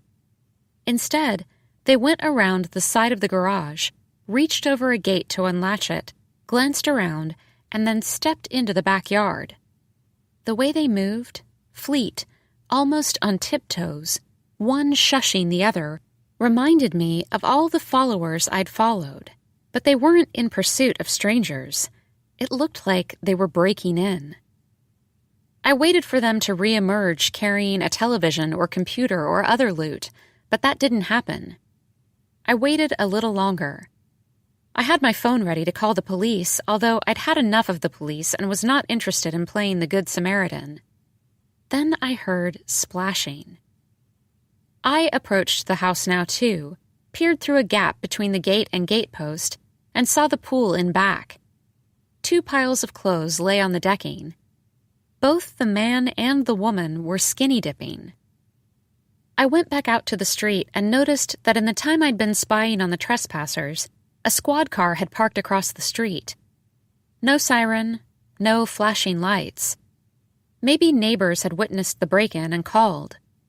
The sole officer in the squad car wasn't getting out. He was watching a video on his phone. When I approached, he seemed reluctant about rolling down his window. I explained what I'd seen, being sure to add, "I'm not entirely sure what's going on, but I know there have been burglaries recently in the neighborhood." The officer said, "Thank you very much." I didn't understand. "You don't want to check out what they're doing?" "Thanks for your help, ma'am," he said. "Thank you very much." "Are you off duty? Should I?" "Everything is fine, ma'am. Have a good day." And with that, the officer rolled up his window and stared at me until I turned around and began the uphill walk home. I followed a tow truck driver and watched him haul off a car from a no-parking zone. The tow truck driver stopped at a taco stand for lunch. His truck now in a no-parking zone of its own with the towed car exposed for all the world to see. I followed 2 girls on bikes who sat back with their hands off the handlebars so they could gesture to one another.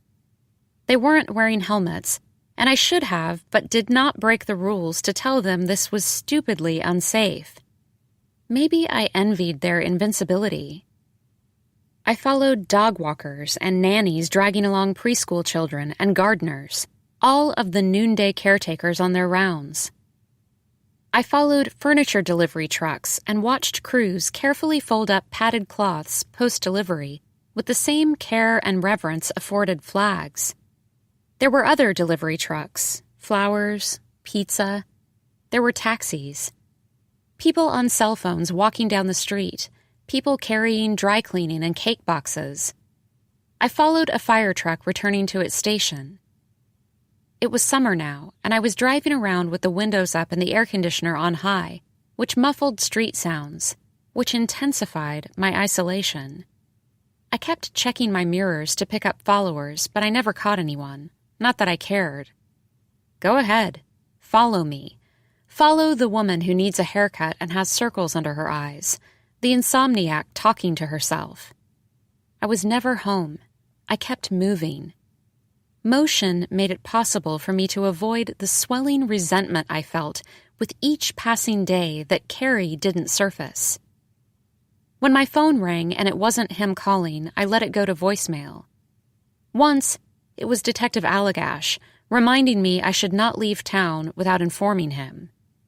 I expected to see him at my door again, but he hadn't returned. 3 times, I didn't return Detective Martinez's call. She, too, didn't appear as I expected she might, coffee in hand. I knew I couldn't put them off forever. I was spending my days driving in circles around the city, sometimes along familiar streets, often not, and this was how, one afternoon, I found myself in a neighborhood I didn't know well, coasting along a boulevard lined with fabric and furniture stores.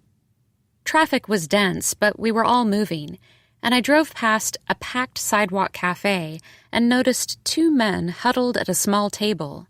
I think I gasped, although no one could hear me, least of all the 2 men. One of them was the bald man in the tracksuit whom I'd last seen pushing Carlos Garcia off the terrace of the abandoned house. And sitting across from him was a tall man, rakish, with weedy hair mussed up by the breeze. He leaned in and said something it looked like he wanted no one else to hear. It was Carrie. It was the bald guy. It was definitely the bald guy, and it was Carrie. Together. I couldn't stop. There were no open parking spaces to slide into, and there were cars backed up behind me.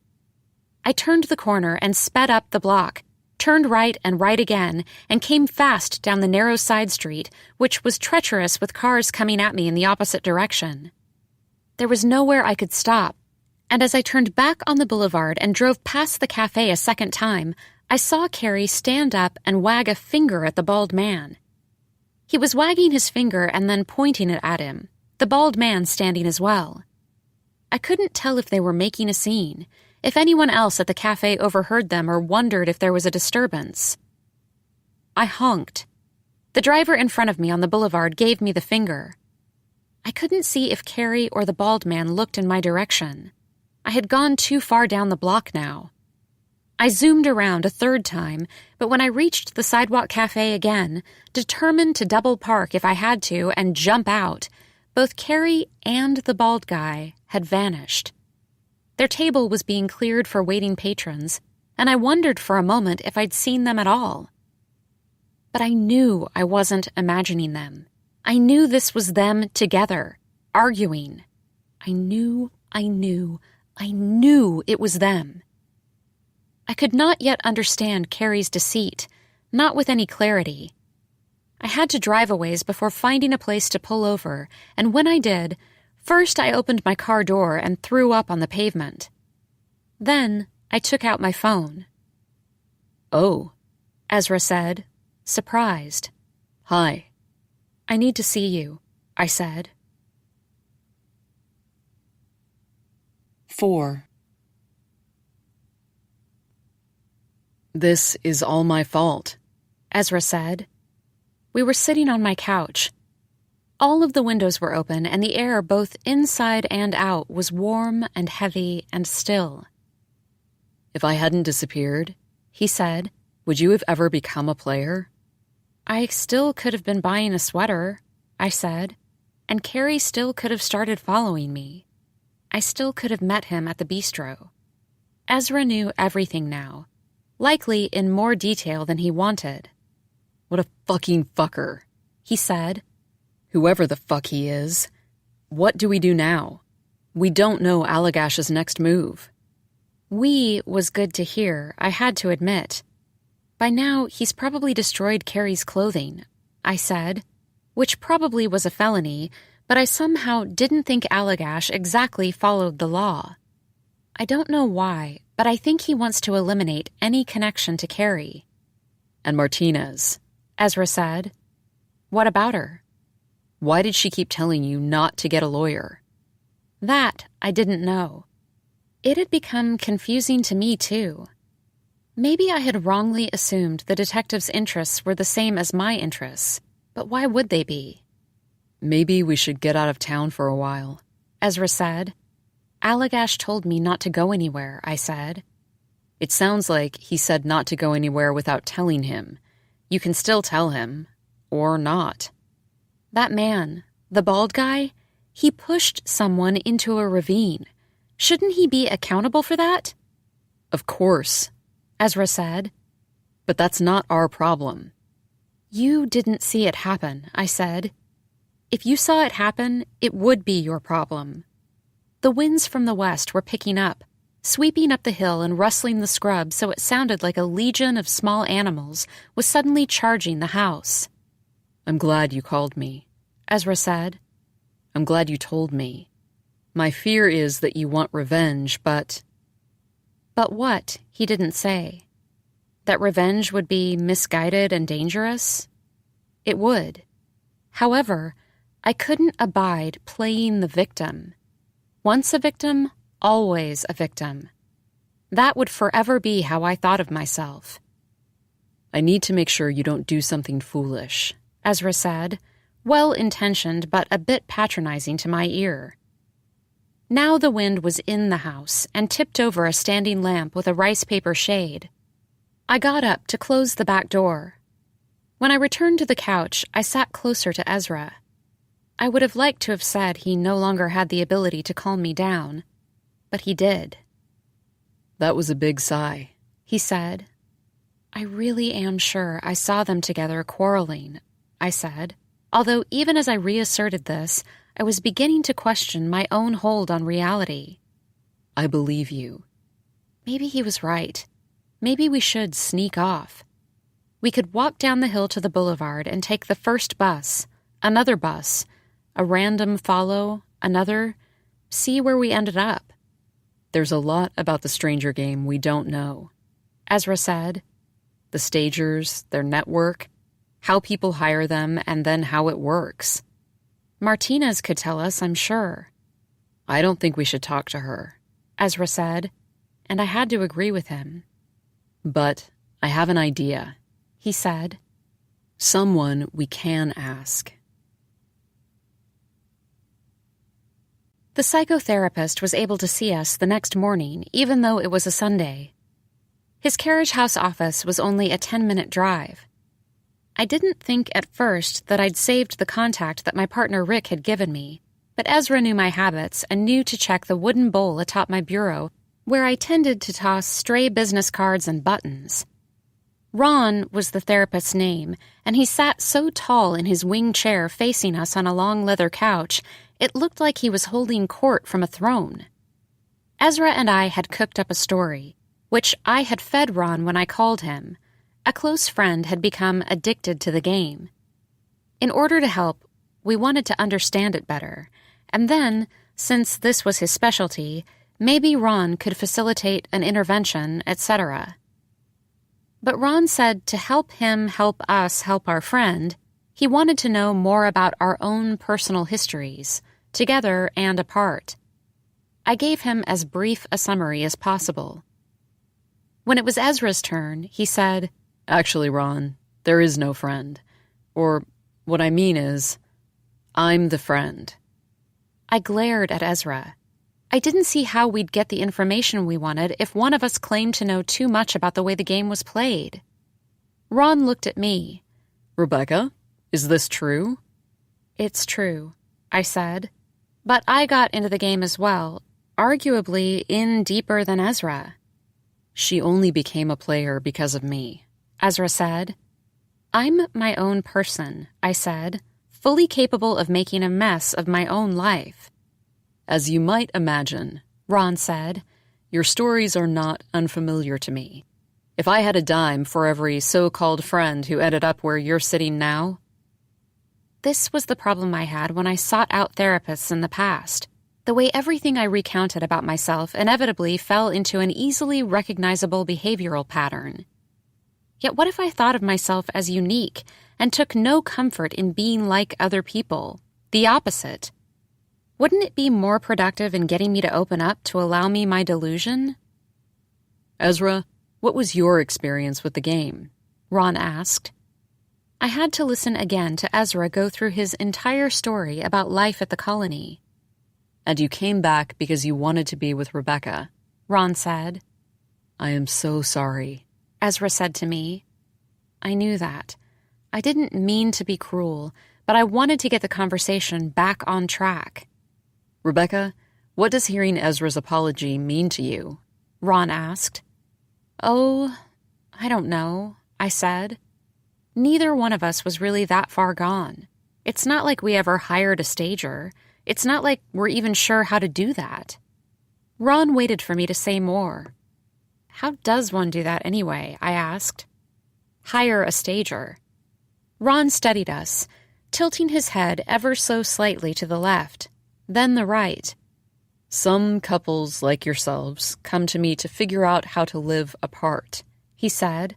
But I want to ask if, in fact, the opposite might be the case for you. Do you think that's what you might be seeking this morning? A new commitment? Oh, man, I said. I hadn't been aware of my body language. My arms crossed, my legs crossed. Ezra's hands were palm down on the couch, pressing into the leather as if he were about to spring forward. When we were still together and I was alone in our house, I said, I used to walk from room to room and run my fingertips over the furniture, over certain objects. A matte green vase from the year we were going to flea markets, or a hammered tin Christmas star from a trip abroad, or even the lavender on the terrace that I'd watched Ezra pot and water and tend to. I'd touch these things, I think, to verify that they were real, and they were, and I would be so happy. So unbelievably, what did I do to deserve to be this happy? I loved our life together. Ron smiled at Ezra.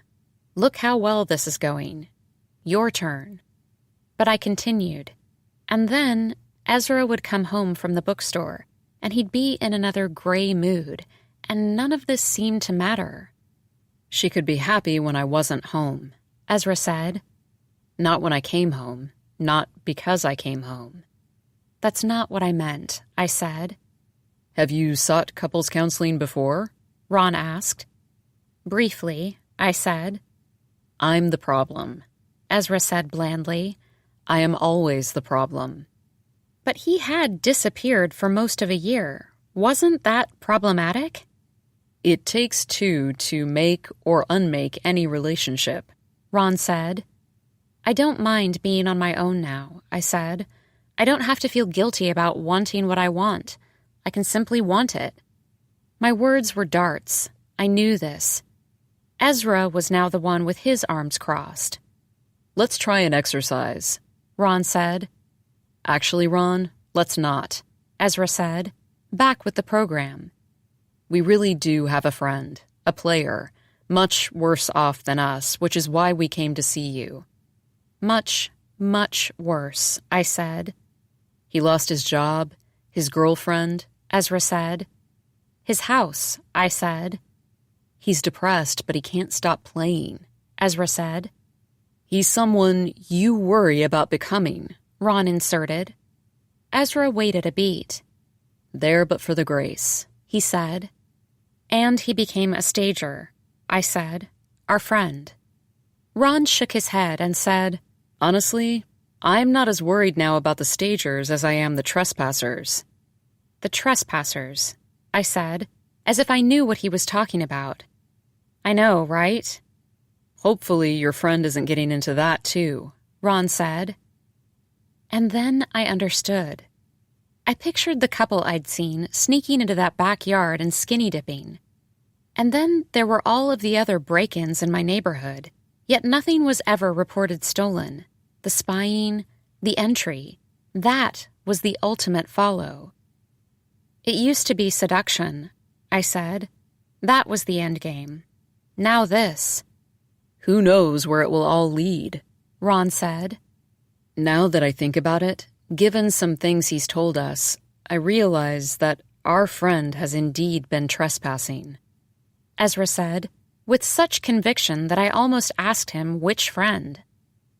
Ron held Ezra's gaze a long moment.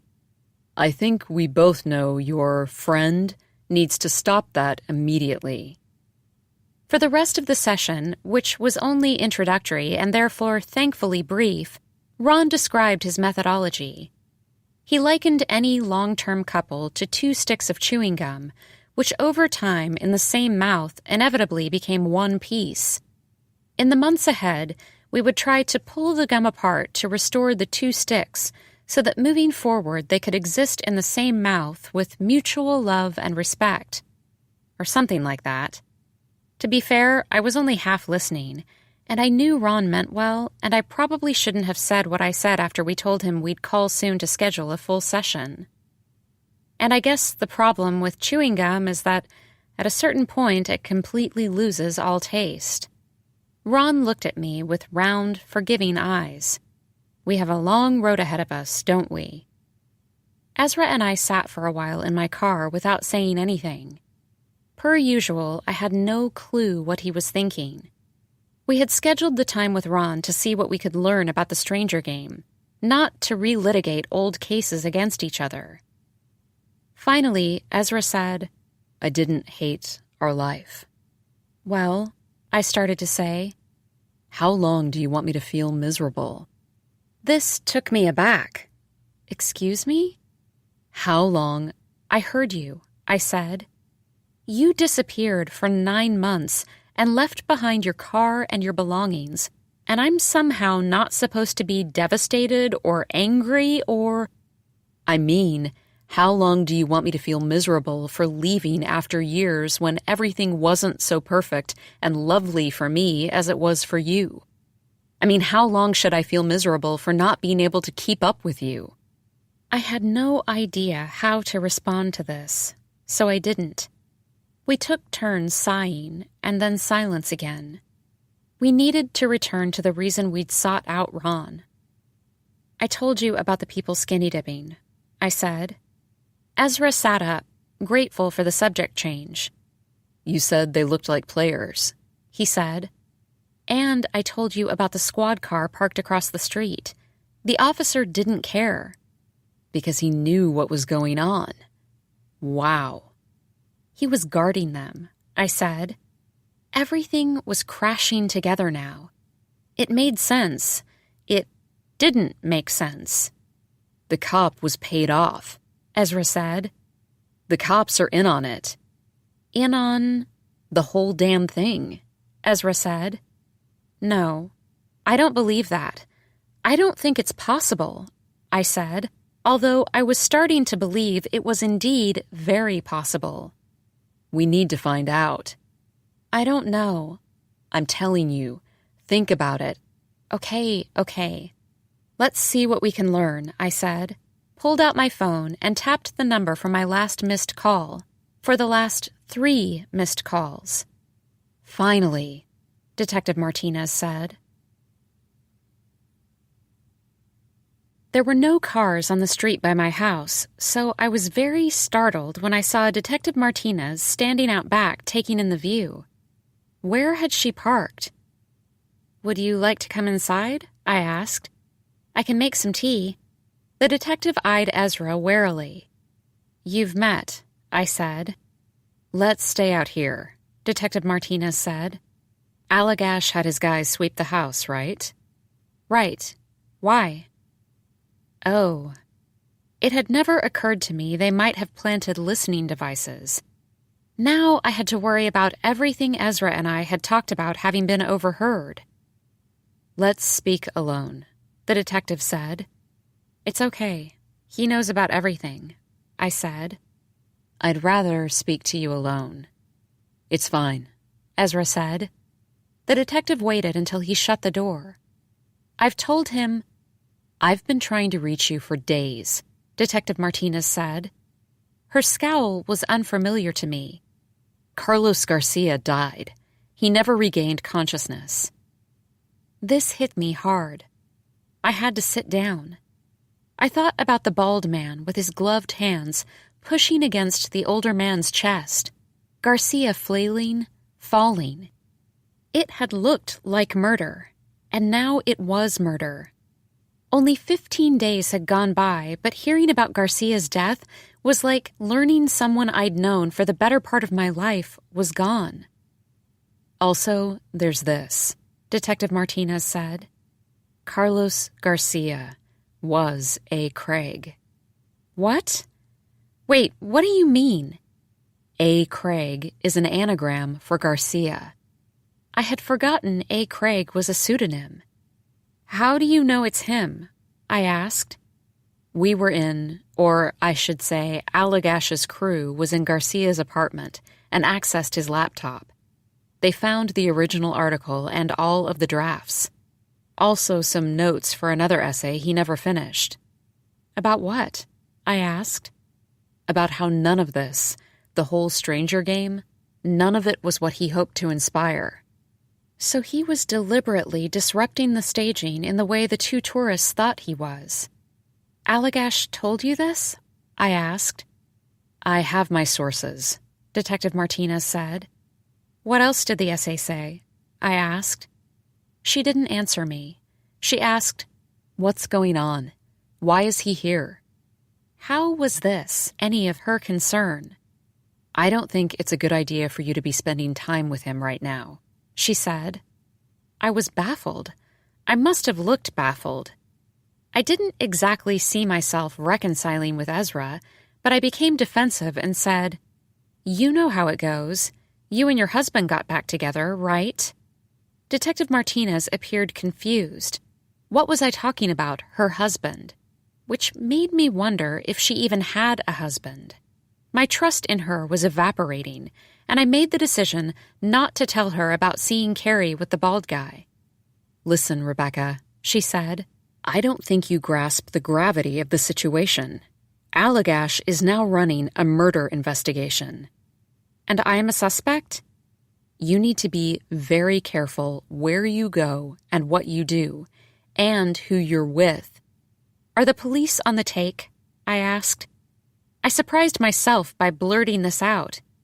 With the stranger game, helping players, stagers, trespassers. Is that something Ezra told you? Martinez asked back. Before I could put my question to her again, she touched her ear. I hadn't realized she was wearing an earpiece and said, Martinez, go ahead. Then she sighed. I guess it really was only a matter of time. I'm nearby. And to me, I need to go. What happened? She hesitated, but told me. 2 players breaking into the home of a stranger they were following had been ambushed and shot by the stranger, whom Detective Martinez speculated had faked his departure only to return right away. And the players who got shot? I asked. One dead. I don't know about the other, she said, and then she left. I was paranoid now about my house being bugged and made Ezra come outside so I could fill him in. Even then, I whispered. I had been so thrown off by Detective Martinez's revelations that I hadn't asked her anything about trespassers or how the police might be involved in the game. Ezra repeated his mistrust of her. There was something essential, something significant the detective wasn't revealing, and I couldn't say why. It was only a premonition, but I worried he might be right. I wanted to be alone to think. I said, Thanks for coming over yesterday, and again today. Ezra didn't move. I'll talk to you later, I said. I got you into this, he said, and I will see you safely out of it. You don't worry. After this is over, I will disappear again, and you can go back to not worrying about wanting what you want, or whatever you said. I didn't have the energy to fight him. I kept picturing Garcia, broken against the rocks, and felt defeated anew. It was much later that I read the notes for the essay that Carlos Garcia never finished, and which mysteriously ended up on the internet. 1. When I was young and striking out, I believed that my legacy would be a series of scholarly books and articles that advanced the understanding of a time and place, and which, with any luck, would direct the discourse for the generation that followed. But now I see that the things you leave behind are not very important. What is important is how you positively and affirmatively affect the people in your life. My students, my lovers perhaps, my colleagues, my friends. All the new people I met in my life, and maybe only knew for a day or two. For as long as these people were alive, they would carry me in their minds and hearts. After they were gone, they themselves would be carried in the minds and hearts of those whom they touched, and so on. But what a dark stone it is in my chest to know that I have adversely affected countless strangers who have looked at this thing I left behind and misread it and misused it, folding it inside out, this unknown, unseen, thrill-seeking, anarchic mob that wreaks discord and distrust, that sows despair. If I had known any of this would happen, I would have kept my story to myself. 2. I stayed away much longer than I would have predicted, resigning my position at the university in order to work as a night manager at the Desert Inn, eventually becoming the day manager and volunteer tour guide. I made the coffee in the morning and set out the breakfast buffet. I drew arrows on maps. I chatted with the guests who came and went, playing board games with them in the afternoon, sometimes sharing whiskey with them at night. They were transients. I was the fixture. This suited me. And my folly was ignoring any and all news from the city. One day, guests who were traveling across country told me about being in the city with friends. They went on a hike. There was some kind of scene they witnessed, 2 people arguing, becoming physical. Someone in their group wanted to call the police, and someone else decided to intervene right then. I wasn't sure why it was important for the guests at the inn to tell me about this until they explained it was all a hoax. The argument and the fight put on just for them, all paid for by their hosts, likely a tidy sum for it, although the guests only found out about this by accident later when the hosts had been drinking. I was lost, and so they explained they were playing the Stranger Game, and I had to ask what was the Stranger Game, and then try to understand its scope and how any of it got started. Once illuminated, I had to excuse myself and went into the office and started to look the whole thing up. I could barely breathe. I do not recall another moment in my life when I have felt as fevered with shame. 3. Denial that this whole phenomenon was born from my essay. Then anger, etc. Then accepting this to be the case. More research, the same cycle of feelings. Utter bewilderment, utter disdain. Would someone else in my position be amused? Not care? Say, oh well, and continue living life as life was being lived? 4. I could not remain idle, so I returned to the city. First, I needed to survey what was going on, then figure out how to stop it. Intervene, interfere. But how exactly? When you never intended to be any kind of prophet, and when you have lost complete control over what your words mean, how do you get people to listen to you? We became trespassers. This was Ezra's scheme for how we would get inside information on the game, although I wasn't clear what we were going to do with what we gleaned.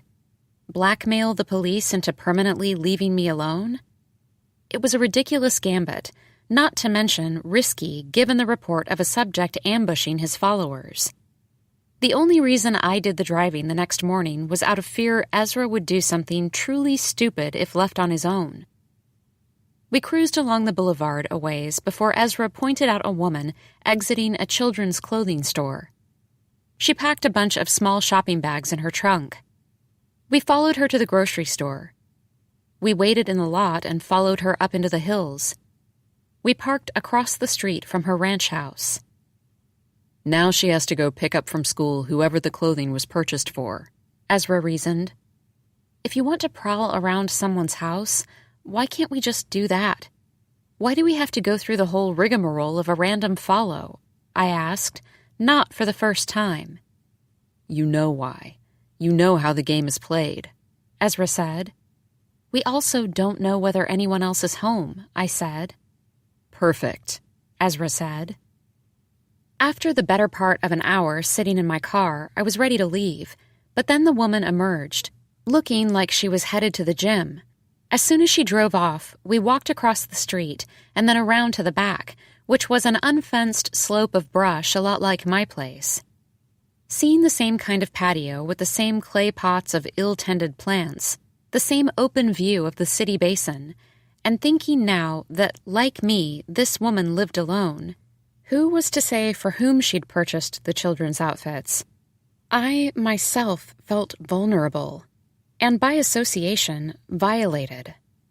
I wanted to turn around. Ezra, however, was checking sliding glass doors and windows to see if any would open. He cupped his hands around his eyes to peer inside. I stood back, the lookout, although Ezra wanted us to get caught. Someone is putting together a jigsaw puzzle on the dining table, he said. The borders are done. Ezra, I don't like this. Let's go, I said. No, wait, he said. No one is going to report us. No one can see or hear us back here the way this house is sited.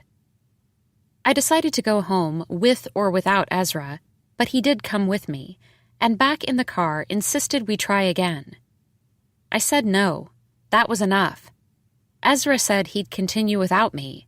I told him to go ahead, but then I neither dropped him off nor relinquished my car keys. The weather was wearing me down. The wind rushing in from the east shrouded the sky in a jaundiced scrim. Everybody knew crime rates went up when the air became this dusty and motionless and hot. Our recklessness almost seemed sanctioned. We followed a man picking up 2 young kids from a dance studio, but after pursuing his minivan a while and after watching the man, presumably the father, swing by a playground and retrieve more children, we decided instead to track a woman also collecting young kids. She drove along residential streets to a house where she and the children all filed inside. We waited, but it didn't appear anyone was going to come out again. Back on the boulevard, we tracked a man moving through errands, the dry cleaners, the hardware store, but he didn't head up into a neighborhood. He parked in front of a cafe where he sat at a sidewalk table and was joined by a woman whose parted curtain of long hair and round sunglasses made it difficult to measure whether for her part what appeared to be a date was going well. I said it was a date. The man's posture was stiff at first, straight, but then he leaned in. He was laughing at something, shaking his head, oh my. Ezra read them as old friends who hadn't seen each other for a long time. In any case, they lingered, and I didn't find them terribly fascinating, but we kept on watching. It's Monday, I said. Don't these people have jobs? I was one to talk. Ezra ignored me. Eventually they paid their bill and the man got back in his car, the woman in hers a few spots away. He pulled out into the street slowly, waited for her, and she followed him. We trailed them up into a nearby neighborhood, and while the man pulled into a driveway, the woman remained parked on the street, the engine running. The man dashed in the house with his dry cleaning and then popped out again moments later. He got in the woman's car, and then they were gone. One more time, we went around to the rear of the house. The properties were narrower on this street, the neighbors closer. I was surprised to find a neat rectangular pool occupying most of a flat backyard. The house was all wood vertical siding in front, but glass in back. We could see the master bedroom, the unmade bed. The television over the living room fireplace was twice the size of the hearth. Ezra kicked off his shoes, tugged off his socks. I was afraid he'd shrug off his jeans next. He did. You're kidding, I said. It's like when you saw the trespassers the first time, he said, and with his back to me pulled off his shirt. "The only time," I said. "Wait, keep your—" Too late. He stepped out of his boxer briefs. I tried not to look at him. I looked at him. He dove neatly into the deep end and disappeared underwater. I watched him swim a slow lap, the water sliding off his back and butt. It was difficult not to stare, to see him naked like this, to think about the last time we were intimate. What happened after that? Ezra had always been so at ease with his body in a way I wasn't. It was an early gift, the way he made me comfortable around him, appreciated, sexual. I would have to say, after we split up, I'd lost that unself-consciousness, being around other naked bodies. I waited until he was swimming away from me before hastily stepping out of my jeans and throwing off my top. I climbed down the ladder into the pool. My underwear clung to my body, revealed everything anyway. I reasoned that if the man returned home with his date, or if the police did come, I would preserve some modesty. Or maybe I tricked myself into believing that technically I wasn't completely naked with Ezra, but why was I in the water at all? I remained submerged up to my neck in the deep end while Ezra kept swimming. The pool was lined with dark stucco, making the water dark too. Our bodies, by contrast, appeared to glow. Ezra's farmer's tan made him look like he was wearing long gloves. Even as an adolescent, I had never done anything like this, but I knew Ezra had. For a moment, I forgot why we were doing what we were doing and simply felt, young. Ezra swam over to me and slapped his hands against the surface. "Hey," I said. "Be nice." He wanted to make noise and splashed more water, but why would the neighbors suspect that we were trespassers? The splashing could be coming from the man who lived here or his guests, us in this case, friends given access on a warm day near the solstice. When I came back up for air, Ezra was close to me. The waves we made bobbed up against the coping. He seemed sober to me now, like something serious needed to be said. I didn't want to hear it, so I swam over quickly to the ladder in an efficient freestyle and got out. How foolish I felt putting my clothes back on without toweling off. My clothes immediately soaked through. "We can dry off first in the sun," Ezra said from the pool. Barefoot, I headed back through the gate and out to the front. I'd forgotten my shoes, but Ezra appeared moments later with them. His drenched shirt and pants clung to his narrow frame. At my house, I threw our clothes in the dryer, and we took turns in the bathroom, and while Ezra was in the shower, I did something I shouldn't have done, and never had done while we were together. Ezra had kept a journal since he was a teenager, and I knew I would find his current one in his shoulder bag, which I did. I wasn't sure what I was looking for. Maybe simply an entry that might reveal what he'd been thinking about since returning to the city. I didn't read anything, though, because in quickly flipping the pages, I noticed sketches instead. He'd said a colony resident had taught him some drawing basics. There were rough outlines of elderly oaks, and he said he'd been drawing from memory. He had. I found pages of very linear but very accurate drawings of me. Me in an armchair reading a book. Me staring out the window. Me looking at him, presumably, my hair longer than it was now. I didn't think anyone but me would recognize myself. Technically, he wasn't that sharp. But that wasn't the point. He'd said I'd been in his thoughts, and here was proof. I slid the journal back into his bag when I heard him turn off the shower. Ezra borrowed a hotel robe, which fit him fine. We didn't say much. I wanted to open a bottle of white wine, which made me remember the one time, the only time, we'd committed a crime together in the past, a misdemeanor. I had to dig around in the back of a kitchen drawer, but found the waiter's corkscrew we'd lifted, that I'd plucked from a bin and slid into Ezra's jacket pocket. It had a red handle, embellished with a gold fleur-de-lis, the fleur-de-lis mostly worn away. I showed it to Ezra, who didn't recognize it at first. Then he grinned. "You still have that? Wow," he said. "That's from one of those early drives up the coast." We brought a bottle from home but forgot the corkscrew. Classic. And we were in that town, in that knick-knack gewgaw gadget shop. But I guess we'd left our wallets. "Oh, we had the cash," Ezra said. "It was more for the thrill that you took it. You looked at me and winked and grabbed it." But it was in your coat when we left the store, I said. "True," Ezra said. "We were thieves together." So wild. I wondered if his memory of that road trip matched mine. The high bed at the inn, the fraying quilts, the noisy ocean, the salt in the air. This was long ago now. Aging suddenly seemed unfair. We drank the bottle of wine, had scrambled eggs for dinner, drank half of another bottle.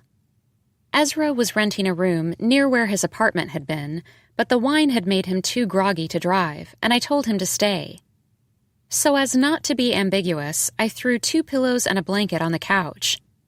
From my bedroom, I tried to listen to him breathing, but all I heard was wind in the scrub, knocking around chimes blocks away. I slept poorly, barely slept at all. I pictured the bald guy bringing his hands up in the air, setting them squarely against Garcia's chest, and Garcia's expression when he realized he was falling back, the roundness of his brow, of his mouth. Why? In the morning, I had to ask, is this about justice for you, about Garcia's death, or is it more about getting back at Carrie? "Both. Neither," Ezra said. "I don't know." The way he was looking at me then, or rather, not looking at me and instead staring at the floor, pained, apologetic, I suspected what he wanted most was to make everything right by me. "We could call the police on ourselves," I said. "We cannot report our own trespassing." "Why not?" "We have to look like the real deal," Ezra said. "or we won't find out anything." "Fine," I said, but I set new terms. We could claim we were playing the stranger game, but no more actual random follows. No more chance. We set out on foot on a street that wound down from my house, and it didn't take long to latch on to a morning dog walker. Although we were technically still in my neighborhood, I knew neither the slender man fixated on his cell phone nor his slender hound, who stopped every 5 feet to sniff the ground. Maybe the dog truly was interested in all of the trash cans, car tires, and dewy weeds he needed to smell, but equally likely, he wanted to forestall the inevitable, being left alone for the day. The man tugged the dog along at a certain point and picked up the pace. He wasn't inside his house for long before he left again, briefcase in hand, and drove away. We hoped the dog would see us around back and bark. No such luck. He paced back and forth along sliding glass doors and whimpered and wagged his tail when we tried to open it. Freedom wasn't coming. Sorry, dog. The patio had a built-in barbecue, its lid thrown back. We could start a fire on the grill, send up smoke signals. Ezra lay back on a wicker chaise and looked amused, watching me bounce around, looking for an alarm we could set off. But to do that, we'd probably need to break a window and get inside. My insomnia had left me a little delirious. I was on my knees trying to find a stone in the shallow herb garden to hurl, but then the thought of the broken glass and the dog padding around gave me pause. Ezra was giggling. This went on a while. "What's so funny?" I asked. "You should see yourself. You—" When he stopped mid-sentence and sprang up, I looked where he was looking. 2 police officers were standing by the gate, each with his right hand hovering over his holster. We would never learn if the neighbors spotted us and called, or if the homeowner returned and saw us, or if someone else had been in the house. I was standing, hands in the air. So was Ezra, although no guns were drawn and neither officer had instructed us to assume this posture, so in effect, we were professing our guilt unprompted. Mind telling us what's going on? One officer asked. I started to answer, "We thought—" I was nervous. You thought what? The second officer asked. When Ezra lowered his hands, the first officer said, That's okay. Why don't you keep them up for us? This cop looked familiar. It was possible he'd been part of the crew removing Carrie's belongings from my house. We're players, Ezra said. We heard that there's protection, I said. The officers glanced at each other. We don't know what you're referring to, the first officer said. I put my arms down, and so did Ezra. Neither officer told us to put them back up. I tried to bluff my way through this. We were only trying to take the stranger game to the next level, and this was something we'd heard rumors about. Were we mistaken that the police were not opposed to this kind of recreation so long as no property was damaged and no one was hurt in the process? The first officer nodded at the second officer, who stepped back through the gate toward the street. Did you hire a tour guide? The officer asked. A tour guide, Ezra said. You have to clear it first, the officer said. And pay the fees. Oh, I said. That makes sense. We're so sorry. We didn't know. How much usually is it? Ezra asked. The officer said all costs and such were set by the tour guide. We'd have to speak to one directly. Right now, you'll need to leave, he said, and opened the gate. We can let this go. Next time, make arrangements first. Ezra and I walked in front of the officer out to the street, where the other officer was smoking a cigarette. How do we find a tour guide? Ezra asked. Again, the two officers exchanged glances. The second one chuckled, and the first officer shook his head and laughed at something too. He pulled out a citation pad, ripped off a blank ticket, and wrote an address on the back.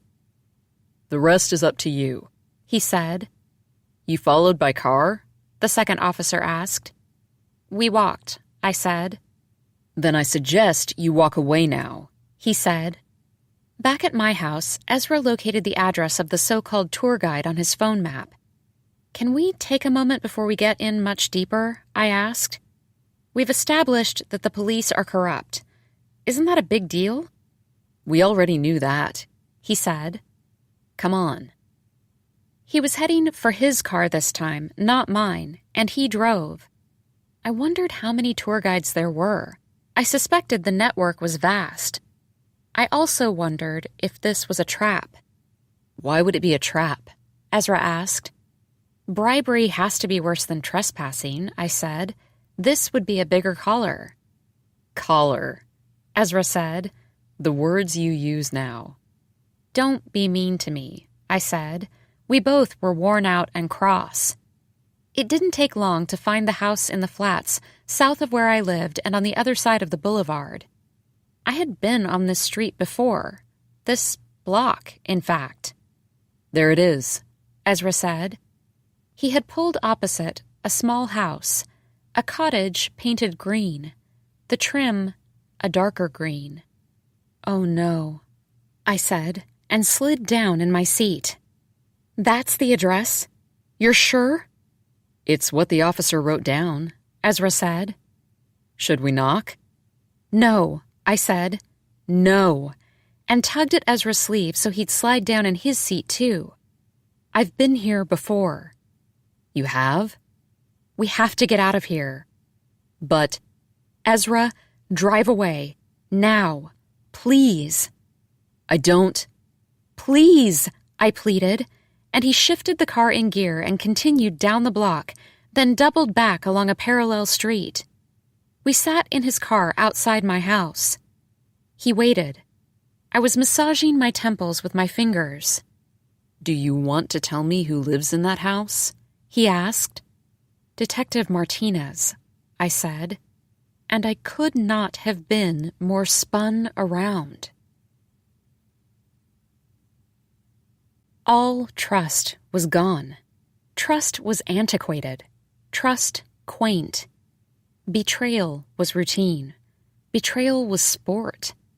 I vowed never again to allow myself to be so deceived.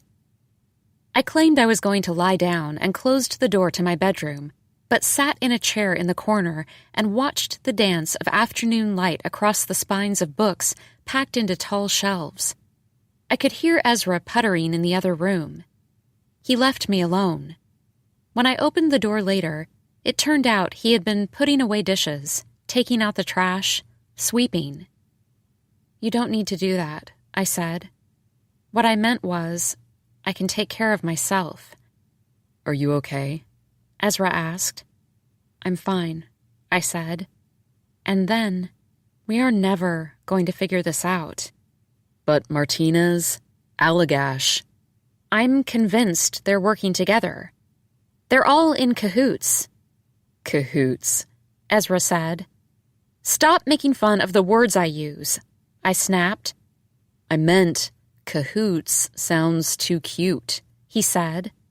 "Anyway, I'm done," I said. "What do you mean done?"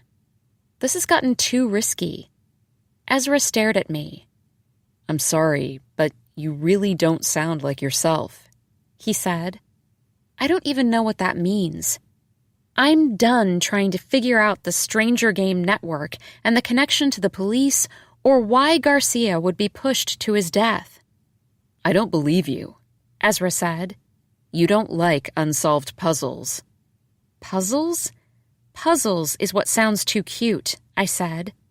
While I was in the bedroom, I decided to go into the office tomorrow. I've been gone long enough. "Really?" Ezra said. I talked to Rick the other day, and he said that if I'm in better shape, he thinks I should return. Everyone agrees. "I don't believe you," Ezra said again. "So you keep saying. I'm out of cash, and I need to go back to work." This was almost true. Then I added, "And I'm sure you need to find a job too." Ezra was at a loss. "I need to get ready for tomorrow," I said. He didn't move. "Alone," I said. "I'll call you later." "You don't need to." "Tomorrow." "No need." "When can I see you?" he asked. I didn't answer him, so he stepped forward and drew me into a defiant hug. I didn't embrace him with the same passion. My hands rested on his shoulder blades. He didn't let go. My hands slid down to his middle back, 2 ridges, a straight river running through the dell between. His breath warmed my neck. He let go first.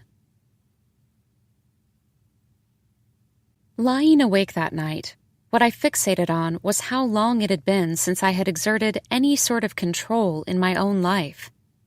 I needed to take charge, although I knew Ezra was right. I didn't sound like myself, and by extension, I wasn't behaving like myself either. Some bolder, truculent version of me was at the wheel the next morning when I drove up to the police station near the park and told the sergeant at the front desk I wanted to speak with Detective Allagash. The sergeant gave me a once-over. "And you are?" she asked. There was something about her narrow face. I'd seen her before, but out of uniform. How did I know her? I gave my name and said, "He's expecting me," because, in a way, I thought he was. I didn't recognize Detective Allagash at first because he'd shaved his mustache. His face looked so blank, like a sundial at noon. He ushered me into the same room where I'd been brought 17 days earlier. "I'm surprised to see you," he said, jovial, like we were old pals. "How have you been? How can I help you today?" He threw me off by being so affable. "I'm wondering why you haven't questioned me again," I said. Detective Allagash feigned surprise. "Questioned you?" "You said you would be wanting to talk to me again." The detective stroked his upper lip, maybe not yet used to having no hair there. "Is there something in particular you'd like to tell me?" he asked. "No," I said. "But when you were at my house, am I under investigation for murder?" I couldn't tell whether the detective was amused or confused. Would you like to amend your statement? Is that why you're here? He asked. No, I said. I was under the impression that you were investigating me. He leaned in. And why do you think that? Who told you that? The detective himself had instructed me not to leave town without telling him. It had certainly sounded like a threat. Never mind, he said. I am pretty sure I know who gave you that idea. What about Carrie? I asked. I can't really comment on an open case. What about the bald guy? Who? The detective asked. He was playing me. As I said, I can't comment. But I will say it's been several weeks since the event, and as you might imagine, the longer we're out there, the colder the trail gets. This was his way of telling me they were burying the case, wasn't it? I was certain now that he was involved with the tour guides, with who knew what else, and for whatever reason, he didn't want Carrie connected to what had happened to Garcia, and all trace of Carrie had been erased. Can I make a suggestion, Ms. Crane? Why don't you go home and try to move on? You need to accept that we don't always solve every crime. Why don't you go home and get on with your life? I'm not sure I can, I said. Try, Detective Allagash said, glaring at me, and he did not look so amiable now. I didn't know what I had expected to discover, and on the way out, I studied the sergeant behind the front desk. She looked up, then back at her monitor. Oh no. I recognized her now. She was the stager who worked with the bald guy, the first time wearing a wig, the second time with her hair in a ponytail the way it was now. And she was a cop too? I was a little shaky, but my next move had to be to confront Detective Martinez. I drove to her precinct house. Here, the officer at the counter told me that the detective wasn't in today. When I asked when she'd return, the officer said that wasn't information he could share. Then I'll drive over to her place and see if she's there, I said, except I hadn't meant to say this aloud, and the officer asked for my name before I left. I was probably lucky a squad car didn't trail me when I drove to the detective's house, where no cars were parked in the driveway, and from which no dogs could be heard barking when I knocked on the door. I wasn't about to give up, and decided to cruise the neighborhood, rehearsing what I'd say when I found her, that I knew she'd only pretended to be my ally, that she was just as corrupt as every other cop on the force. I headed over to the hardware store where I'd once run into her, but she didn't emerge. This was ludicrous. I was ludicrous. Did I really think I could express anything to her other than how confused I was? After the hardware store, I wove in and out of blocks for an hour with no real strategy. Eventually, it occurred to me where I should go, and I curved around the reservoir past the dog park where, lo and behold, I spotted the detective wrangling her two big woolly dogs. It appeared she was trying to separate them from a retriever in whom they'd both taken an interest. Even from across the street, I could hear Detective Martinez yelling, "You stop! You stop!" She was out of uniform but wearing police-issued sweats and t-shirt. Eventually, she guided both dogs into the back of her square sedan, which I guess she drove around even off-duty. I knew that Detective Martinez, of all people, was probably especially good at knowing when she was being followed, so I hung back several cars behind her on the boulevard to avoid detection. 10 minutes later, she turned a corner and glided into her driveway. Right as I was about to turn onto her street, too, I noticed a white car parked in front of her house, so I pulled over. I had a good angle on the detective's front door, however, and I could watch her let her two dogs inside, only to turn around to face someone shouting that he wanted a word with her. It was Ezra. Ezra, getting out of his car and heading up her front path. Of course, he and I had the same rough plan to confront her. Because the detective was holding open her front door, her dogs poured down the stoop again and simultaneously peed on the browned-out lawn. The detective snapped her fingers twice, and they obediently trotted back inside. She did not ask Ezra in. I could watch but not hear them. Ezra's gestures were large, his hands going up in the air at one point as if he were throwing confetti. The detective was letting him rant, but shaking her head from side to side in disagreement. It was hard to tell, but I thought that even she was going to lose her cool. Then she scratched her head and, it looked like, asked Ezra a series of questions, to which he didn't react well. He was shrugging, throwing his hands up in the air again, exasperated, and when he jabbed his finger toward her chest, she grabbed his hand and held it in front of her a moment like a captured spider she wasn't sure she should release or kill. She said something that Ezra didn't like the sound of. I noted the way his shoulders sloped, and when the detective released his hand, he let it fall to his side. She went inside and shut the door. Ezra didn't step off her stoop at first. When he did walk back to his car, I ducked low. I didn't think he saw me. He leaned forward and rested his head against the steering wheel. He turned the ignition, which I took as my cue to execute a swift U-turn and drive away. My foray had been pointless. I'd determined nothing, and if I wanted to know what Ezra had found out, I'd have to reach out to him, which I wasn't going to do. Sitting at a stoplight, I screamed in frustration. Now what? Now what? I arrived home to find a handwritten note tucked into a small white envelope and taped to my front door.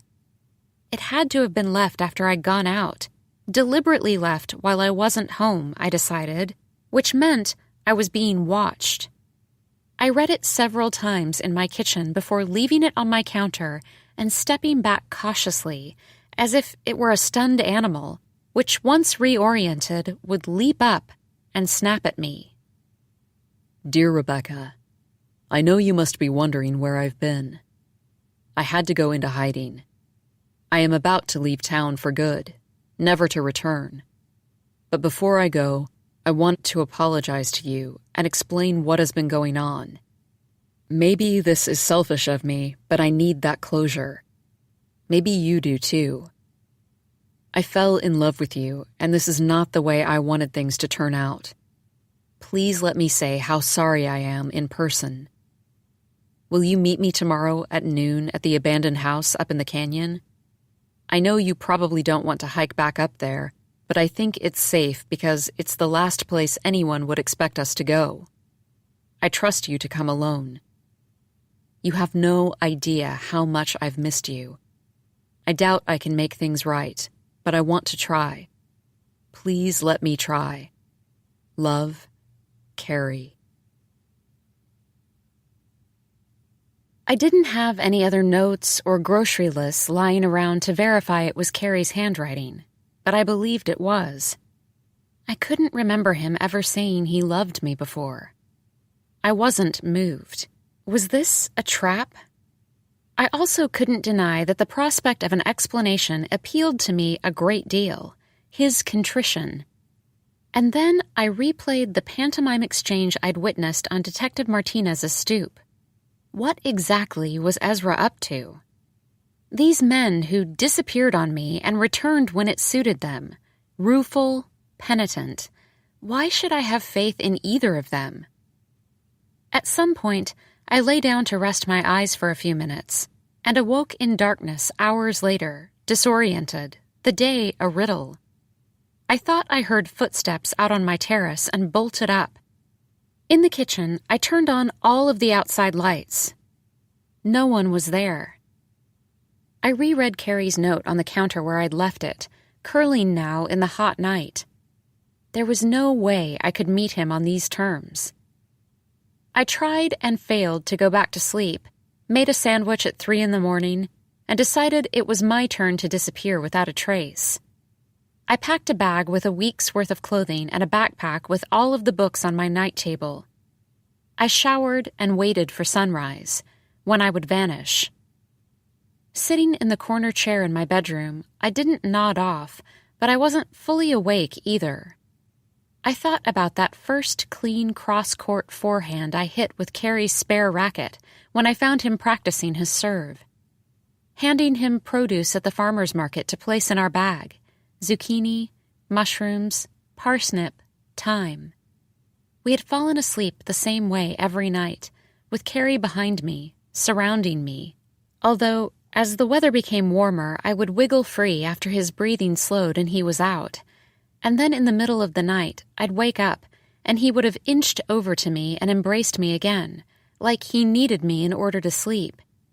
He could not have been acting the entire time. There had to have been a turn, and this was what I most wanted to know. When was the turn?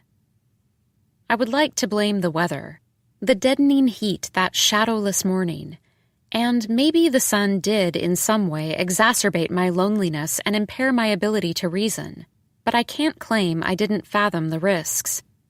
Here in front of me was a trial, and arrogantly, I believed I could get through it and be stronger, and then break back into being who I wanted to be in life. I don't know that I will ever be able to explain why, instead of tossing my bag and backpack in my trunk and driving out of the city, I calculated how long I would need to drive up to the park and hike up to the abandoned house in order to arrive precisely at noon. There were a few cars in the parking lot, none that I recognized. No one was out playing tennis, nor hiking for that matter. No one was ahead of me on the trail, the sun too white. I didn't think to bring a water bottle or a hat. I heard footsteps again, behind me now, and I looked around. I kept looking around the entire way, but I was only hearing the crunch of dry grass beneath my own boots. I picked up the pace. Maybe I could get there first. Yes, I should have worked it out to get there first. Say what you have to say, and then I never want to see you again. Say what you have to say, and then I want to have crazy, crazy sex right here in this empty house, and then I never want to see you again. Say what you have to say, and then I want you to drive with me out of the city. No conversation, no destination. Everyone dreams of living an improvised life. Let's do it. A new padlock had been inserted into the warped fence, making it impossible to shimmy through. Police tape had been wound around the gate as well. I climbed it and straddled it briefly before landing hard on the other side. I didn't want to go back through the house, so I took the exterior stairs down to the terrace. And there he was. Unshaven, his hair a mess. Wasn't he too warm wearing a hoodie and jeans? He was standing at the edge of the terrace with its unfinished wall. I stood at the bottom of the stairs, one foot on the bottom step, half arriving, half exiting. "You came after all," he said. "I wasn't sure you would." When I pictured Garcia falling right where Carrie was now standing, I thought I might faint. "Are you alone?" he asked. "I am," I said. "Hello." "Hi. Can you come closer?" he asked, but I didn't move. "Please?" I took 2 steps forward. Say what you have to say. "Oh, Rebecca, I'm so very sorry."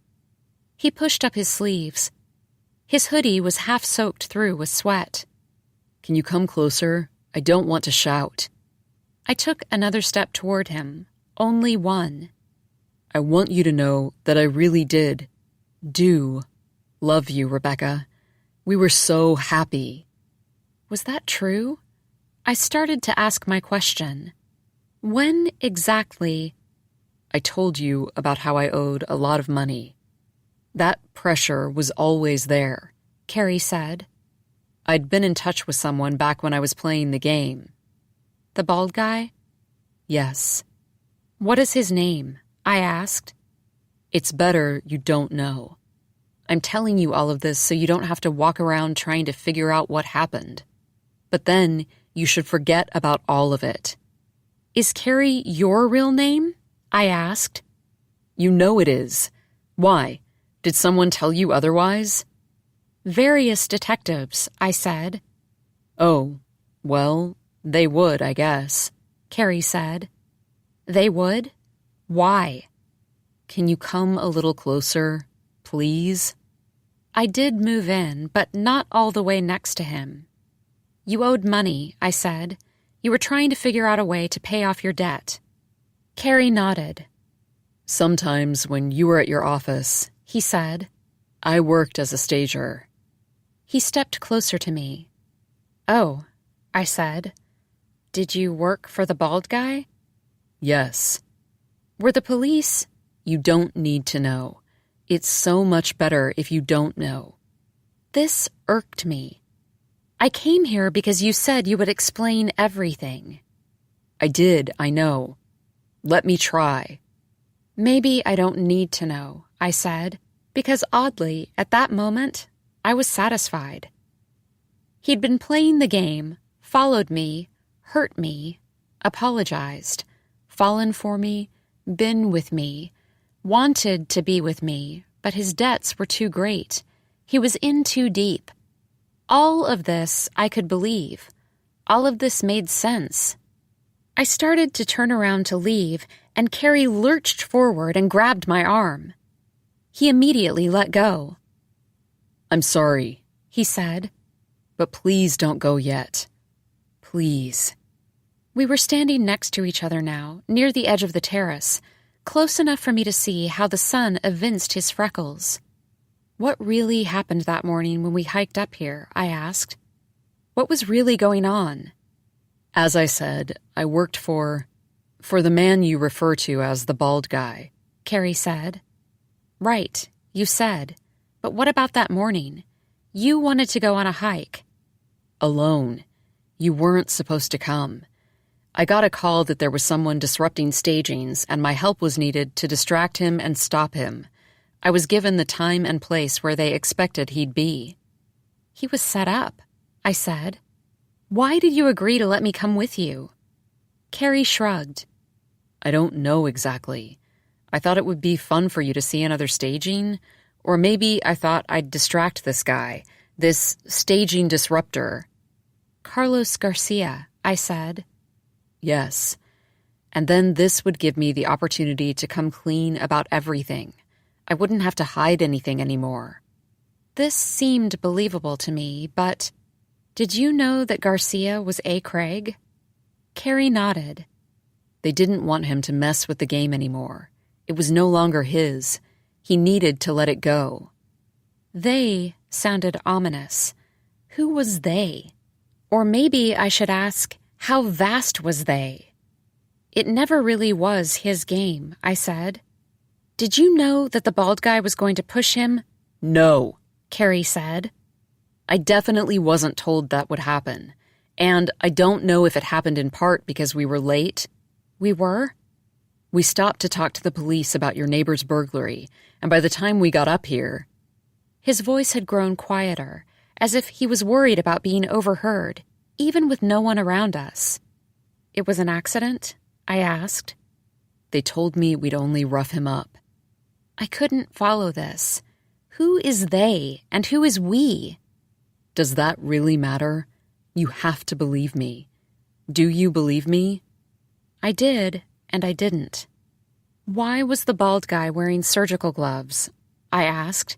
Because maybe he hadn't intended to kill Garcia, but he did plan on causing him grave harm and didn't want to leave a trace. Carrie stared at me, his eyes darting left to right. What did this detail mean to me? Where was I going with this inquiry? I didn't think they would push him. You have to believe me, he said again. But they did. Then there was Allagash removing Carrie's things from my place, pushing his investigation, threatening me. But when I saw him again, he was all lackadaisical about the prospects of closing a murder case. Maybe he wanted to erase any connection between the bald guy and Carrie. Carrie was either lying to me or didn't understand with whom he was involved. Unless...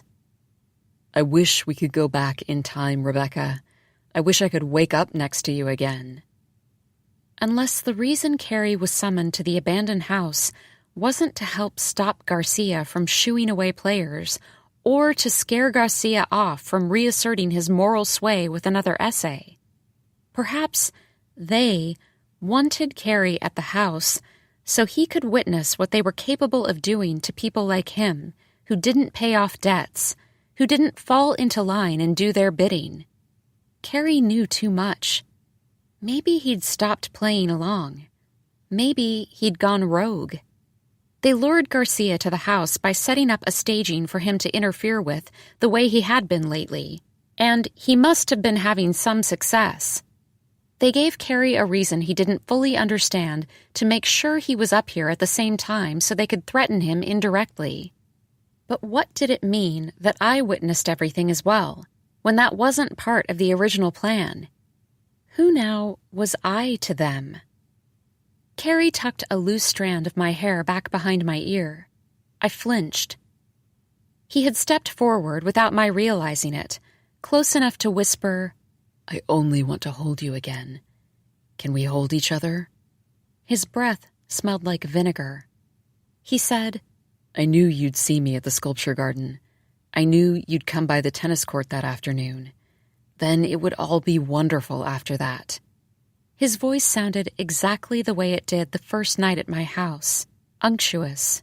Creepy. "Your sweater. You didn't see me. You never saw me? Maybe then I do win." Here he was, who he had been all along. "I thought you had to go into hiding," I said. "That's what you said in your note." "I did. I do." He leaned in to kiss me. I leaned back. "Then why were you out in the open, meeting with the bald guy at a sidewalk cafe?" I asked. Carrie straightened his back. He started to say something and didn't. "You were in public." "So nothing would happen," Carrie said. "Nothing would happen at a cafe with everybody watching." He was afraid. He had been successfully intimidated. "What were you arguing about?" I asked. Carrie grabbed my forearm again, this time not letting go. It was not affectionate. He gripped it tighter and tugged me toward him. When I tried to pull away, he held on. "What were we arguing about?" "Well," he said, "I said I had a lot of information he probably didn't want widely known, but he didn't exactly like being put in that position, and so he turned it around on me. He said, 'If you fix things, then we'll wipe the slate clean.'" "Let go," I said. My wrist was throbbing. He was speaking in abstractions and cliches, and I didn't know what he meant. Or maybe I did. "If you fix things." "I wasn't supposed to bring you that morning, but I did," Carrie said. "And Allagash, oh, he wasn't too pleased about that." "Let go." But I told him not to worry. I convinced him you wouldn't be a problem. The more I tried to wriggle free, the tighter Carrie's grip. It felt like he could snap my wrist. "But you had to go to him yesterday, didn't you?" he said. "Now look where we are." As I tried to pull away again, my feet were slipping on the dry, dirty slate. "Rebecca?" This call echoed from inside the empty house. Both Carrie and I pivoted. Ezra emerged onto the terrace. "What's going on?" he asked, approaching us fast. "Let go of her," he said. Which Carrie did, and he took a step away from me, reached around toward the small of his back, and pulled out a stubby black gun from his belt. It looked like a toy in his long fingers, like all he could do with it was start a race. Carrie pointed the gun at Ezra, and Ezra stopped halfway across the terrace. I had left Carrie's note on my kitchen counter. Ezra must have let himself in and found it there, but he wouldn't have let himself in unless he worried something was very wrong. "I told you to come alone," Carrie said. He let his arm fall briefly to his side, and Ezra stepped closer. Carrie aimed the gun again. Ezra stood still. Now the sun was a heavy cloth, dropping over all of us, pressing down against us. I knew then, with certainty, that Carrie's motives were malevolent, and that I couldn't believe anything he had told me, that he only wanted to seduce me into defenselessness. And then what? What had he planned to do? Ezra said, Get away from her. And he stepped forward again. Carrie straightened his arm, his gun trained on Ezra's chest. Ezra put his hands in the air. I surrender, but took another step closer. Put the gun down, I said, and Carrie aimed the gun at me instead, at my face. I held my breath. I took one step back at the same time Ezra took one step forward, and Carrie pointed the gun back at him. Ezra and I had a game we used to play when we were first together. How long could we conduct a conversation with improvised hand signals instead of speech? Would you like an apple? Yes, with some peanut butter, please. Maybe we should get another cat. I'm not ready for another cat. We should go to bed. I know, it's late, but read me another chapter, pretty please. Ezra stepped forward and I met his glance. The gun stayed on Ezra. Carrie took a step back. The gun was on me. I stepped forward again. Ezra did too. The gun was on him now, fixed on him. Ezra was looking at me, not Carrie, blinking. 1, 2, 3. And that was when I lunged forward and shoved my right hand flat against Carrie's sternum once, hard as I could, up at an angle, my hand landing squarely over his heart. Carrie stumbled back, his sneaker slipping on the slate, and he reached out to me to grab hold of me, but he couldn't, and took a second step back, except this time his foot had nowhere to go. He made no sound when he fell, and there was no sound when he landed on the rocks, already a ghost. No sound at all. 5. Even now, across the continent and in a different country, I will occasionally follow a random stranger. Not long ago, there was a young woman driving an old station wagon through a forest. It was very early, the fur line coming into view at dawn. I pulled into a rest stop when she did and only pretended to fill up my car with gas. I watched her unstrap a toddler from the back seat, lift him out, and set him on the ground. She knelt to wipe his nose and retie his sneakers. I could see the boy complain that now his sneakers were too tight, although it was possible he'd object to anything his mother did, like making him get out of the warm car in the first place, like driving all night. A little cloud of steam shot out from the child's mouth in the cold dawn. I wanted to roll down my window and tell him to pretend his breath was dragon fire. Were they on the run? From what or from whom? Unpaid bills, someone abusive, some other misery, or maybe, for good, solid reasons, a reunion, a new chapter in a new place. The mother rebuckled her son into the car seat and pulled his scarf up over his nose. She removed the nozzle from her gas tank and slipped in behind the wheel. The station wagon pulled back onto the highway. I let them go. Of all the people I'd followed, wherever I'd wandered, I found myself most melancholic when tracking mothers with young children. By now, I knew what emotions I'd work through, the specific grief for a life not lived, and maybe this was what drove those of us who had engaged in the game with any kind of fidelity. The desire to track anyone we suspected might be very much like us, but who occupied a shadow plane.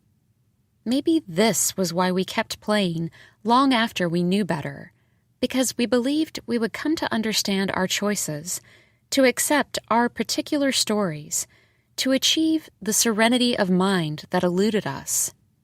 Maybe this, in part, was what sustained our addiction when we knew our chase would only yield deeper loss, heartbreak, alienation, death.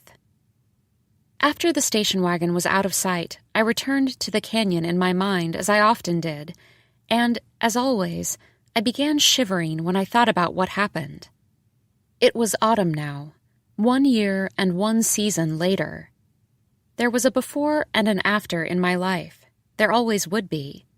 The fact that a man very well could have shot me or thrown me to my death did not change the fact that I had pushed him to his. I still expected to be held accountable. although that anxiety was beginning to lessen. Mostly what I worried about was whether the private penance I had chartered in the end really mattered. Would it be enough?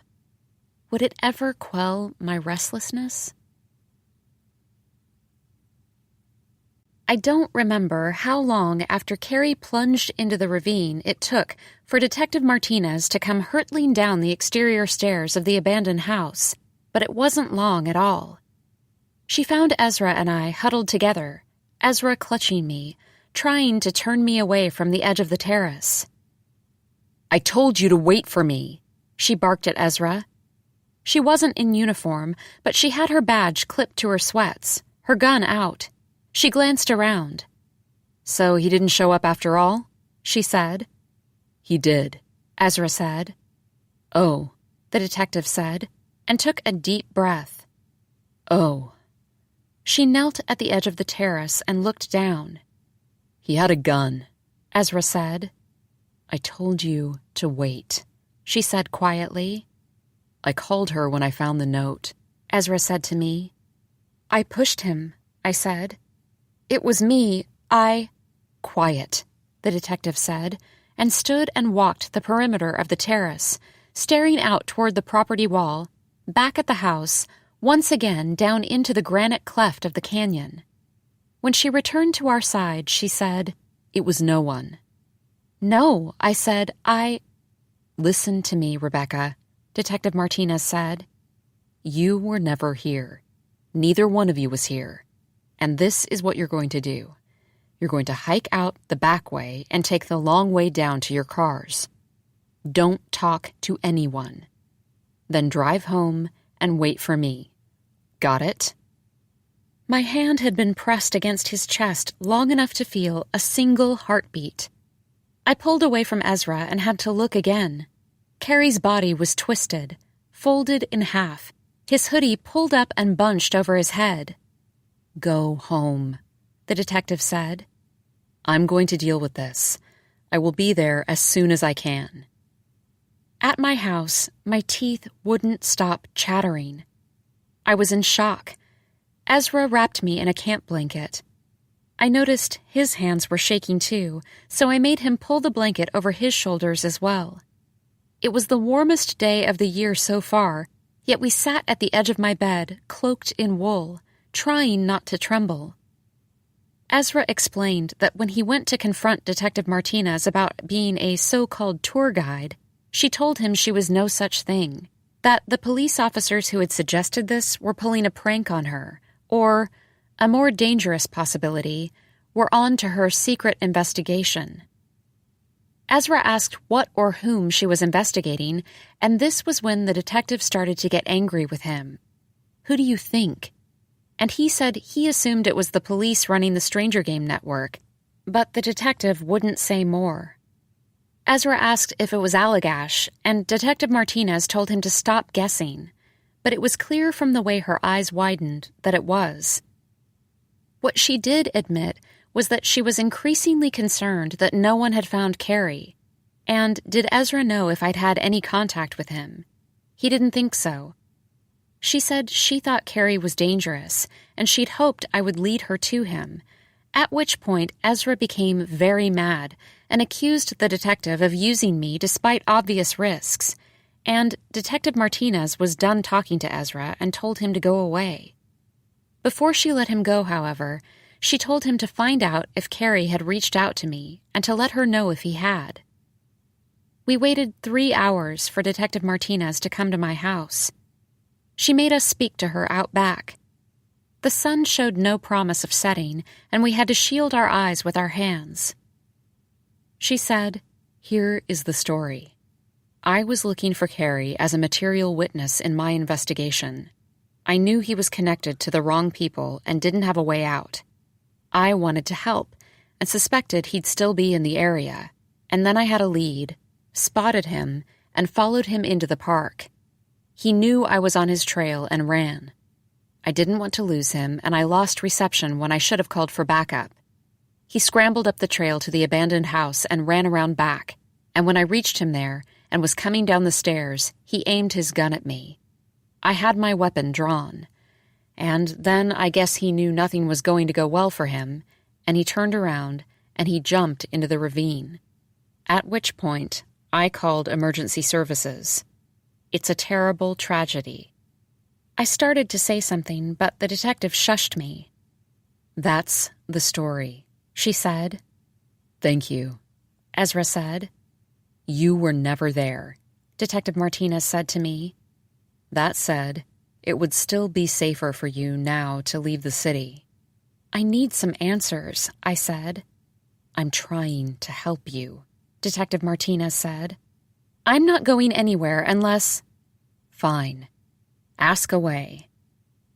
I wanted to know if what Ezra had told me about their conversation was true, and she said that the day after Garcia was pushed, she felt a line had been crossed. The police had been allowing all manner of stalking to go on, and they were providing cover for thrill-seeking burglars, even after 2 people got shot when the police didn't offer the protection they were paid to provide. They were collecting a few $100s here, 1,000 there, not extraordinary sums, but it added up. Citywide, they were raking in a lot of money. But now they were countenancing, maybe even facilitating cold-blooded murder. Detective Martinez wanted to collect the most damning evidence and make the best case to one of the good guy prosecutors who might still be around, and so she lied to me and said I might be a suspect in Detective Allagash's investigation, so I would need to find Carrie, and in doing so, lead her to him.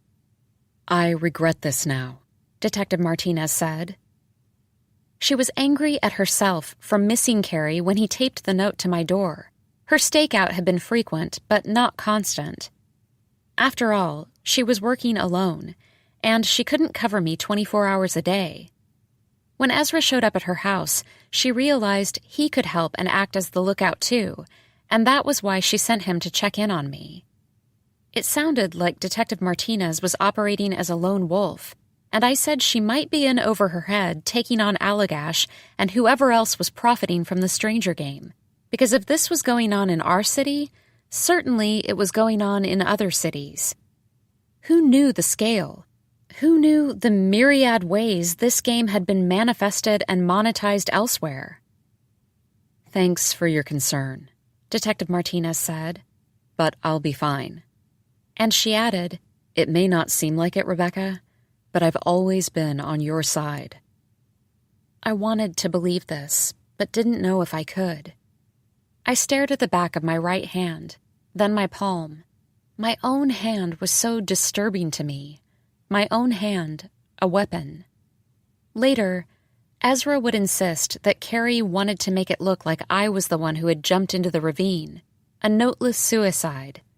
That either this was what he'd been told he had to do, or it was his own dark plan. It was possible he only wanted to frighten me so I would stop going around questioning the police. But then again, maybe Ezra was right. We would never know. I'll deal with Allagash, Detective Martinez said, but you need to leave the city now, Rebecca, and you should not come back. Ever? Ezra asked. The truth was that I wanted nothing more than to drive away as far as I could, but I was so confused about everything that had come to the surface, and my befuddlement probably came across as hesitancy or resistance.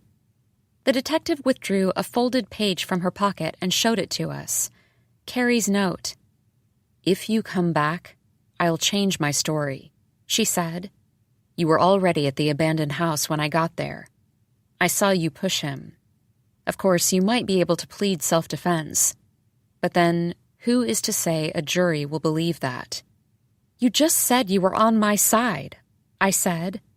I am, Detective Martinez said. You don't want to be in the city anymore, not given who else might come looking for you.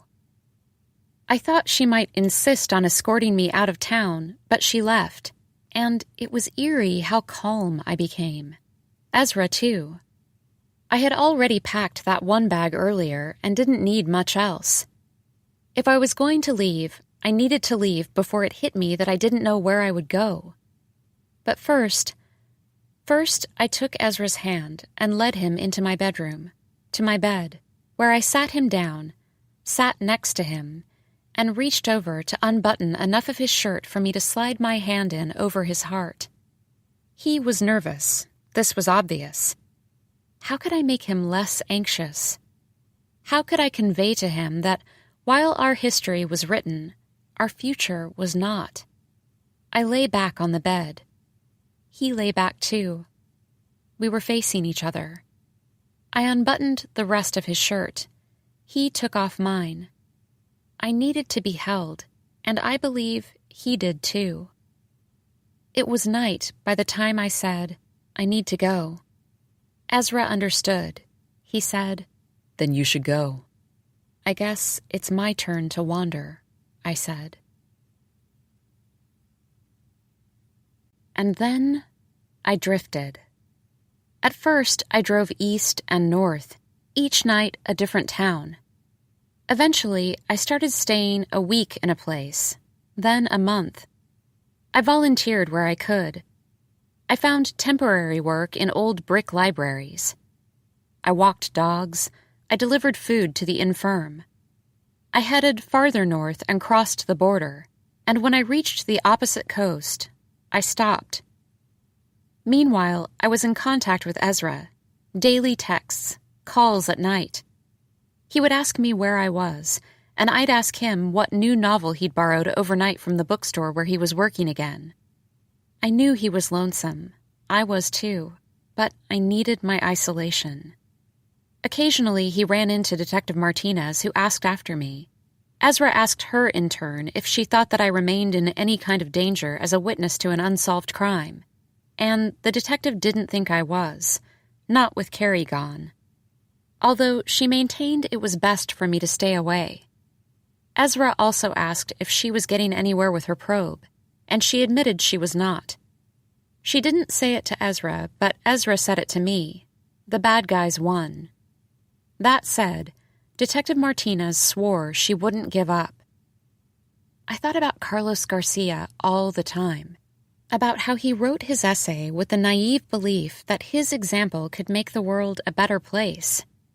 How rapidly and viciously he was misunderstood. How tragic he couldn't stop what he never meant to start. How unfair. How awful the cost. My inability to accept what had happened to him in part was what kept me out wandering, perhaps. Could I at least live according to his model and erase all alienation and achieve greater empathy? After I decided not to follow the woman with the young son any farther through the forest that autumn morning, I returned home to the old cottage I'd been renting, and I avoided the known creaks in the floor as I made my way back to the bedroom where Ezra was still asleep. After a year away, I had asked him to find a broker and put my house on the hill on the market, which he did, and it sold right away. He'd been living in my house, and he said he would rent an apartment, but I told him I had a better idea. I asked him if he would come to me. In bed, he pulled me toward him and moored me there, and I could tell he was half awake but didn't open his eyes. Later, he would tell me he wished I wouldn't slip out the way I did, that I wouldn't go on these drives, and I would point out that they were less and less frequent, which was true enough. As far as I knew, the stranger game continued to be played in our old city and everywhere else, and given its various iterations and corruptions, I could not imagine what form it now took, or what kind of networks facilitated how many daily invasions of privacy. No matter its traction, however, no fad could last forever. It would fade and be forgotten, but then what would replace it? Something, of course. Something likely darker. But what? The world was a world of strangers, and all anyone wanted, I had decided, was to be seen and to be known, truly known. So perhaps the boldest strike you could make against the stranger game was to see and to know one person as completely as possible. How could you draw a line connecting you and this one great love? How could you make that line indelible? When I turned to face Ezra, I could see his eyes were open, blinking at me apprehensively. I smiled until he smiled. "Be with me now," I told him. "Be with me."